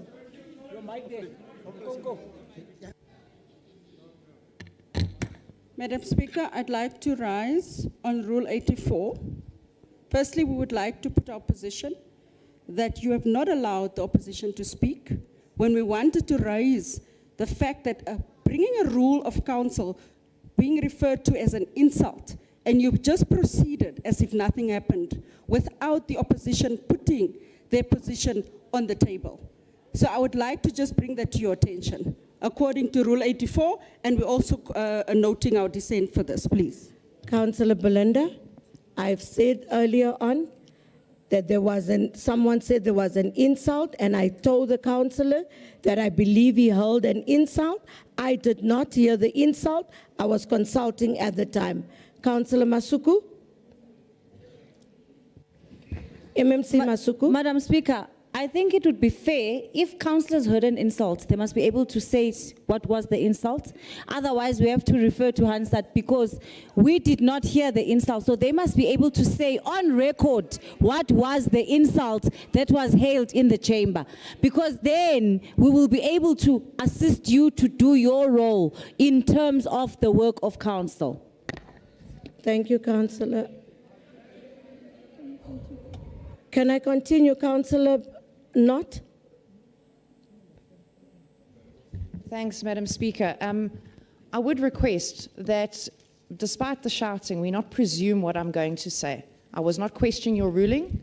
You've made the ruling. I agree with it. What I would like to raise is that the transcripts and the recording of both the introduction and the ending by the councillor be sent through to the Ethics Committee for investigation.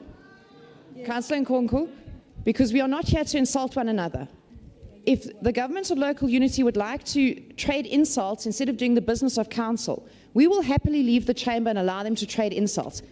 That'll leave them without a quorum. So either we get down to business or we sit here and call each other names and act like children. Thank you, Councillor. So, Madam Speaker, if we can please refer that to ethics for both the insults, because it will be recorded on the transcripts and it will be on the recording, and that a ruling be made by the Ethics Committee. Thank you. I will be advised from this side, and we will write to you what we have decided. Is that fine, Councillor? Because I need to consult about the insults. I don't know. I haven't heard. I haven't heard the insults. Can we go to the next item? Councillor Belinda, I'm closing this one. I'm closing this one. I cannot consult further on this now. I will consult with legal. We have agreed that we will consult on it.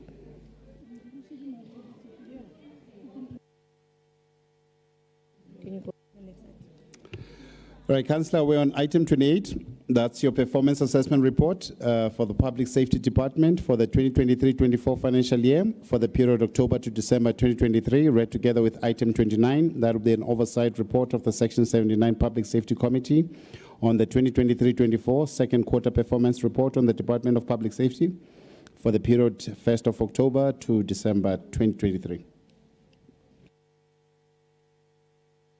Chairperson Nkumbi. Thank you very much, Speaker.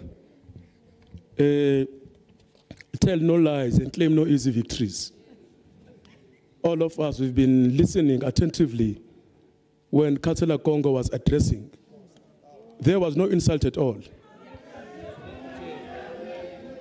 Nonetheless, Chair, the Speaker.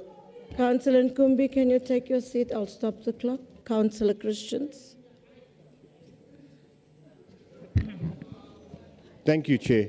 Chair, in terms of Rule 72A, you have already made a ruling. Councillor Nkonko, is it? Nkumbi, sorry. Councillor Nkumbi is now going against your ruling and reopening the debate. Can you please be brought to order and stick to the item? Thank you. Okay. Councillor Nkumbi? Councillor Nkonko, no. We're not going to go into a debate on that. Councillor Nkumbi, can you please carry on with Speaker, your item? let me continue. It's fine. I'll just continue by just reminding them. They know themselves, who are they? From the words of Nelson Mandela. In 1994, on the 15th of October, when he was with the late Mr. Kajabutelis, together with Bapela, he said the following words when he was speaking about the issue of safety. Open quote. Let us all take responsibility of freeing our community from crime and violence. Let us not rob ourselves the freedom which we have recently won by allowing these evils to continue. Every community in our country has a fundamental right to be free from fear. Each and every South African has the right to feel secure in their homes, feel safe in their cities, towns, and rural areas. People should not fear the night. They must be able to travel freely, free to go to work, free to go to school, and also to be free to go anyway. But these rights are being denied to many by criminals who don't hesitate to use violence to achieve their goals. However, let us not despair. Together, we can be able to defeat crime and violence in our society. Madam Speaker, I here to rise to table the oversight report of the Section 79 Public Safety Committee of 2023-2024 second quarter performance assessment report of the Department of Public Safety for the period from October to December. Speaker, the Portfolio Committee on Public Safety in the second quarter of 2022-2023 continue focus in making sure that the department deliver good services to the residents of the city of Johannesburg.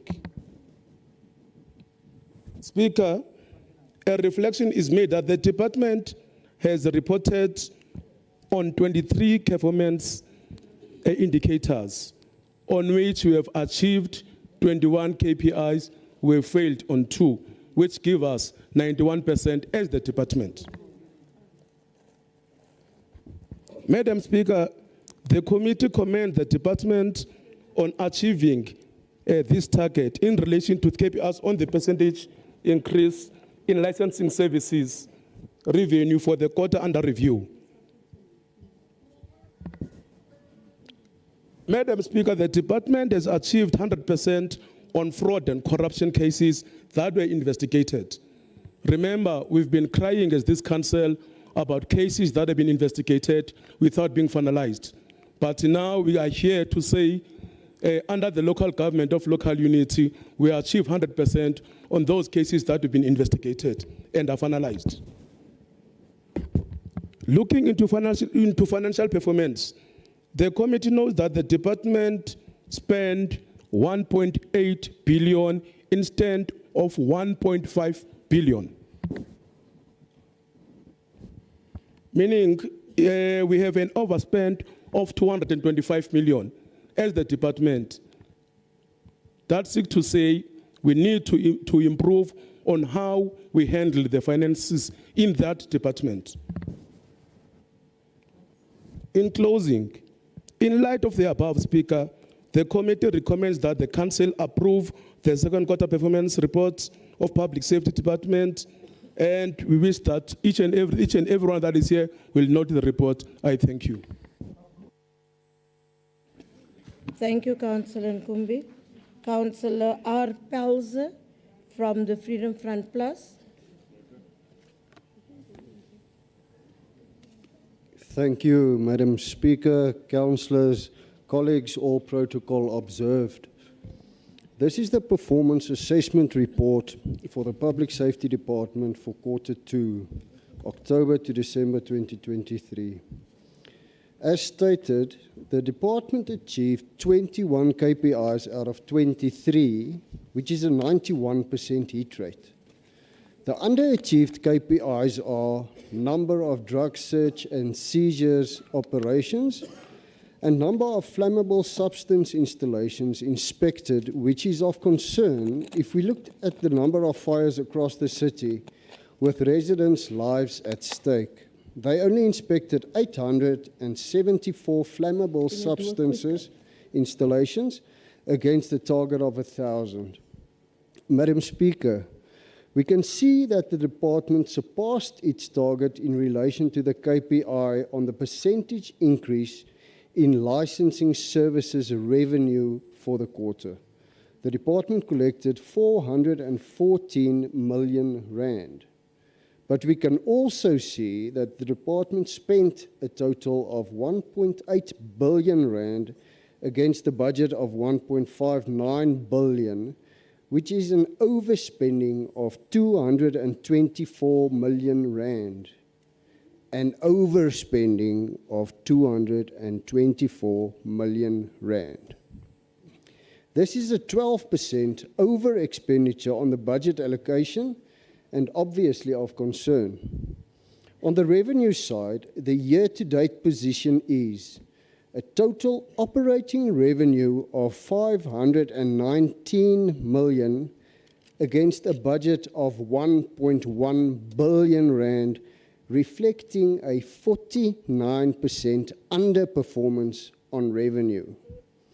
49% underperformance on revenue.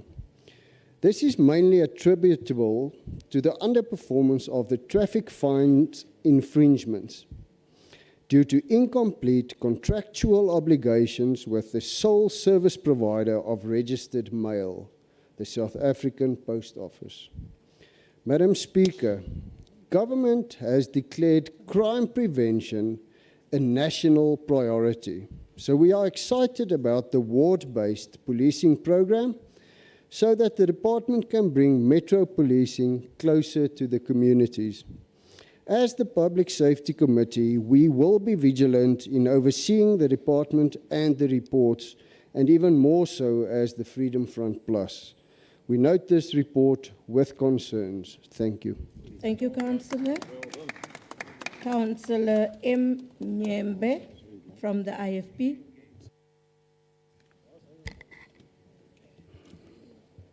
Thank you, Speaker.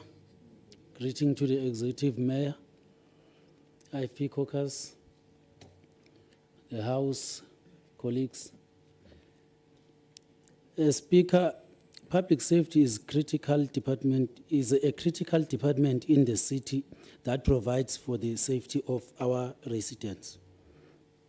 Streets of Johannesburg has been taken over by criminals, and we seem to be losing the battle. While we appreciate all the efforts made by JMPD, more still needs to be done. MMC, traffic lights are non-functional. There is a huge demand for pointsmen to be deployed in busy intersection. Kwesinye isikhathi umangaleke, Speaker, when you are driving, ufike robotini, traffic uyitholi director abonya upe. Engicanga ukuthi yona crisis esinayo. More resources must be allocated to support this service. EMS and disaster management has responded well in major disasters in the city, but our reactive approach does not assist our residents. We need to see more of action plans that prevent disaster in the city. As IFP, we note the report. Last but not least, Speaker, to izingane zikaThambo, ningabawethu nina bafowethu. Kodwa into engizoyicela iyodwa asiqhubeke ngithi nje ikhuzeni lenkunku. Thank you, Speaker. I don't know what was the last saying, so yeah. Thank you, Councillor. Councillor T. Doyle from the PA. Yes, Councillor. Before you go, Councillor Doyle. Councillor Belinda.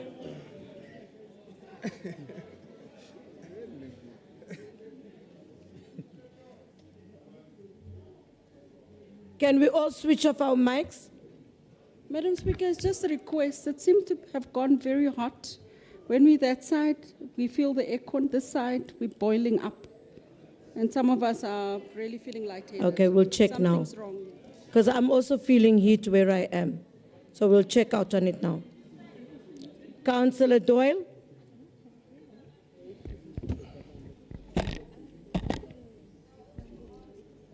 Greetings, Speaker. The Patriotic Alliance, team led by Councillor Rafferty, Executive Mayor, all protocol observed. Under the current challenges and circumstances, I want to commend the Public Safety Department with regards to enforcement and visibility on the ground with regards to roadblocks, checkpoints, joint operations, patrols, and so forth. This actions is yielding quite a number of positive results, which is needed and welcomed. Bylaws remains a great challenge in the city. Can more attention be given here, especially hijacked buildings? Let us take back our city.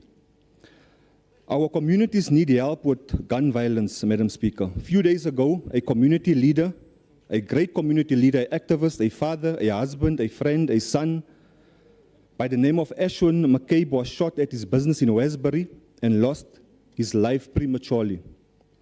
I just want to urge and please urge the MMC for Public Safety to intervene in any way possible, from his office by means of more boots on the ground in the areas of Westbury, Reveille, Eldorado Park, and all other troubled areas. One life lost is one too many. As we enter the Easter weekend especially, let us all be safe and let us all do what we can do to build stronger and better and safer communities. So we note the report. Thank you, Madam Speaker. Salute. Thank you, Councillor Doyle. Councillor Darocha, are you still in the House?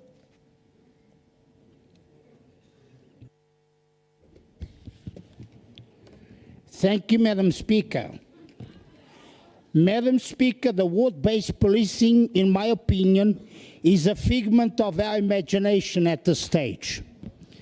It's an implementation that has been in place for several years, and yet it's still not fully operational, as it should be. Let me explain. Ward-based policing is a system that places GMPD officers in a ward daily with a vehicle. An officer's duty in the ward, in a perfect world, not in a trash city like Johannesburg, should be to stay in touch with the ward councillor, patrol the ward every day, deal with illegal trading that has overrun our wards, deal with illegal dumping that has overtaken our wards, deal with carcasses of vehicles parked on the pavements of our wards, deal with car dealerships that have taken over our pavements and turned our pavements into showrooms. Deal with car dealerships that have taken over our streets as parking spaces and causing traffic havoc. Deal with trucks and tour buses parked on our pavements, destroying council infrastructure. Dealing with window washers at our intersections and unauthorized civilian traffic controllers. Dealing with illegal structures, illegal signage. But you see, Madam Speaker, that is not happening. As you know yourself, as you travel home every day, you can clearly see what I just mentioned out in the open. My colleagues, my fellow ward councillors can also attest to that. Remember, Madam Speaker, when it comes to wards, we are all brothers and sisters in arms. Because we are all fighting the same battles, we are all facing the same challenges of no delivery. And we are all carrying the weight of our angry residents. So you see, Madam Speaker, here in Council, we have an opportunity to make it work, to make it right. How can we do that? First, we need the MMC to put himself in our shoes. When I say in our shoes, I say become a ward councillor in his mind so that he understands what I'm saying. Do not walk around with blinkers. The MMC must listen to ward councillors and he must trust them as they are the experts in their own wards. Hear what we are saying and act upon it. Don't get me wrong, Madam Speaker. I know that he also wants law and order in his city and in his term. The MMC must not take my comments as an insult to him. He must take them as a guideline for improvement. See, our Section 79 chairman is also a ward councillor. He will relate to what I am saying because he must deal with the same challenges himself. Another problem with this report is that it does not reflect service delivery per ward. That, Madam Speaker, must change. If we call it ward-based policing, it must be complemented with ward-based reporting. If that is not done, and if my colleagues do not get a chance to do oversight in their own wards, then the ward-based policing only exists on paper. Madam Speaker, the IIOC speaks about the use of drones to improve aerial surveillance. That should have been one of the smart initiatives right from the beginning when the city embarked on the establishment of the IIOC. Today, 7 years down the line, we are still speaking about it in reports, although there was a need for this since day one. The implementation of pilot projects for the use of body cameras and vehicle dash cameras. It boggles me that we are still only talking about the pilot project where there is clearly a need for this camera. not only to stop JMPD corruption from taking place, but also to help protect JMPD officers' lives, to record incidents to be used in criminal courts, to help bring justice to our people, to help serve and protect our citizens, and to help regain some control over the crime that has overridden our city. Madam Speaker, when it comes to law enforcement, no expense should be spared. If it's going to help save lives, one can never, ever put a price on a human life. So instead of having a pie-in-the-sky reports, let's embrace technology. And let us make sure that the IIOC is fully operational. Let's partner with private organizations like security companies that already have the infrastructure in place to link up with the IIOC and extend safety of residents across the city. And Madam Speaker, a little bit about bylaw enforcement. The failures of JMPD are quite evident in regards to the subject. Let me use one clear example. Political posters going up across the city. The law says that outdoor advertising bylaws of 2009, section 28(1)(b) stipulates that the election political poster might not exceed 900 millimeters in height, 600 millimeters in width, or be less than 600 millimeters in height and 450 millimeters in width. Madam Speaker, to me it looks like there are exceptions across the city. It is maybe because the EFF is leading the ANC by the nose. Is it because the MMC for Public Safety happens to think that his party is above the law and can do whatever they like with no repercussions? You see, Madam Speaker, can you take your seat, and please? for the Councillor De Rocha, can I you was please take really your, heating up here. Please take your seat. Councillor Mbengwa. No, Speaker, I wanted you to assist the speaker there. He's bleeding, man, on the face there on top. When he's speaking, he's bleeding here on top. Councillor. Councillor Spetlele, is your hand up? Councillor Spetlele, is your hand up? Okay. But I've just addressed. Thank you very much, Speaker. What is your problem? Hi, Bo. Thank you very much, Speaker. I can hear we are being invited to this respond here. You can see where we are, but we are not pulling anyone by the nose. Thank you, Councillor. If that is the war which is coming for us. Thank you, Councillor.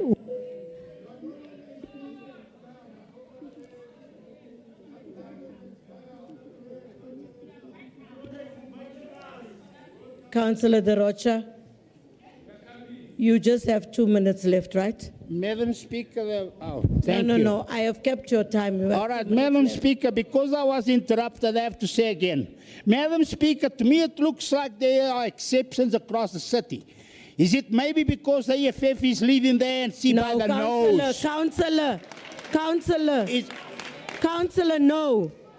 No. My speech, Madam Speaker. No, Councillor, no. Why are you Stick to stopping the me? item. You're taking my time away from me. Stick to the item, Councillor. This is the item.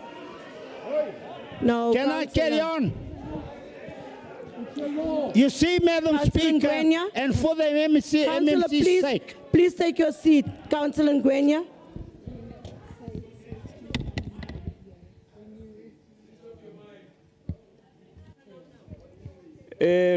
Thank you, Speaker. I think based on principle that we've been told here, and the emphasis that has been coming from the other side was that we speak to the item. I do not remember at what stage, Speaker, where EFF is on lead. So there's a government of local unity here. Can you please speak to the item that has been spoken to? Thank you, if the Councillor. Speaker wants us, we'll Thank come you, that side. Councillor. We were not Thank scared. you. We'll Thank come you, that side and Councillor. address him accordingly. Councillor De Rocha. Madam Speaker, I hope I've got my 2 minutes. I'm calling your name. I'm just calling your name because I'm addressing you. Earlier on, We had a whole debate for almost 30 minutes, talking about people having to stick to. No, Councillor De Gama. Councillor De Gama. No, Councillor De Gama. Councillor De Gama. Councillor De Gama. Councillor De Gama. Councillor De Gama. If I wanted to talk exactly on what he's talking, I would have also, if I had the privilege, I would also have spoken about posters and their sizes and all those things. Councillor De Rocha, please, you were asked to stick to your item. You are not, earlier on it was said there was insults, which I did not hear. Currently now you are pulling the EFF and the ANC into your discussion. Can we take that away, please? Can we not do that? We had that issue earlier on. You can continue with your item, with your debate. No, councillors, we are not going to do what we are doing. No, we are not. What is good for the one side is good for the other side. No, I'm not abusing you. I'm not. Councillor De Rocha, can you carry on with your speech? Madam Speaker, I am speaking on the bylaws. That is part of the item. You cannot stop me from talking about my item. All right, Madam Speaker. You see, Madam Speaker, and for the MMC's sake, if you're a good leader, lead by example, because the EFF are putting up banners clearly against the current bylaws unpunished. Madam Speaker. Just hold on, Councillor De Rocha, hold on. Councillor Nyameni, can you take your seat, please? And Franz, can you move away? Councillor De Rocha, I've stopped the clock for you. You have your 1 minute and 30 seconds, okay? Thank you, Madam Speaker. I will not mention the nose again. But, Madam Speaker, on the subject, I recommend that in this chamber, the MMC put its job duties before party loyalties when it comes to uploading the bylaws without fear or favor. Thank you, Madam Speaker. Thank you, Councillor De Rocha. Councillor Zita. Councillor Ngwenya is seated already. No. Councillor Zita from the EFF. Thank you very much, Speaker. Greetings to the EFF party leader, Councillor Bapela Rasuruti, EFF councillors. Speaker, let me just say this to Councillor De Rocha. Councillor, can we not do that? Can we not do that? Can you carry on with your speech, please? Okay, Speaker, I just want to say that we're not the generation that his ancestors found when he came from Portugal here. So we're different, we're very different. What they did in Mozambique is not going to do it here in South Africa. Councillor Zita, can I ask you to stick what you are supposed to speak on? Can I ask that? Speaker, it's my time. It's my time. It's your time, but sit. Can you have a seat? I have a hand in the front. No problem. Please, Councillor. Yes, you can carry on. I've recognized you. Madam Speaker, I'd like to rise on Rule 149. 149. Councillors on my right, please. And I'd like to just raise the issue of the contempt that Councillor Zita has just shown in council. The fact that she is addressing the councillor when she's supposed to be raising this issue through you, she should be addressing the council, you as the speaker, first of all.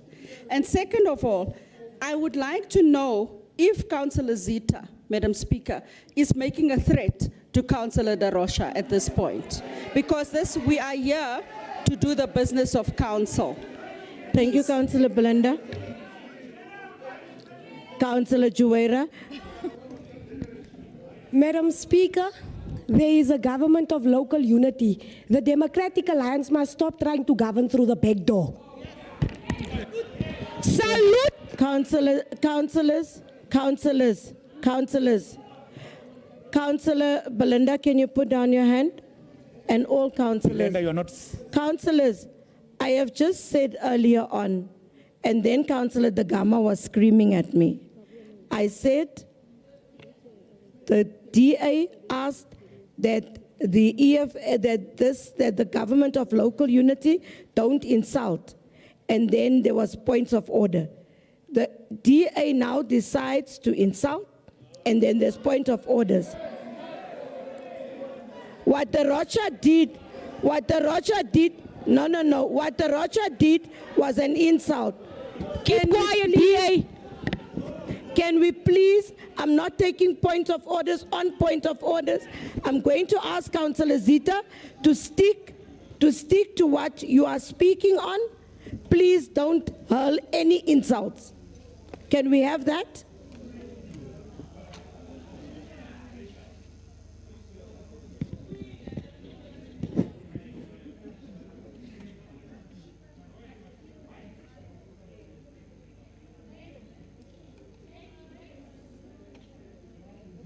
Councillor Zita, I'm not sure whose mic is on. Thank you. Councillor Masetla. Thank you very much again, Speaker. Speaker, on that note, EFF, we do note the report and approve the recommendations. Thank you, Councillor Zita. Thank you. Councillor Mota.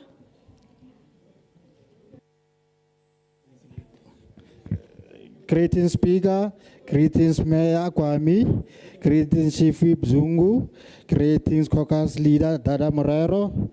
Greetings, all councillors. Greetings, resident of City of Johannesburg. ANC loves you.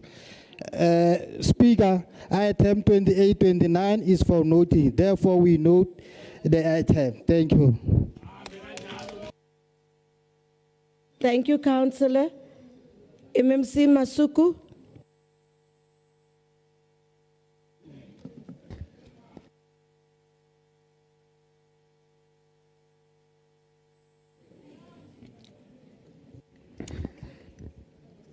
Thank you, Madam Speaker. Khululeka nyembe singabakho nyembe. Ungakhali mntakama. Indeed, Speaker, the issues raised by councillors are quite critical, and yes, more still needs to be done as it relates to safety, particularly on issues of vandalism. Can you have a seat, please, MMC? Councillor Belinda. Madam Speaker, it's not a point of order. It's just a point to commend the leader of executive business for standing in for all these absentee MMCs today. As a woman. MMC Masuku.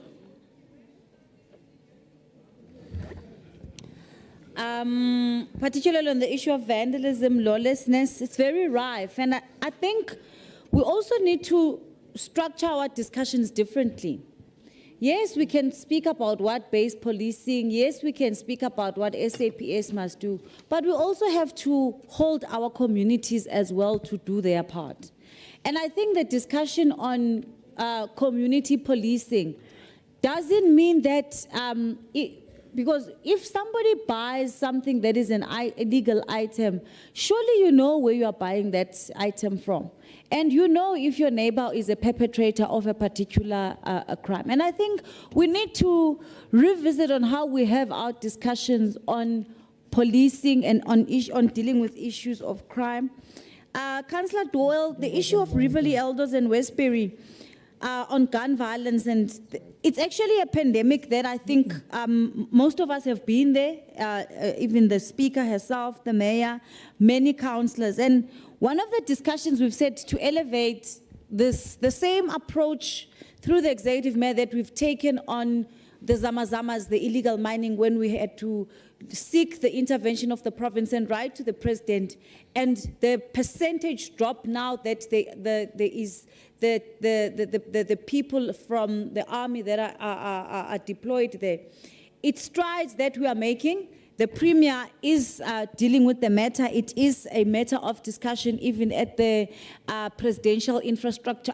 Presidential Coordinating Committee with various provinces to make sure that we deal with this issue. Safer communities are our strategic priority as the government of local unity.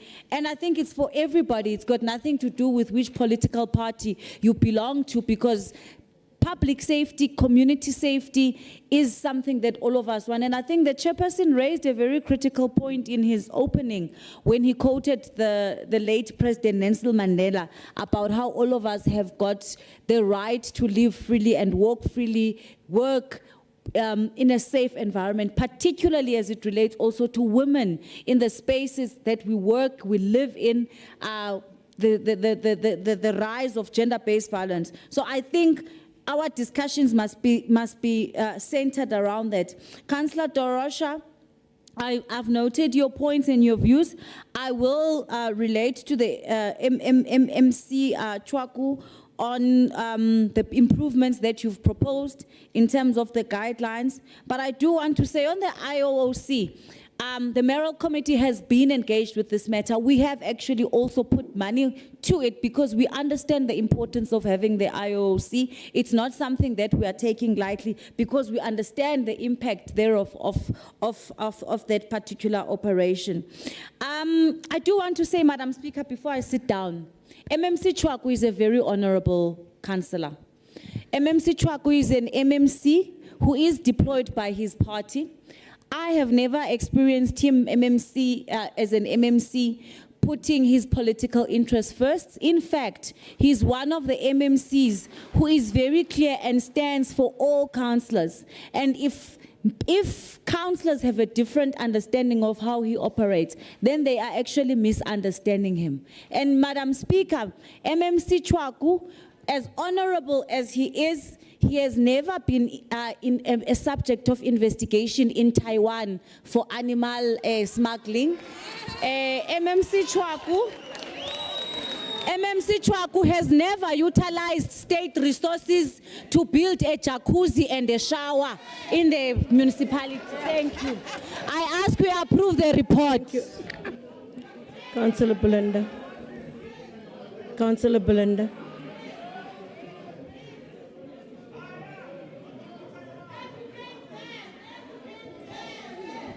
Madam Speaker, I know that you only recognize me after the MMC has finished speaking, but I would like to just say, I didn't hear the I MMC can't say, hear you. I didn't hear the MMC say allegations, because she's raising issues on record that has not gone to a court. So she must withdraw.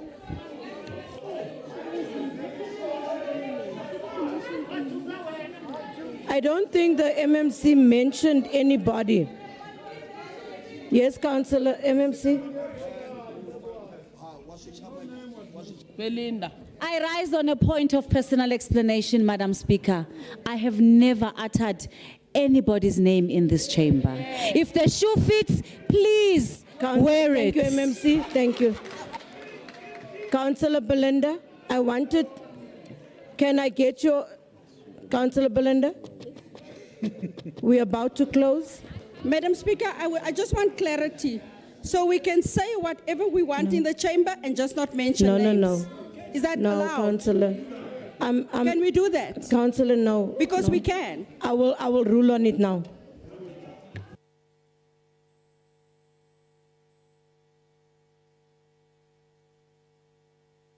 Councillors, Councillor, I'm advised that, are we all done now? I've been advised. Hypo, I want to respond.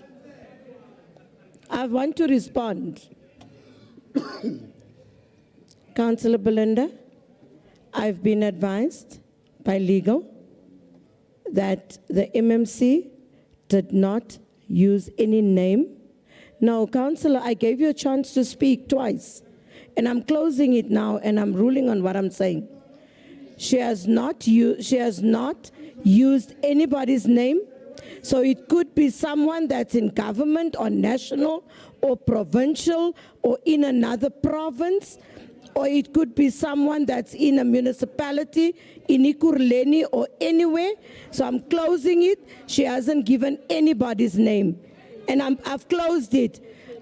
Chairperson Nkumbi, I've been advised on what I've said. I've been advised. The councillor at the back, can you put down your hand? Councillor Belinda, are you still going to debate with me? Okay, let's hear. Thank you, Madam Speaker. I just want to put it on record that you have just set a precedent that we can make allegations and not mention names I've in been this council advised. chamber.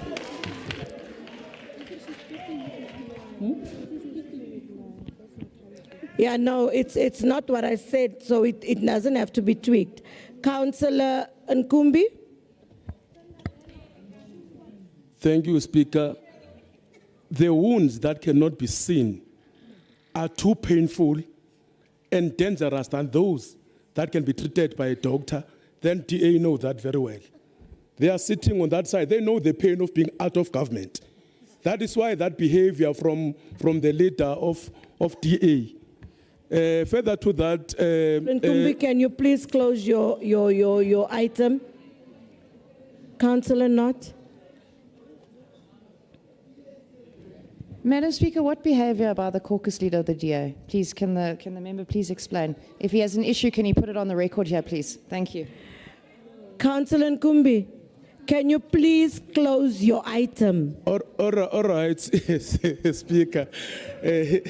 I will close, and nicely so, by saying we are requesting that item 28 and item 29 should be approved by this council. Then with regard to the leader of DA, we will meet out so that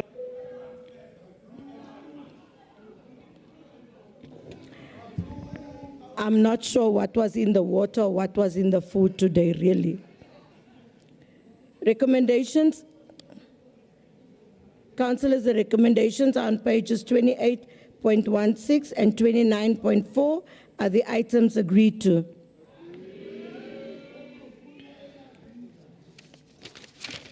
Don't read anything.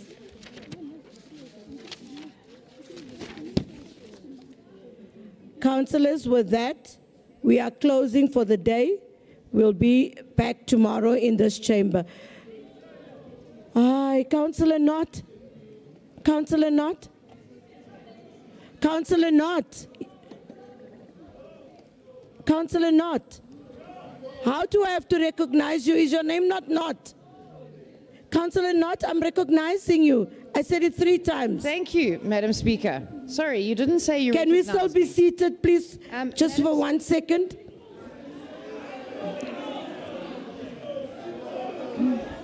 Councillor Knott, can you speak?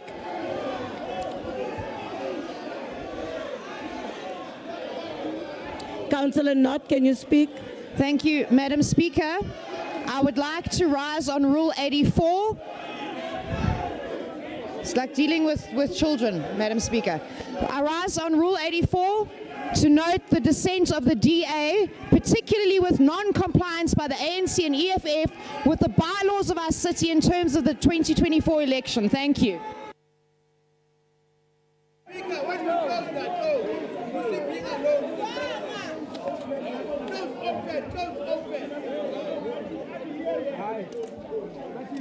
Speaker, not open doors, open doors. What's the problem? You must come to the EFF with this. Open doors, open doors.